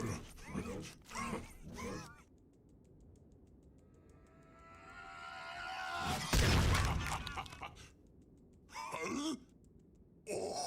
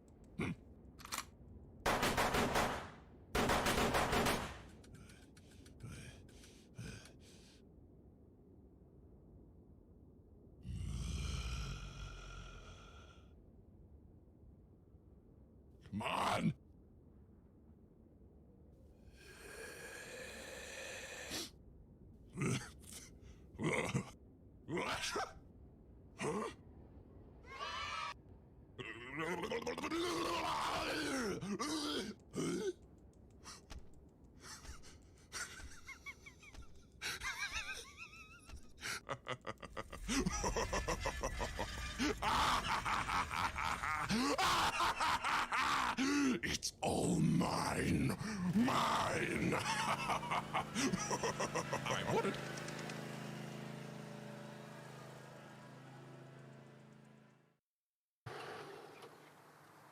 Cause if you're teetering and you're tottering, never mind to go down to home improvement.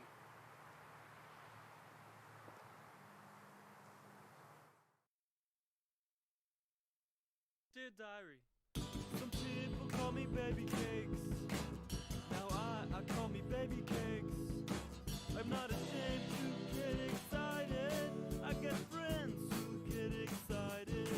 I am baby cakes. I am baby cakes. I am the world.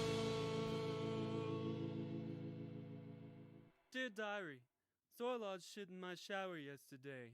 I used a magazine to chop it up and it went down the drain all right. I started reading this Bible. It sucks. I can't get past the first chapter. Don't buy this author's books.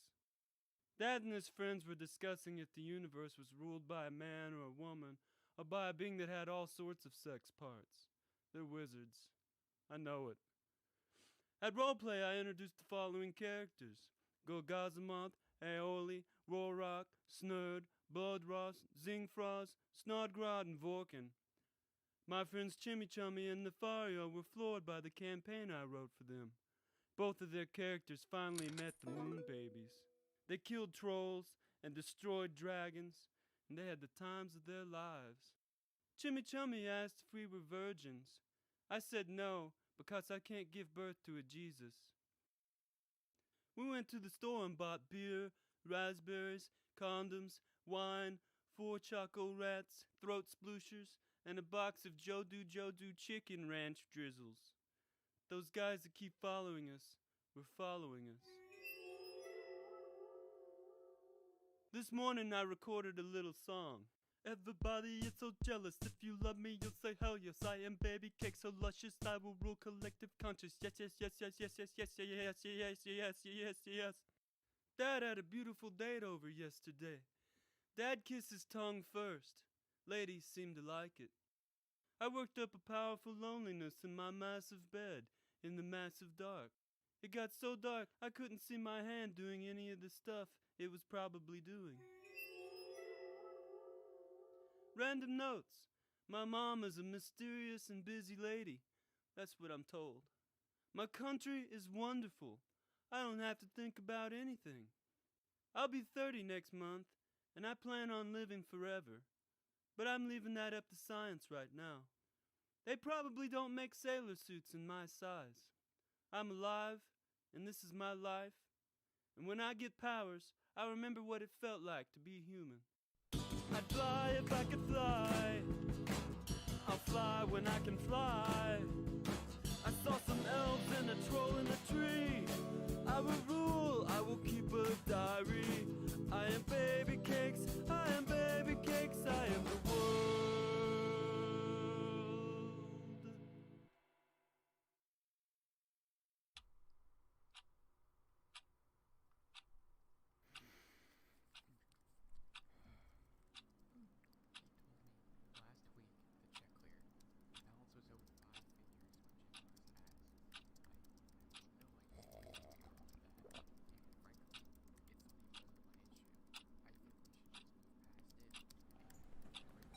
Yeah, the wife picked up the chicken farm. I'll probably just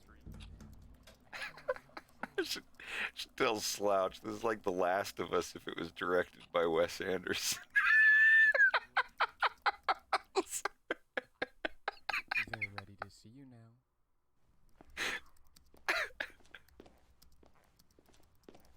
Our shareholders from last quarter revised their initial revenue portfolio. I love Slouch's stuff so good. Regarding the loan, if we reinvest our weekly quarterly back in, we can scale no issue.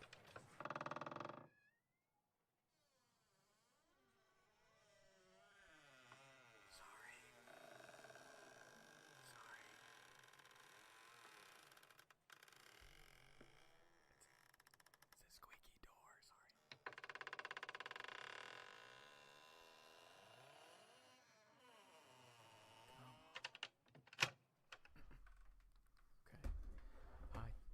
guys. Wow. This is big. I'm really, really proud of this one. It's different, it's new, it's exciting. This is Harold. really my life's work, and for you guys to Harold. take the time out of your day to come Harold. and check this out, I really appreciate it. Harold. Listen to me, buddy. Let's cut to the chase here. We're just not interested, okay? We're just not interested.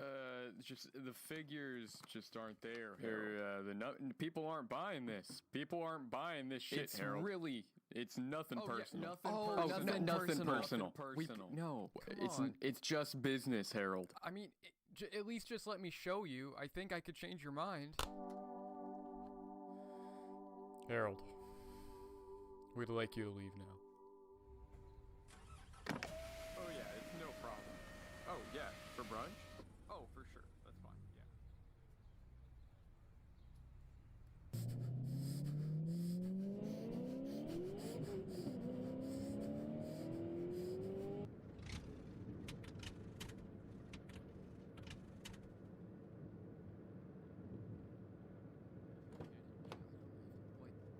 Yeah, okay, there's no sales. There's no this.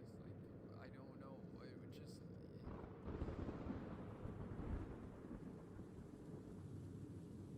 Okay, what the fuck?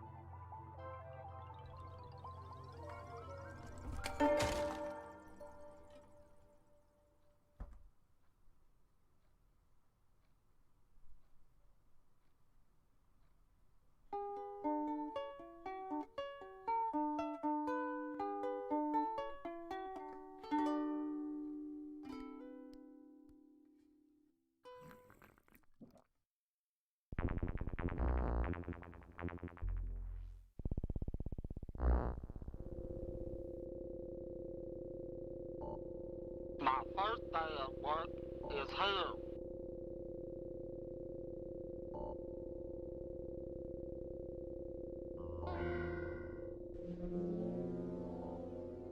Hi, Sammy. Welcome. This is Finger. Our boss is a demon. Mr. Robert. He is now on vacation.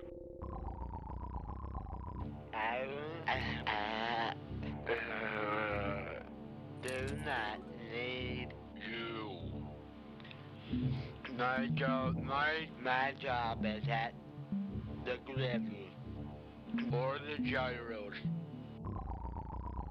Sammy, your first order is a chili dog. Finger's just a mite testy. We're on the lookout for demons.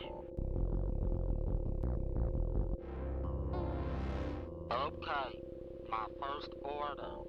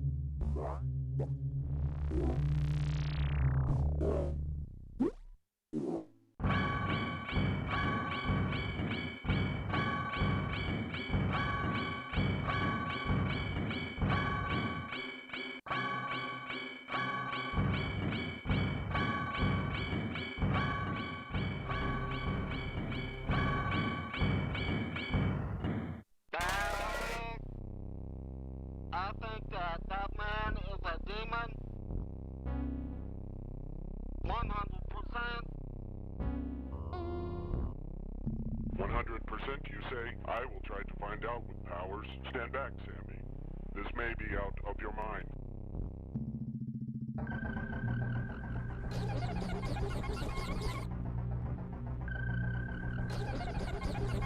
Bill, the tower is too hot. No. Yeah!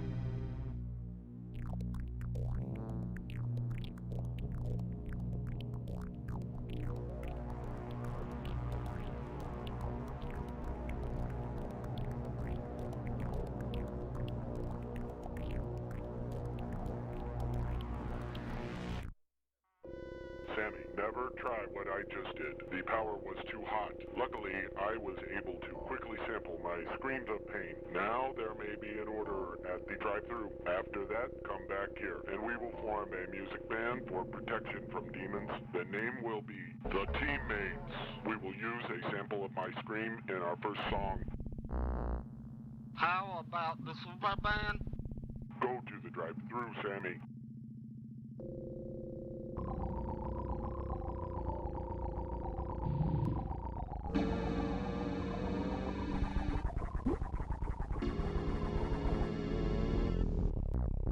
Where is the drive-thru? Thanks, Macaroni. I appreciate it. My large finger gets burned off. But your startup is gone? Let's all relax. Sammy, go to the drive-thru. It is over there. Fit griddle grits, Bill. Why can't Sammy say 100%? Finger weight? That could be confusing. Either the cryptic shadows of a cult demon play, or maybe he saw us on TV. We're not sure which. Even with his bad taste for band names, Sammy may be crucial to our cause. Which is fighting demons? It's pep talking time for our inexperienced co-worker. Until then, my friend, the message from the griddle must remain a riddle. I don't like that.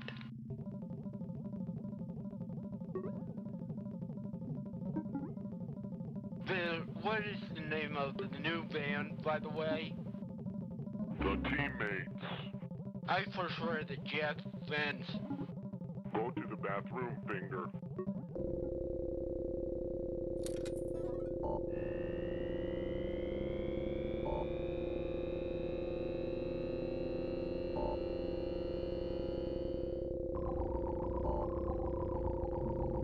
Bill, where is the bathroom?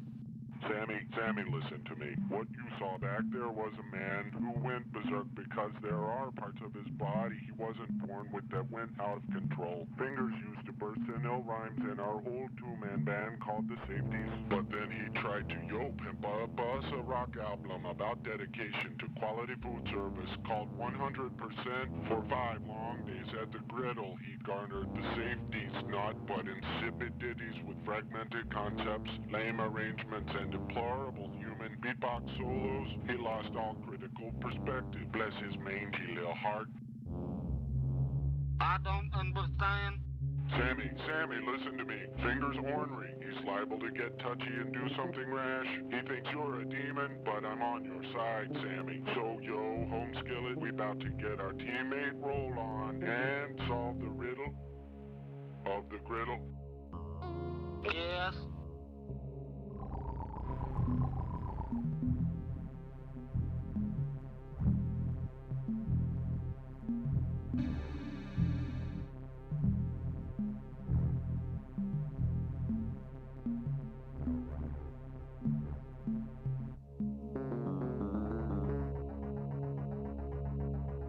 The patron is gone. Damn.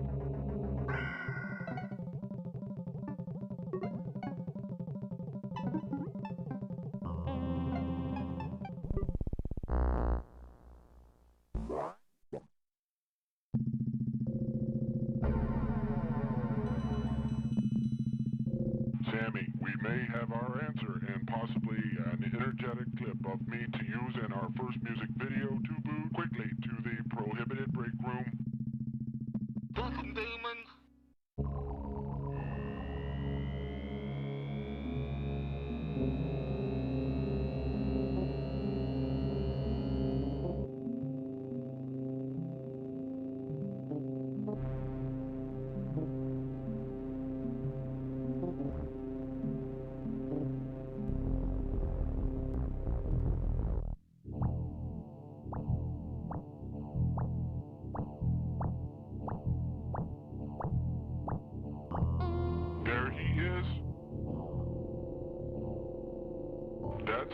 ritual. He's peeing erratically. I think... Oh no!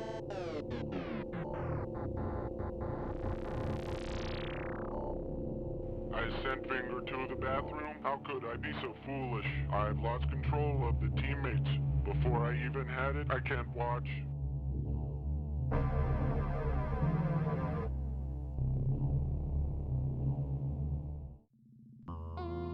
Well, Finger, you're alive. Praise the legions of... Sammy the demon. He peed on the floor. No, Finger. Sammy was with me. We saw the real demon on video. He's in the bathroom. No. I'm confused. Fucking demons. Sammy, Finger, listen to me now more than ever. I only know one thing. These infernal revelations beamed through the cryptic shadows are totally uncool. Designed by demons to cause us heinous peril. Finger, the days of these safeties are past. Our future is here in the teammates. The teammates must reach for the stars, and tomorrow the teammates must only serve good food to real people from now on, and bad food to demons. The teammates must also vow to formulate secret languages which we... What?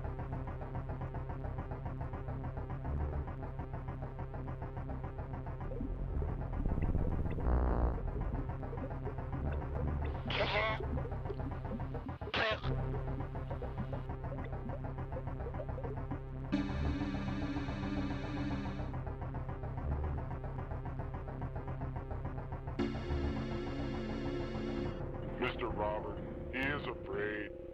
We thought there was a fire in your office. Sammy smelled smoke.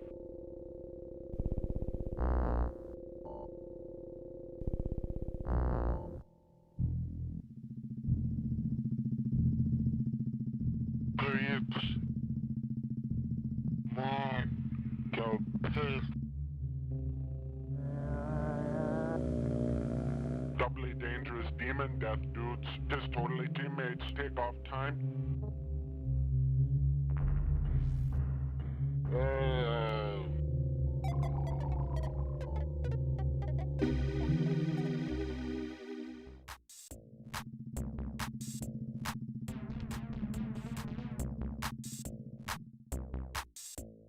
I have lost a finger and jobs, but I have gained a friend.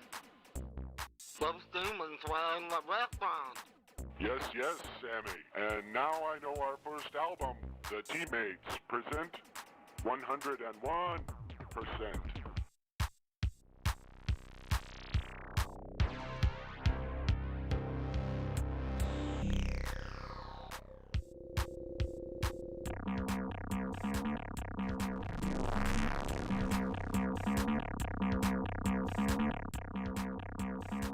I tell you, most of those were default samples from vanilla Fruity Loops. I remember going through those, and they're all like, even in the key of C. Oh, man.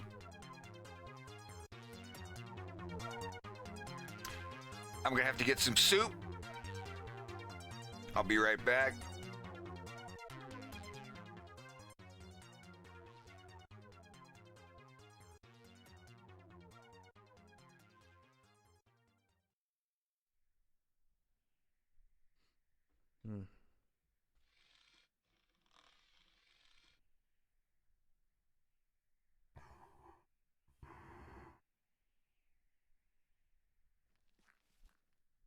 No, this isn't poignant enough.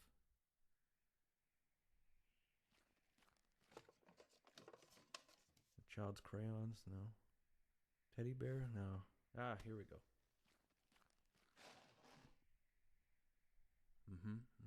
Poignant. All I gotta do is finish setting up these cameras and we'll be good to go.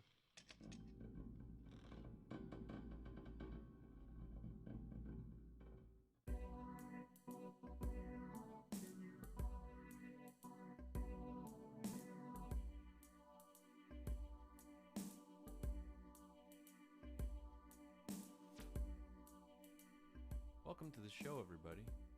Here on Staying Positive in the Apocalypse, we believe that even in the darkest of times, there's always a new hope sprouting beneath the rubble. Psst. Plague Roach. There's somebody over there. Over where? Behind camera number 1. What? Oh, Mr. Lucas, is that you? Did you know you have this set to black and white?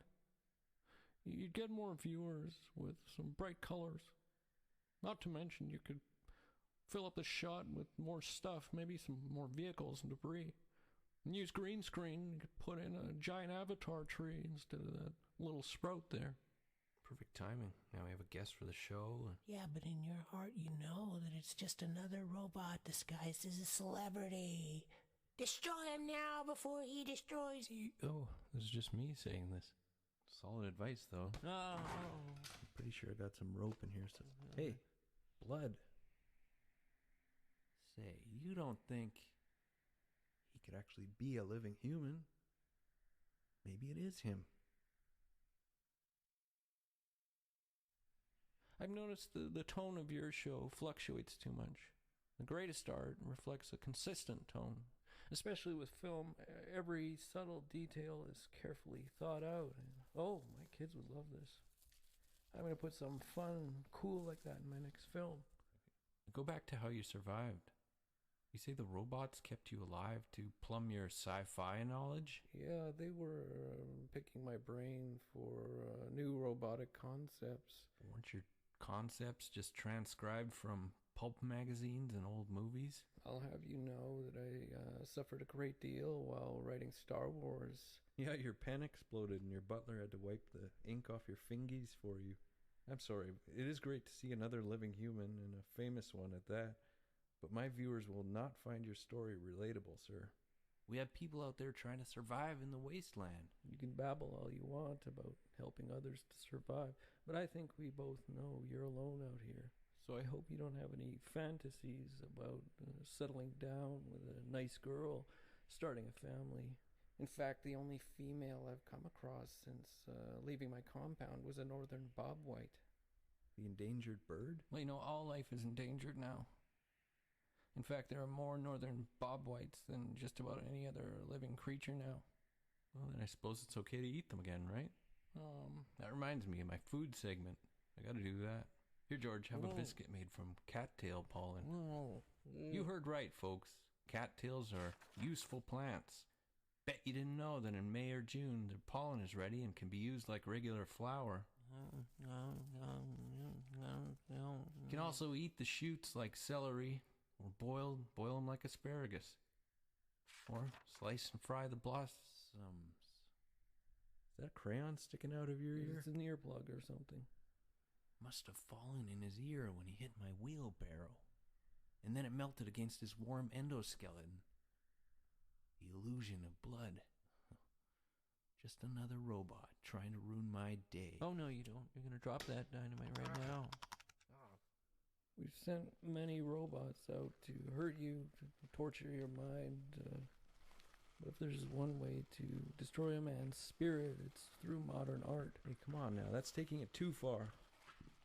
Why don't you just kill me? Now, I was exposed to art early on. I believe it encapsulates the fears of a society. No. I believe in these works the facelessness represents a cultural fear of immorality through anonymity. No more. And please, garbage culture. Structural sexuality. It's the human condition between spaces and counter fetishism. I'll pass on this series, thank you. Well, you can't. Solid lines means no passing.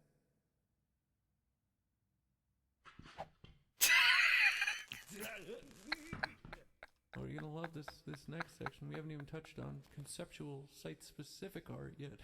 You liar, that's not art. It's just some sand that blew in through that crack in the wall. And that crack gives me an idea. Hey, wait.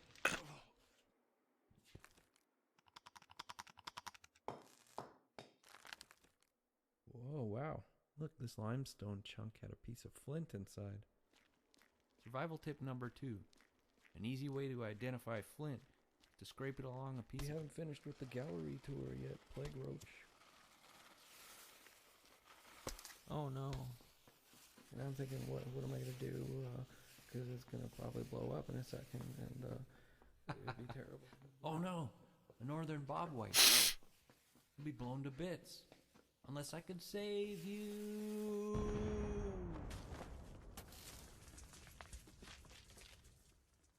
That was a close call, wasn't it, you poor little... Ah! No! Survival tip number 3. Never let a meal go to waste. Goodbye, folks.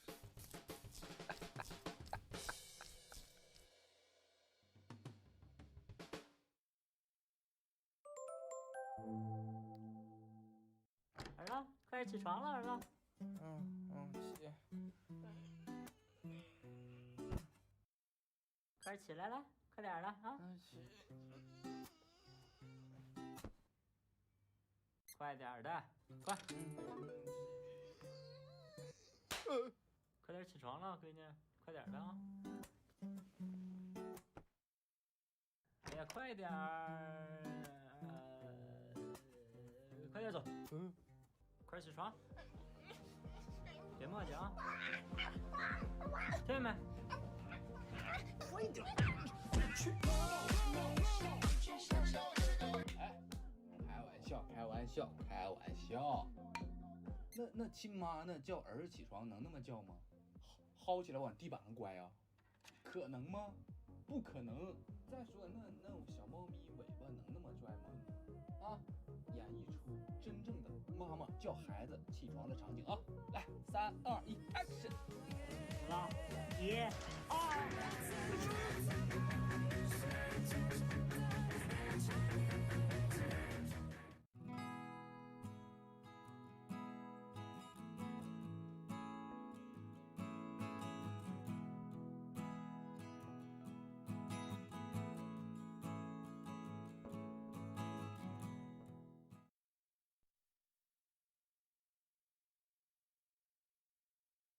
You start off foolish.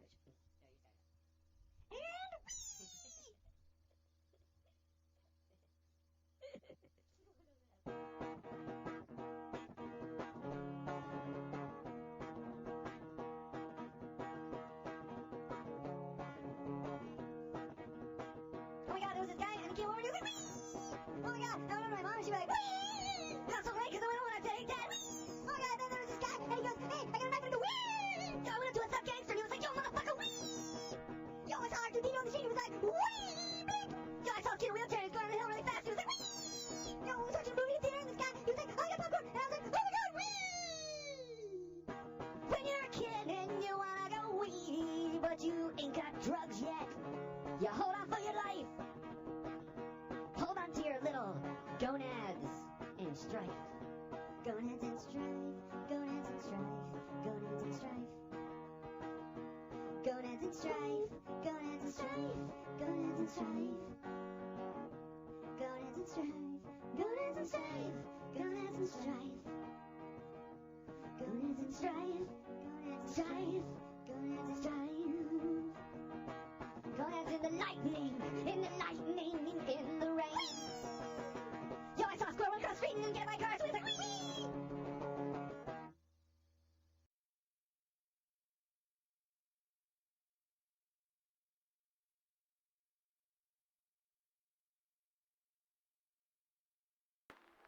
Hey everyone, we are live from my backyard where I am smoking a brisket and some ribs. A brisket on the big guy and some ribs, pork ribs on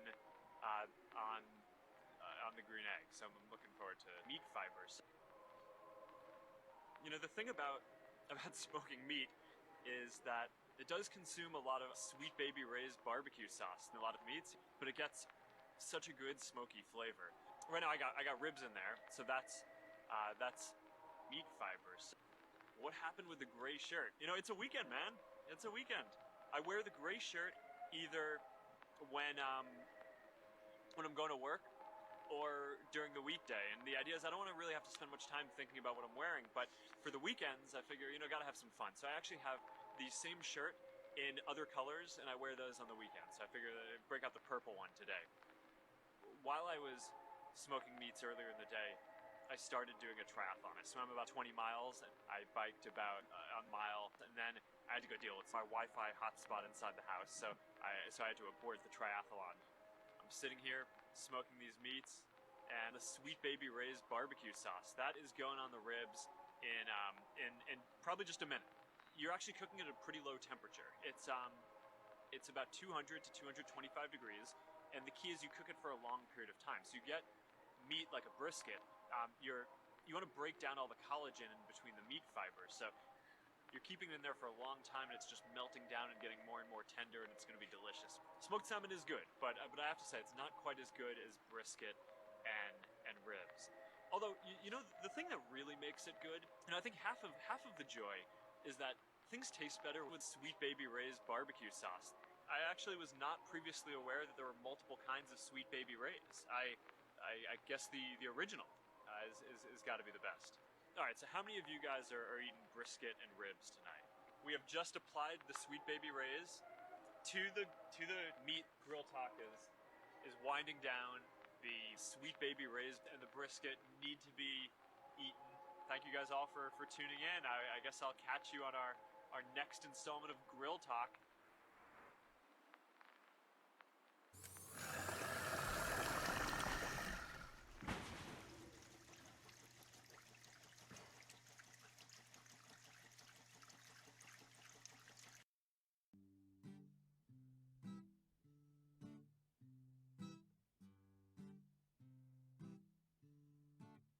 Wait, do you reckon this is it? Yeah, I think so. You just want to know? Find out? Yeah, it's definitely it. The fuck you fucking cunt. Dolzy. Yeah, how you going, boys? Yeah, pretty good yourself. You fucking caught me early or something, eh? Yeah, sorry if we woke you up. You boys want a cuppa? Yeah, sounds Get good. us boiling. Yeah, boys, just got a quick cashy today. Just doing a bit of traffic and roll. Bit of a stand and spin, if you catch my drift. Yeah, we'll do that for a bit. Get a bit of cash in hand and fucking... I've got a bit of surprise for you later on. Fucking oath, we love surprises. Mate, who fucking doesn't love surprises? I like the chickens that you got roaming around, Nolsey. Yeah, me silkies. Yeah, they go alright, don't they? Watch out for the white one though, he's a fucking skits cunt. You boys don't mind hanging around for an hour or so while I do this cashy? Nah, it's all good, man. Alright, sweet. We won't be long.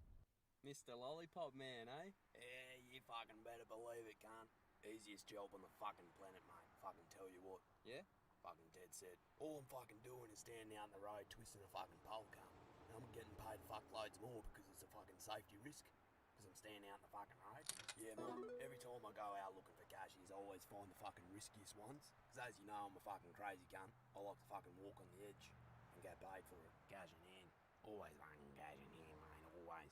Yeah, mate, qualified in all sorts of fucking trades, you know, like fucking being a chippy, being a sparky, fucking mechanic, concreter, bricky, joint sealer, tree lobbing, scaffold builder, painter. I used to fucking blow shit up in the mines. Fucking crane driver, been a debt collector. Yeah, done me fair share of lollipopping. Worked on elevators and drove a couple of freight trains. Bill, mate, how you going? Yes, me mate, Bill. Well, it sounds like you know pretty much every profession there is to know in your field of work. How does someone come to know all that? Crazy Steve. Yeah? Mate, Crazy Steve. He's a fucking visionary. Can't believe you fucking haven't heard of him. It'll be really great to actually meet this Crazy Steve. Well, mate, you know how I said I got a surprise for yous? Yeah? Yous want to go meet Crazy Steve? Oh, yeah, fuck yeah. Alright, fuck yeah, we'll go see the crazy cunt. We'll fuck this job off. I'll just get me cash and we'll go. You blokes are gonna love Crazy Steve, mate. He's a fucking sick cunt. Yeah, he should just be up this side up here, boys. Be in there somewhere, boys. Just gotta go find him. There's a fucking craziest cunt in the fucking world, huh? How you going, mate? What have you been up there, you fucking crazy Good to cunt, fucking huh? see you too, Crazy Just a Steve. fucking celebrity over here, fucking film crew and everything, huh? These are me mates Gerald, Zeke, and Terrence. G'day, boys. How's your dad? Yeah, pretty Are these the fucking cunts that you're ripping off to go to fucking Thailand? no, Don't trust this fucking dirty cunt. He just wants to go there for a fucking rip start. Fuck off, Crazy Steve. Hey, get out of here, you filthy cunt. Go away and fucking smoke a spot and I'll be over in a minute. Alright, come on, guns, let's go. Yeah, Mike's a good fella. Known him since he was fucking knee-high to a fucking grasshopper. Yeah, guess you could say I taught him everything he knows. Shittest worker though, cunt's always on fucking smoko. Yeah, Nosey just wants to go to fucking Thailand for a fucking rip start. What's a rip start, Crazy Steve? A rip start? You know what anal beads are, right? Yeah. They fucking shove them right up, yeah, fucking wank you off, and as soon as you come, they fucking rip start you like your fucking dad's lawnmower, mate. Fuck. Hey! So you're going over to Thailand to get something like a rip start or something, Nosey? Fucking Crazy Steve, the fucking cunt. He's the one that fucking got it first. And he's the one telling me I should go over to Thailand and get one. But I'm like, nah. Yeah, sure, Nosey. Back off, boys, back off. Oi, Crazy Steve, you should do that thing for the boys. Nah, mate, nah, not today, mate. It might fucking work. Oh, come on, just once, just do it for the boys. We'll get it on film. Nah, I'm not fucking doing that, cunt. Not today, mate. Too fucking tired. Oh, go on, Crazy Steve, come on. Nah. Alright, you filming? Yeah, you go going? now, Crazy Steve, go now. It's no cars. There's no cars, mate. It's no cars. Oh, fuck yeah, Nolly's fucking need this cunt. Fucking. Yep. Go, Crazy Steve. Go, Crazy Steve. Go. Yeah, fucking sing it. Go. Fuck yeah, cunt. This is why they call him Crazy Steve. One breath, cunt. One breath. Yeah, cunt. Yeah, Crazy Steve's fucking skits, mate. I've seen him fucking polish off a whole card, eh? Doing only that. Dead set. Not only is he a mentor, he's also a teacher. I'll never fucking forget what he said to me once. He gave me the best fucking piece of advice that I can ever fucking ask for. And I've used that advice every single day of my life. And things have never been fucking better. He said to me, mate, Mort,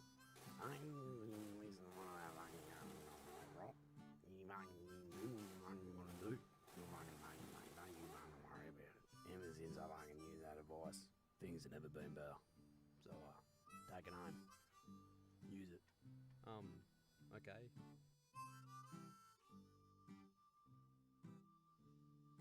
What do you say about the rip start?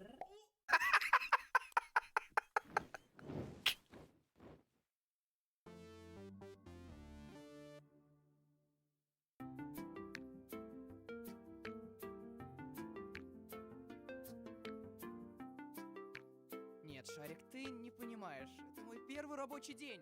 Я не могу прийти в этом.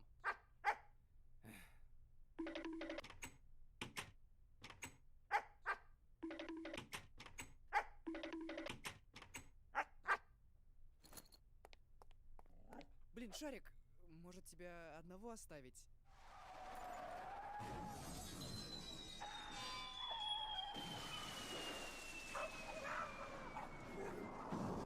Кто посидит с Шариком?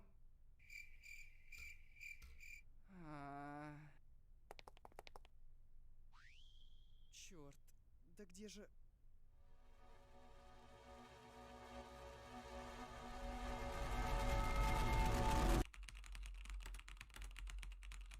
Привет, Жор. Ты сможешь... Жорик, я не могу сейчас говорить, я вкладываюсь в NFT! О, нет.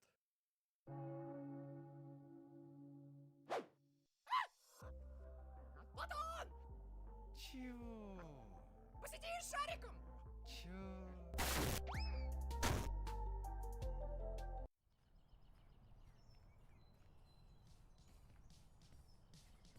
Привет, Шурик! Привет, Шурик! Привет, Шурик. Привет, Шурик! Шурик, привет! Привет, Шурик! Я Джигурда. Кофе для Бена! Кофе для Бена! Yes. Так, надо найти менеджера кофейни, чтобы я мог поскорее начать свой первый 8-часовой рабочий день. Привет, я менеджер кофейни. Можешь поскорее начать свой первый 8-часовой рабочий день. А вообще вы рановато. Так, что обычно люди? What do you usually do with... Oh, whoops. I fucked that up, didn't I? Oh. Give me a sec. I could translate some of this. Что обычно делают люди? Shurik and Sharik, pilot. Нет, Шарик, ты не понимаешь. Это мой первый рабочий день. No, dog. Я This is не my могу first day of в work. этом. What am I gonna wear? You don't understand. It's his first day of work, and he's got to find somebody to watch his dog while he goes to work.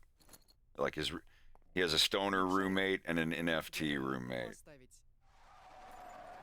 Maybe I can leave you alone. That's what the dog will do. Кто посидит с Шариком? Who can stay with my dog? Черт, да где же... Damn it. So broke.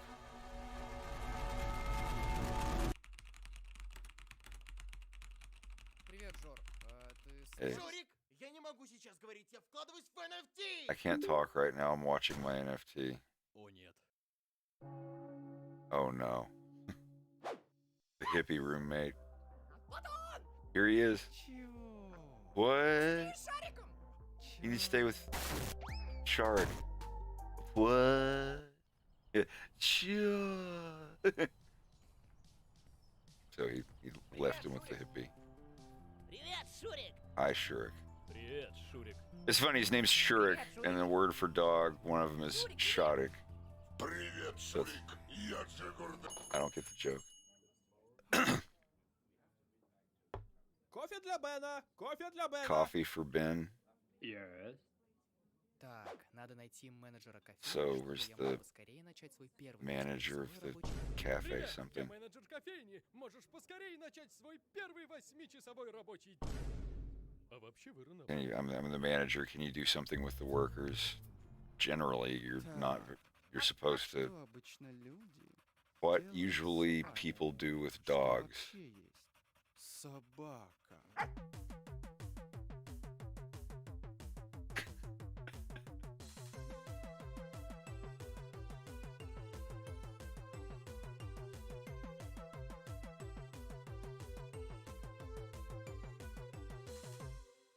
Что же еще с тобой сделать? Оторвать хвост? Прикрепить What else can I still do with you? We've already. Это все не то. And he says something about food. Точно! Надо тебя покормить. А я не Or- понял. Где же вся еда? Она что, спряталась от нас?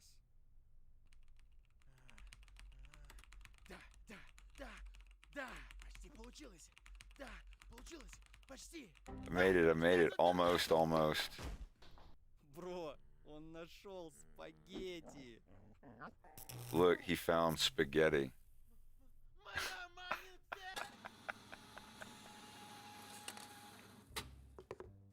Кофе для... Чего? Alexander. Вообще-то Александр. Usually people say Alexander. Ой, Шурик! Привет! Не знала, что ты устроился в эту кофейню. Теперь я буду заходить сюда почаще. I didn't catch that. Something about being new to the cafe. Чай, зеленый, черный, с молоком. Green, black, with milk, without milk. Ой, Шурик, а можно просто водички? Can you suggest something? Да, конечно. Да, конечно.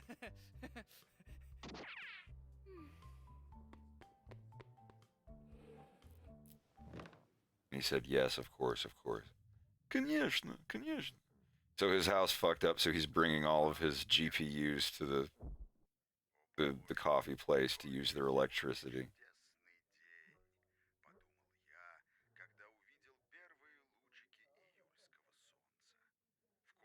Or running those cords from home, maybe. Какую воду она хотела? Какую из всех этих вод вообще пьют? Так, Шурик, думай. I don't know what she would want. What should I... Counter-Strike noise. Блин, хорошо, что тут электричество халявное. Well, it's so good to have electric something.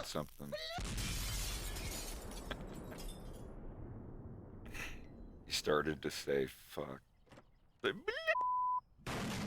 Ну Ну что ж, мое кафе взорвалось, посетители убежали, дело всей моей жизни лежит в руинах, а моя семья не сможет возместить убытки в ближайшие 510 My лет. store is into ruins. Это было очень плодотворное сотрудничество. Спасибо за весь вклад, внесенный в наш бизнес, но мне придется тебя уволить. Что? Вы не имеете права его уволить. Просто посмотрите на этот потенциал. Just look at him. Мыслите в перспективе. Будьте на 2 шага вперед. He's convincing him to let him stay working. Высот, пойми, что деньги приходят и уходят. Money, from money comes money, and even more money.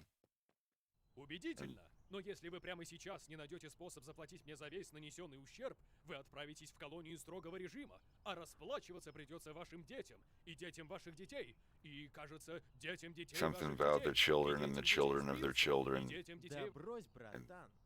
У меня есть достойная He's like, have you heard it? компенсация. I have here the answer to Что это вообще значит? what am I supposed to do? What is this supposed to mean? Эй, Шурик, чё ты такой кислый? Не парься, я дал ему лишь скриншот NFT. Да ладно, проехали.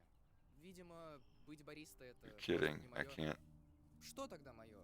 Вот ты отлично распоряжаешься деньгами, What then когда они у тебя есть. should we Потом do with вообще все получается, но... generally coming to be with? А у меня что? У меня I have what? шарик. A room and a dog. Dog.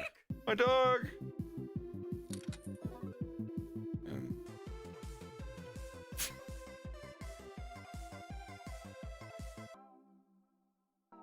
yeah, sorry, they talk really fast. It's hard to keep up. But I mean, I've seen it a couple times. I've heard kind of what they're saying. That's the gist of it. One of these days, I'll just be able to listen to it and be fine. Fyodor Pavlov, Nikita Dchenko, Andrei.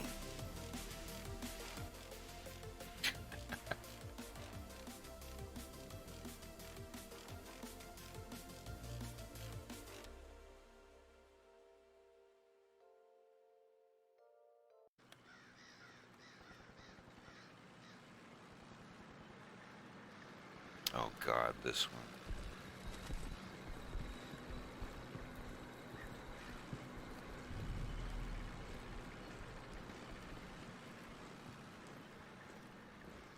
That creed, reaffirmed by those who planted flags from foreign battlefields to the surface of the moon. A creed at the core of every American whose story is not yet written. Yes, we can. Because of you. Because you sacrificed so much for a people that you had never met. That's part of what makes us special as Americans. Unlike the old empires, we don't make these sacrifices for territory or for resources. We do it because it's right. My father came to this country from Poland at the age of 17 without a nickel in his pocket, which sparked my interest in the need for immigration reform because I know what it's like to be the son of an immigrant. We grew up in a 3.5-room rent-controlled apartment in Brooklyn, New York. My mother's dream, and she died very young, but my mother's dream for her whole life was to be able to get out of that rent-controlled apartment and own a home of her own. She never lived to see that. Then let us give hope to people in America today who have lost hope. Let us provide jobs for the jobless, housing for the homeless, food for the hungry. You have a handful of people who control our economy, and they determine the destiny of our entire country. I wish I could give you better news, but I think you know the truth. And that is that we are now some 300 delegates behind Vice President Biden, and the path towards victory is virtually impossible. And so today, I am announcing the suspension of my campaign.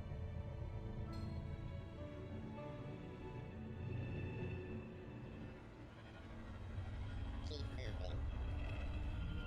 The people who kept us safe today, operators, trainers, everyone, was just huge. I also want to thank the town of Van Horn. This is small and we're making a dent in it, and we appreciate you for allowing us to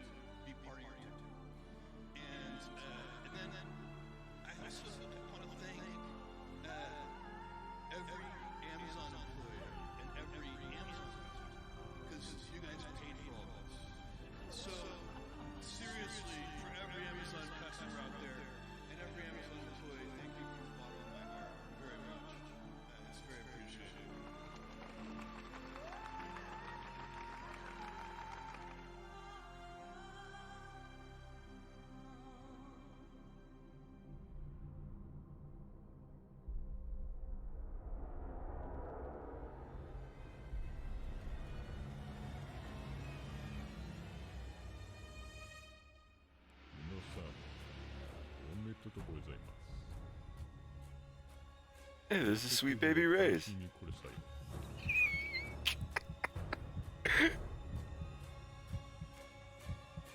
余額の水庫補助金のこと、技術的な財金の支払わないことで、私たちは富をもとも生産性の低いものからもとも高いものへと効果的に分配してます。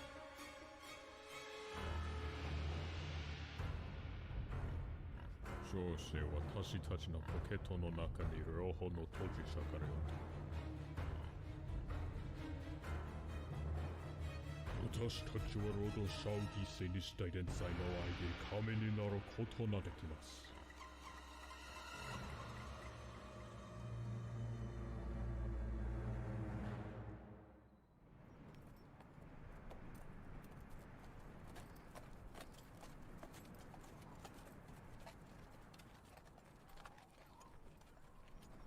It's not just them. The whole world wants you dead. You'll have to join up with Piker. Build that movement of yours one more time. First, we'll need to save him. He's in Los Angeles.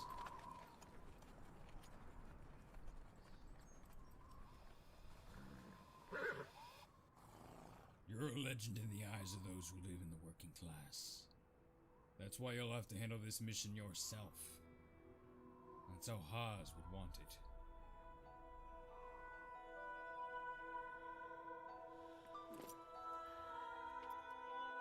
Now go. Let the legend come back to life.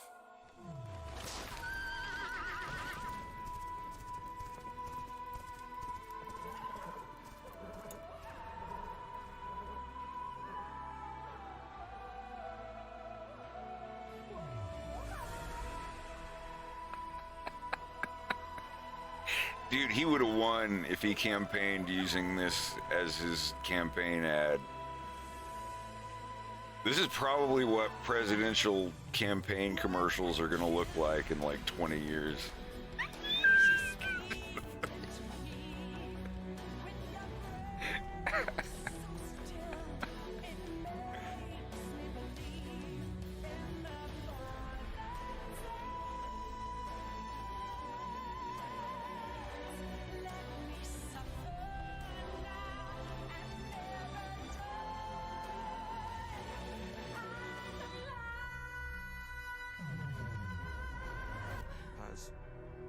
It's me.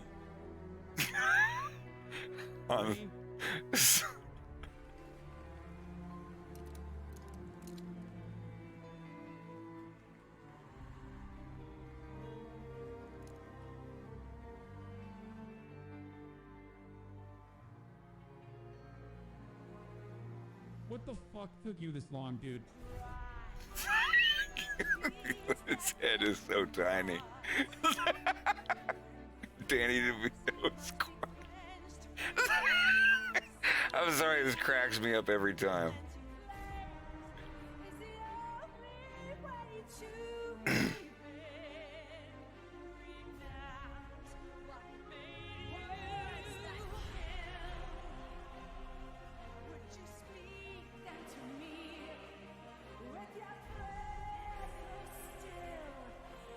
You got 3 people owning more wealth than the bottom half of the American society. That is insane, and that has got to end.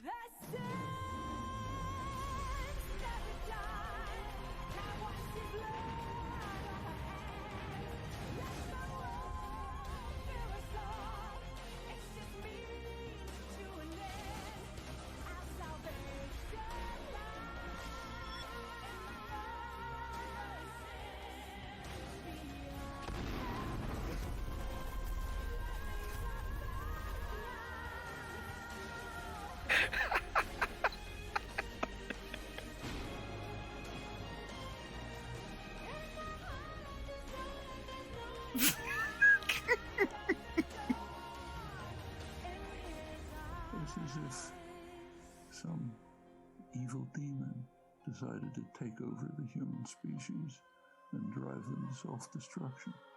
And much of the world is trying to counter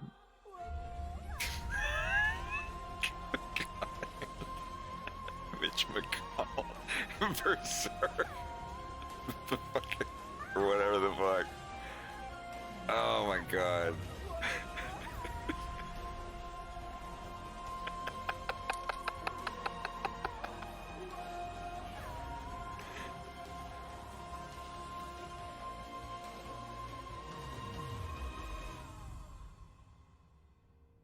Good stuff.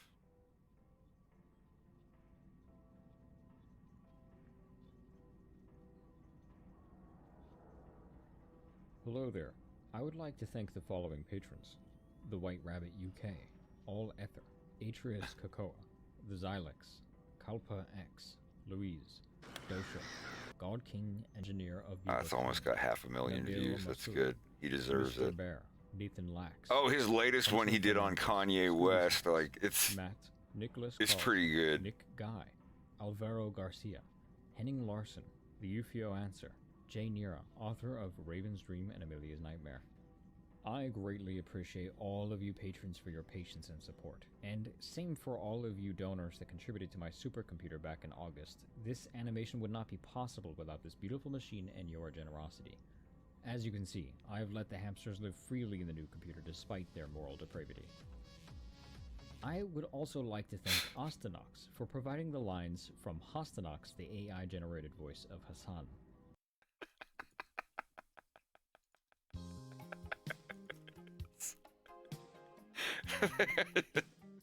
Dude, what the fuck took you so long?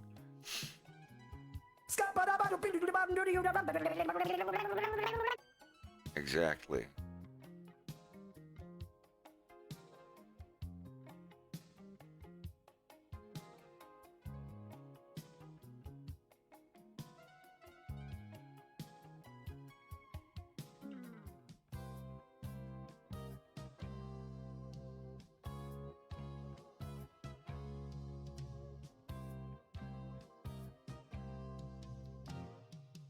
I'll have to actually get some marks put on the body of his model so I can actually tell where these dots are supposed to go.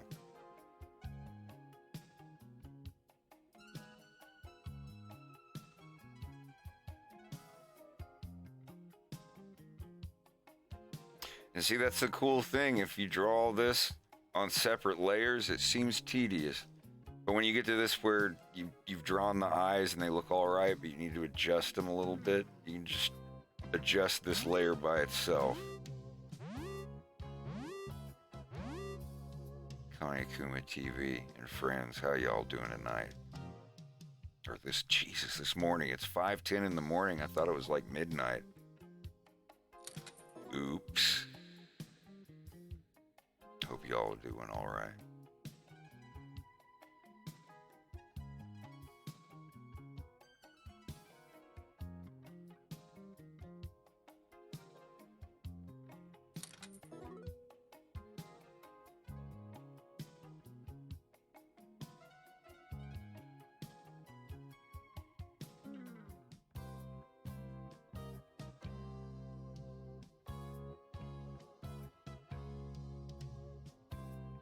Thanks, I appreciate it. I promise I will eventually take a vacation for completing episode 2, but I got too much work I gotta get done in the meantime. Gotta design. I've gotta de-age this guy down to like 19, and I have to design his father. There's basically a continuation of a scene from episode 2.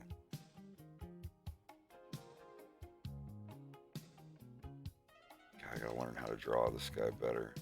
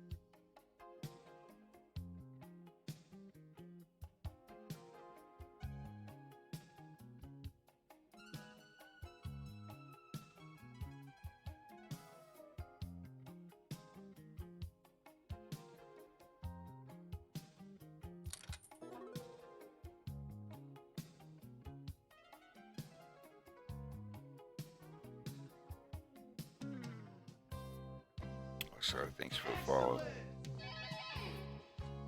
GW Stark, thanks for the sub. Appreciate it.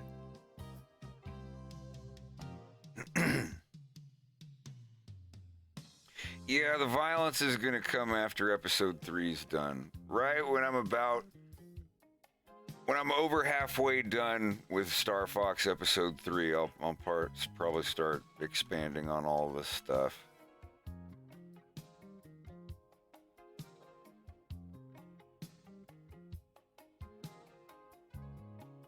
Yeen's on a submarine eating greens out of a tagine.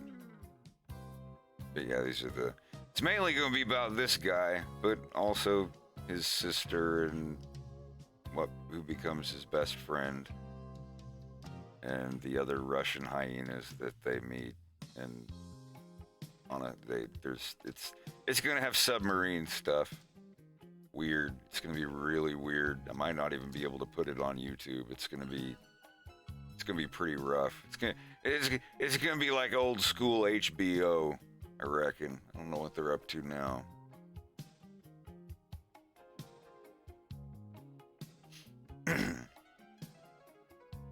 That's cool. Wish I could get Greg to help me, but he's busy doing his own projects.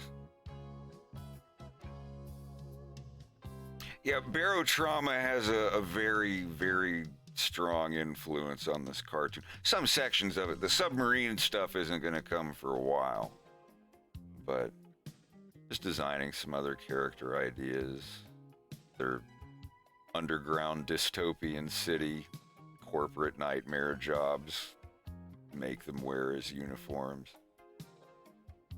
You're wearing your ID as a collar around your neck. The electric cigarettes are pretty cool. It's just a random Fox guy. I'm just designing random people.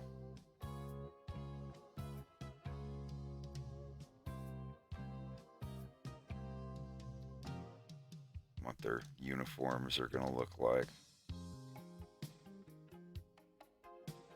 I don't really want to explain too much because I don't even really know where the cartoon is going to come from and where it's going to go. I've been writing it for 6 years, 2017. I've gone through so many damn iterations.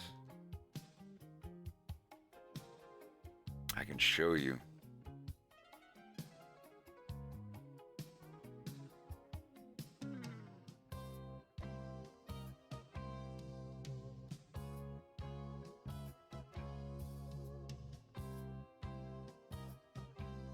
Here we go.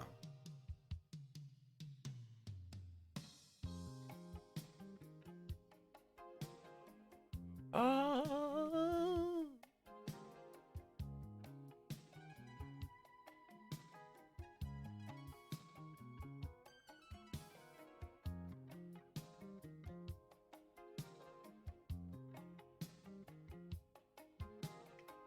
Some concept art stuff.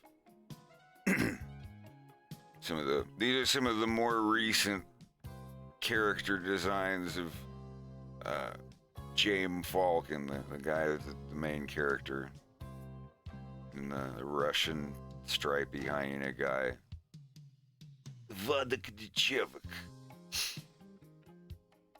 Slava is going to voice him. I was like, Slava, you're going to do the 3D work, and you're going to voice one of the main characters. But, This guy's fucking annoying. a little bit. Later concepts for things. Yeah, here we go. I started writing this in 2017. These are all the iterations of James that I've gone through. What is the name of the new band, by the way? The Teammates. And then sometime in 2019, I was like, well, what about later when he becomes a submarine captain? And the change, the drastic change is so crazy. And I kept trying all these different ideas, and I got to this one, and I really like this one. And this is my favorite one. This is the one that's in green. This is the one that.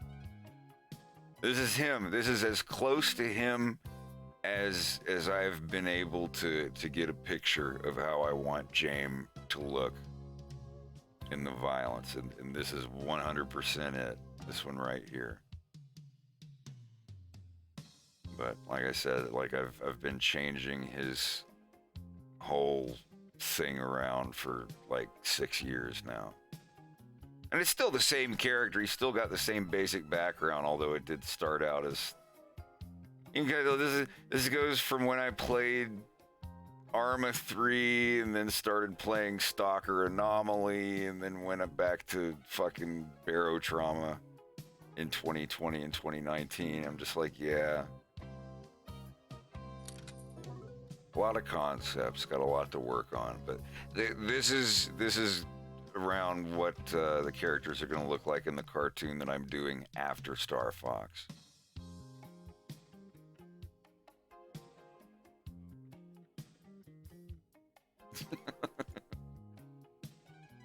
Yeah.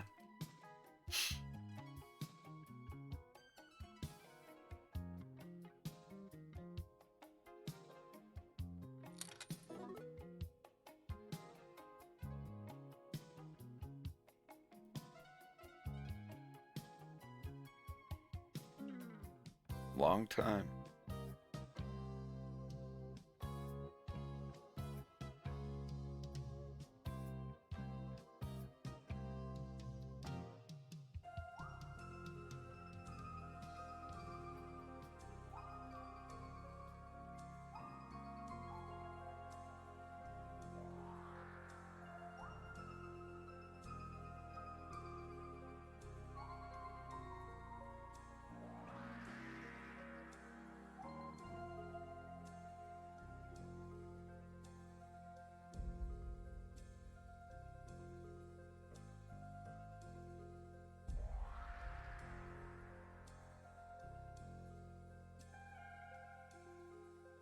Actually, yeah, that line helps a lot.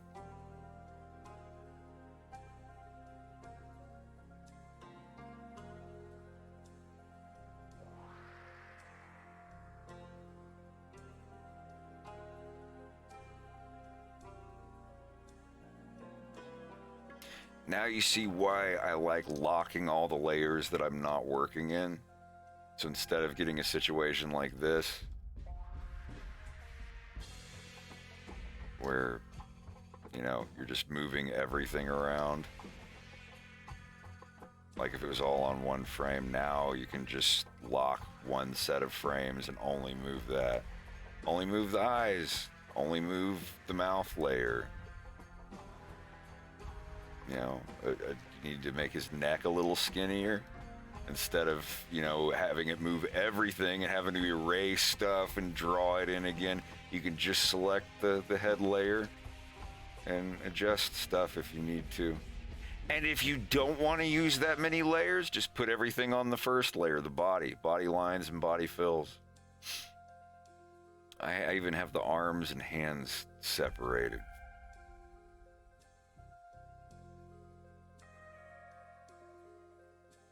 Yeah, almost everything I do in Blender. Let me show you my final drive scene.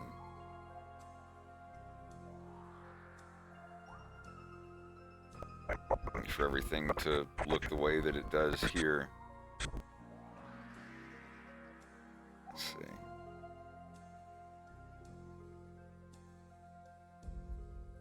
Just render one.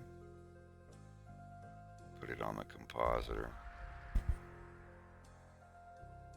The only stuff I really do in Sony Vegas, like in my video editor, when I import these scenes, maybe slight blur.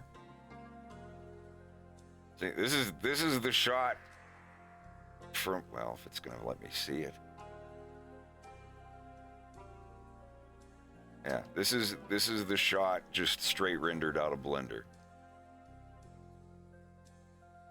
And this is my thing that I put it through.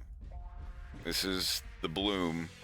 If I turn this off, it gets rid of the bloom effects. We just have that. If I turn it back on.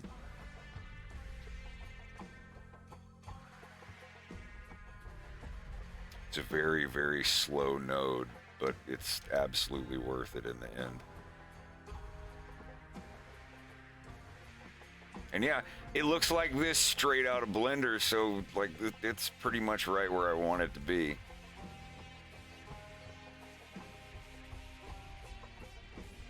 So, let me show you what my nodes are. I mean, they're just the basic compositor stuff. You got the picture that comes out here. There is a glitch with depth of field. Some spots of the picture will be see-through where they're supposed to be black. So this is just, it lays this thing over a rectangle of black underneath it to get rid of the problem. It's just a workaround that you have to do for now.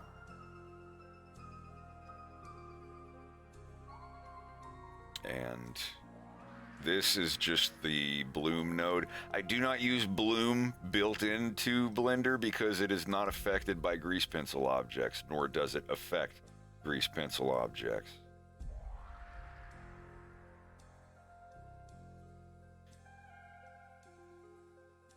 Have you ever done Blender compositing before?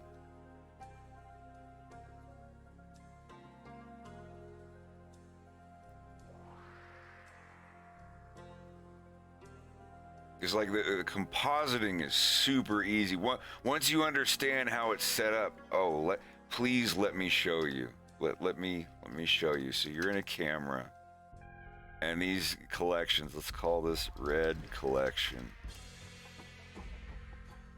I'm gonna take the camera and the light out of it, and the only things here. I'm just gonna make a couple of random objects, so bear with me for a minute.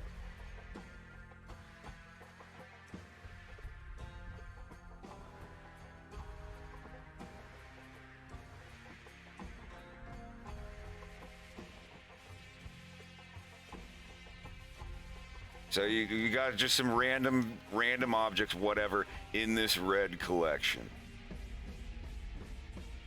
And let's duplicate it. Let's make a blue collection.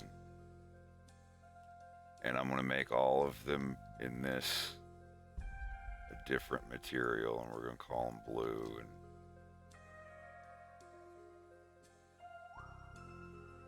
we're gonna have them clip. I'm gonna hide this other one just so I don't mess up the wrong ones.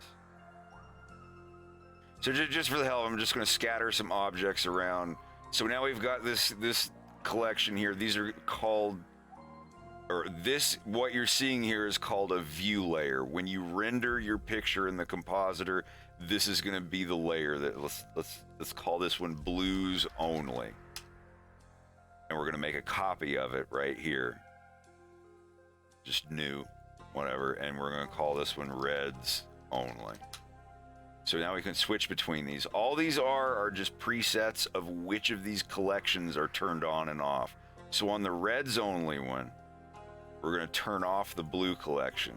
See, so in our camera, we're only going to see the reds.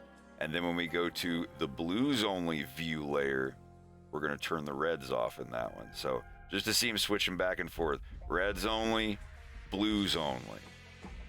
So now when you, like whichever one you're on and you hit F12 and you go to the image editor and see what you rendered, it's just gonna render that one.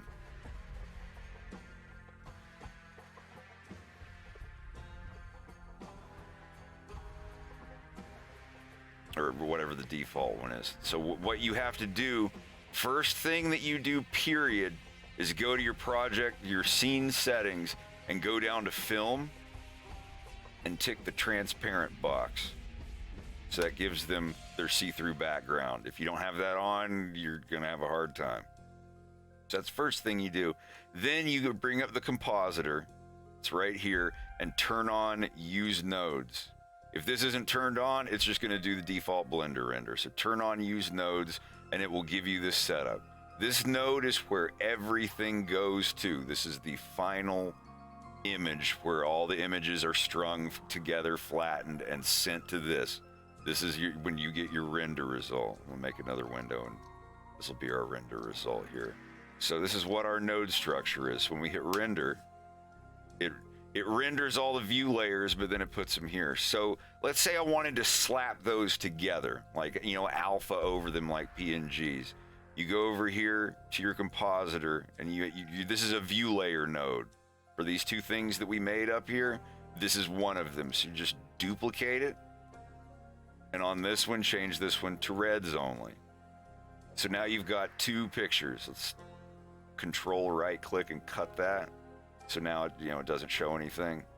So to mix these together, you're gonna hit Shift A, and it, like, you can find in here, but I just type search and type alpha over. And use an alpha over node, stick it here. It just flattens two PNGs together, bottom over top. So put this one in and this one in like that, and then run this node to the final one, and there you go, see? Or you can change their order, switch them around, and it'll be like that. That is the simplest way to do compositing. So now you've got these two. Let's say you want to change the brightness of the blue one. Drag this out, hit Shift A, search, brightness, contrast, stick it right there. And now I can just edit this, and it will change it in the picture over here. Or, you know, if you want to delete that one and put it on the final thing over here so it affects everything. Clyde, is this all making sense? I mean, this is all pretty simple stuff. But once you have this concept, then it's just a matter of looking at all of the nodes and figuring out what they do.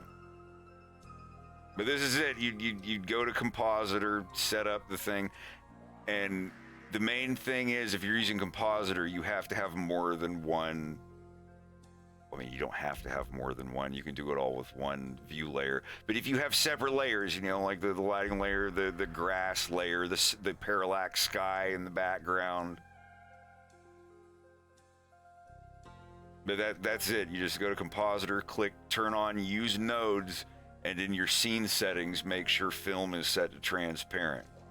Because if you have transparent turned off, it'll still work. But see, they don't have see-through backgrounds anymore. This is the #1 thing. Well, thank you, Jan. I appreciate it. If I'm not working on my cartoon, I'm doing Blender tutorial stuff. It's my other hidden pleasure. God, I could use some trouser gravy right now. What?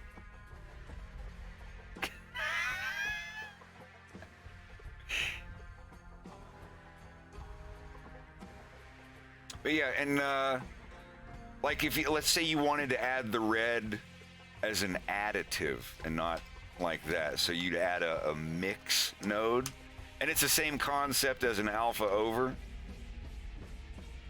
but you get to change the draw mode, you know, like multiply, additive, and all that, and then run it back through here. You control delete these, it deletes it but keeps the thing. There, see, it's additively. You can change it there. Yeah. I forget the clamping. Oh yeah, clamp down here. Jesus is in control, dude. But yeah, like that's if you're just wondering how to composite stuff together like that, it's that easy. You just go into the compositor, turn on use nodes, and click transparent. And just remember up here, let's say you're like, oh, we need a blue collection or a green collection added now. So then you'd make another collection. Oh, damn, lazy, jeez. Special animation time. How much? Whoa, 230 wait, thank you. Definitely, it definitely will. I really appreciate that. Tax season is upon me in Canada, no less. So, I already have all my money saved up for my taxes, but geez, it's about every dime I've got on top of paying for a car. I got my first new car recently. I've been driving the same truck since 2001. It's my first vehicle I ever got. I got it for my 17th birthday, and I still have it. 23 years later, almost. Good God. But yeah, like on top of all that stuff, it's all a big help. It's all greatly appreciated. So your view layers are are just configurations of which collections are turned on and off. Wow, Lazy, again, thank you very much for that. That was very kind. Or you can make a new one and hit blank, and it makes a new one with all of the collections turned off. So I'm going to call this one greens only. Openly greens. And these will all be changed to another material.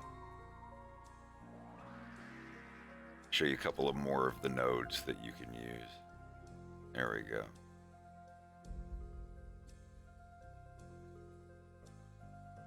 So now we have 3 view layers. So let's say you've made a new layer with some other trees in the front or something like that. So you would go down here, duplicate a view layer node, and change this one to the other one that we just made, greens only. And let's just do alpha over again. So you can't mix 3 together at once. You have to mix the 2 first. And oh, it's on by default. And watch out, don't make sure it's not on by default in your other one. See the red's only here, these turned on. Whoops. So now we've got these 3 view layers. You can put the first 2 together, and then the next one you have to put one on top of the other 2. Let's just change this back to mix.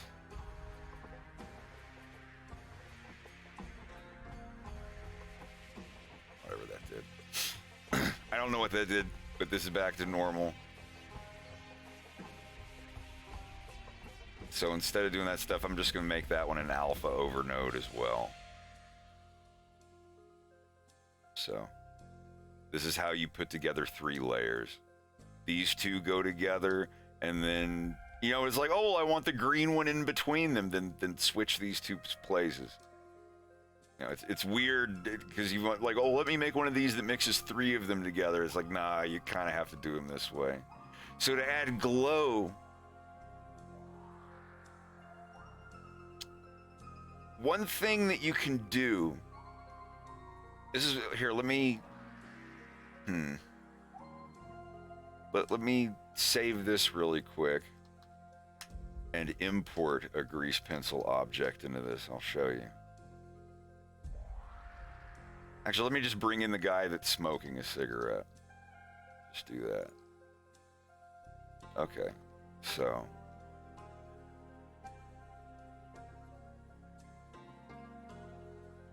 This will eventually make sense, I promise.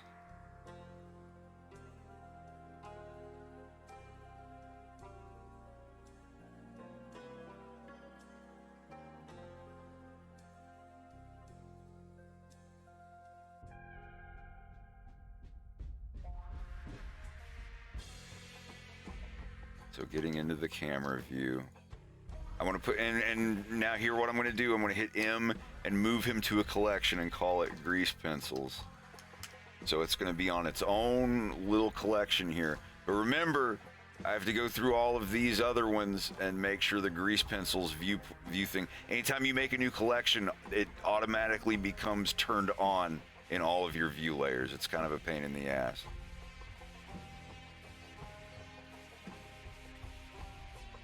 Yeah, for sure, Kimi. Have a good one.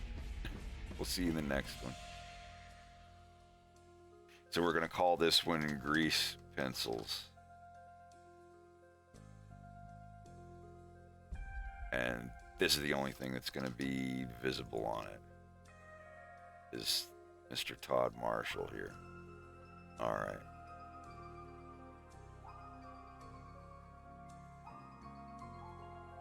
So let's say, and you can see here, one thing I like to do, I like to make an extra view layer and call it edit. And it's basically a view layer. I go in here and set it not to use for rendering on the view layer settings.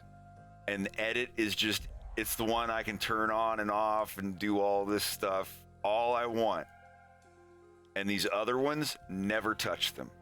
They're all set up the way they need to be, and you want to turn stuff off and test it and all this, make just an old beater view layer that you can fuck around with that's not used for rendering. The reason you turn it off is just it saves render time. If this is on, if you don't use it down here, that's fine, but it's still being rendered. It's still taking up render time. So just for the edit view layer, it's just something I like to do. It's workspace.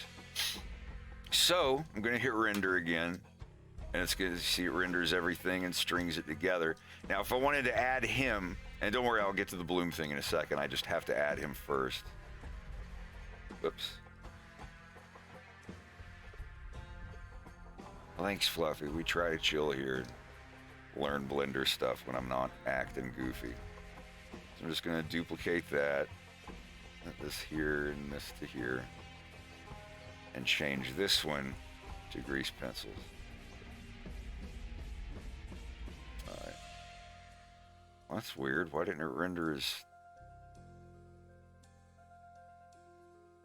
Oh, what is it? Oh, okay, what is this stuff? Oh. Hide fill. Okay, why did it render that? These are things I used to just hide fills if I need to look at them or turn them black and white. So let's turn those off. This is just like the patches around his eyes. It softens the edges of them.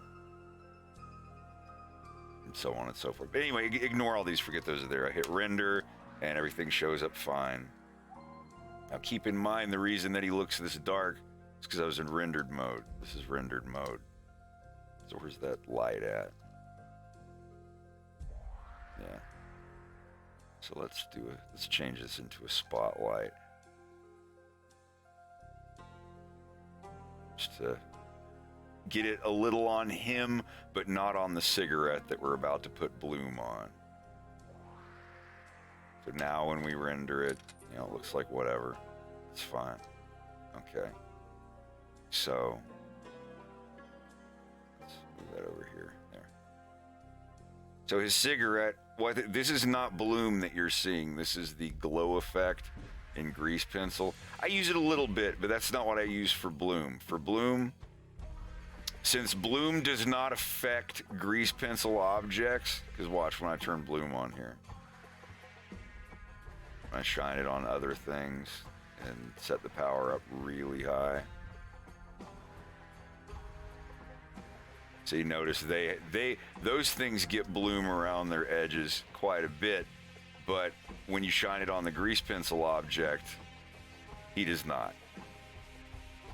Grease pencil objects are added after the main 3D render, so here. When you draw a C, everything's got bloom on it, everything looks great, but notice it doesn't affect his edges of his grease pencil object because it's added after the fact. So what I do not use this bloom at all. Don't use it at all. The one I do use is a little slower, but what I do is I render everything together first. All of these, you know, you saw them, just the alpha over for this, and then added this one, and then added this one. This is how you chain them all together. That's what it ends up looking like. And then before it goes to the very end, I'm going to add, I think it's a fog node. Or smog, I can't. Glare. Yeah, glare is what it is. So you're going to run it in here. Like, that's kind of cool, but that's not what I'm going for. Instead of streaks, you're going to change it to fog glow. So here, let's rendering it without bloom. So this is without bloom. Let me mute this. See, this is it rendered. And turning on the glare filter. See? It's exactly what you would want the bloom to look like anyway, but it works with everything and it's after the fact. This is a workaround until Eevee Next comes out and lets grease pencil be rendered in the 3D world with the geometry instead of being laid over the top of it after the actual 3D render. But that's it. It's that simple. You get your end picture, and then put a glare node, set it to fog glow. If you set it to low, it's faster, but on really tiny things, you will see, as you can see here, like the jagged edges of the fog glow, unless you set it to really high detail. See, you can kind of tell the difference. This one's faster, but it's got this jagged shit. So I always leave that on high. It just does it at the resolution of the picture, so you don't get any of that jagged stuff. It's a lot slower, but you know, it looks nicer. And here's the other thing. I have a modifier on him for the cigarette here. It's on the highlights layer here, see? So if I make it this big, let me move the blue stuff around. Get that from behind him. Yeah, you can click something and hit Shift G, and it's like select everything in the same collection, and it'll do that. Or select everything of the same type, which is meshes, so it selects all that. I love Shift G. It is a good friend of mine. All right. So, rendering this now, you'll see his cigarette. It has a little bit of bloom on it, a little bit. But if I go in here and modify the value of, I have it set to raise the V, you know, HSV of color, raise the value of it to something ridiculous. Like if it's down here, you get a tiny little bit, you raise the value to 200. You notice there's going to be some more bloom. You raise it to like white hot 10,000. And it's going to be wild. See, this is the highlight of...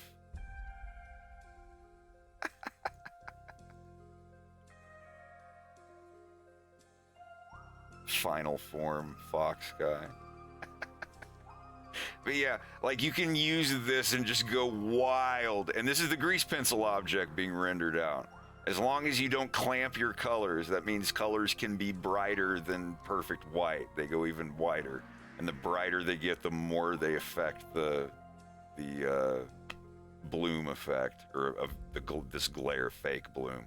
But it's still better than the actual one, because it looks nice here, but you see the grease pencil objects aren't affected by it. I hope that's a good little pointer. But, it's 5:48 here.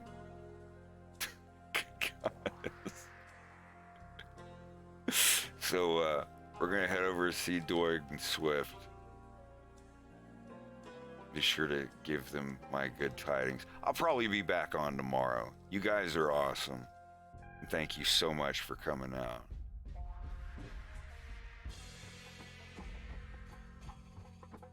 Sorry I'm late. I gave myself a camel toe and not the Dorothy Hamill kind.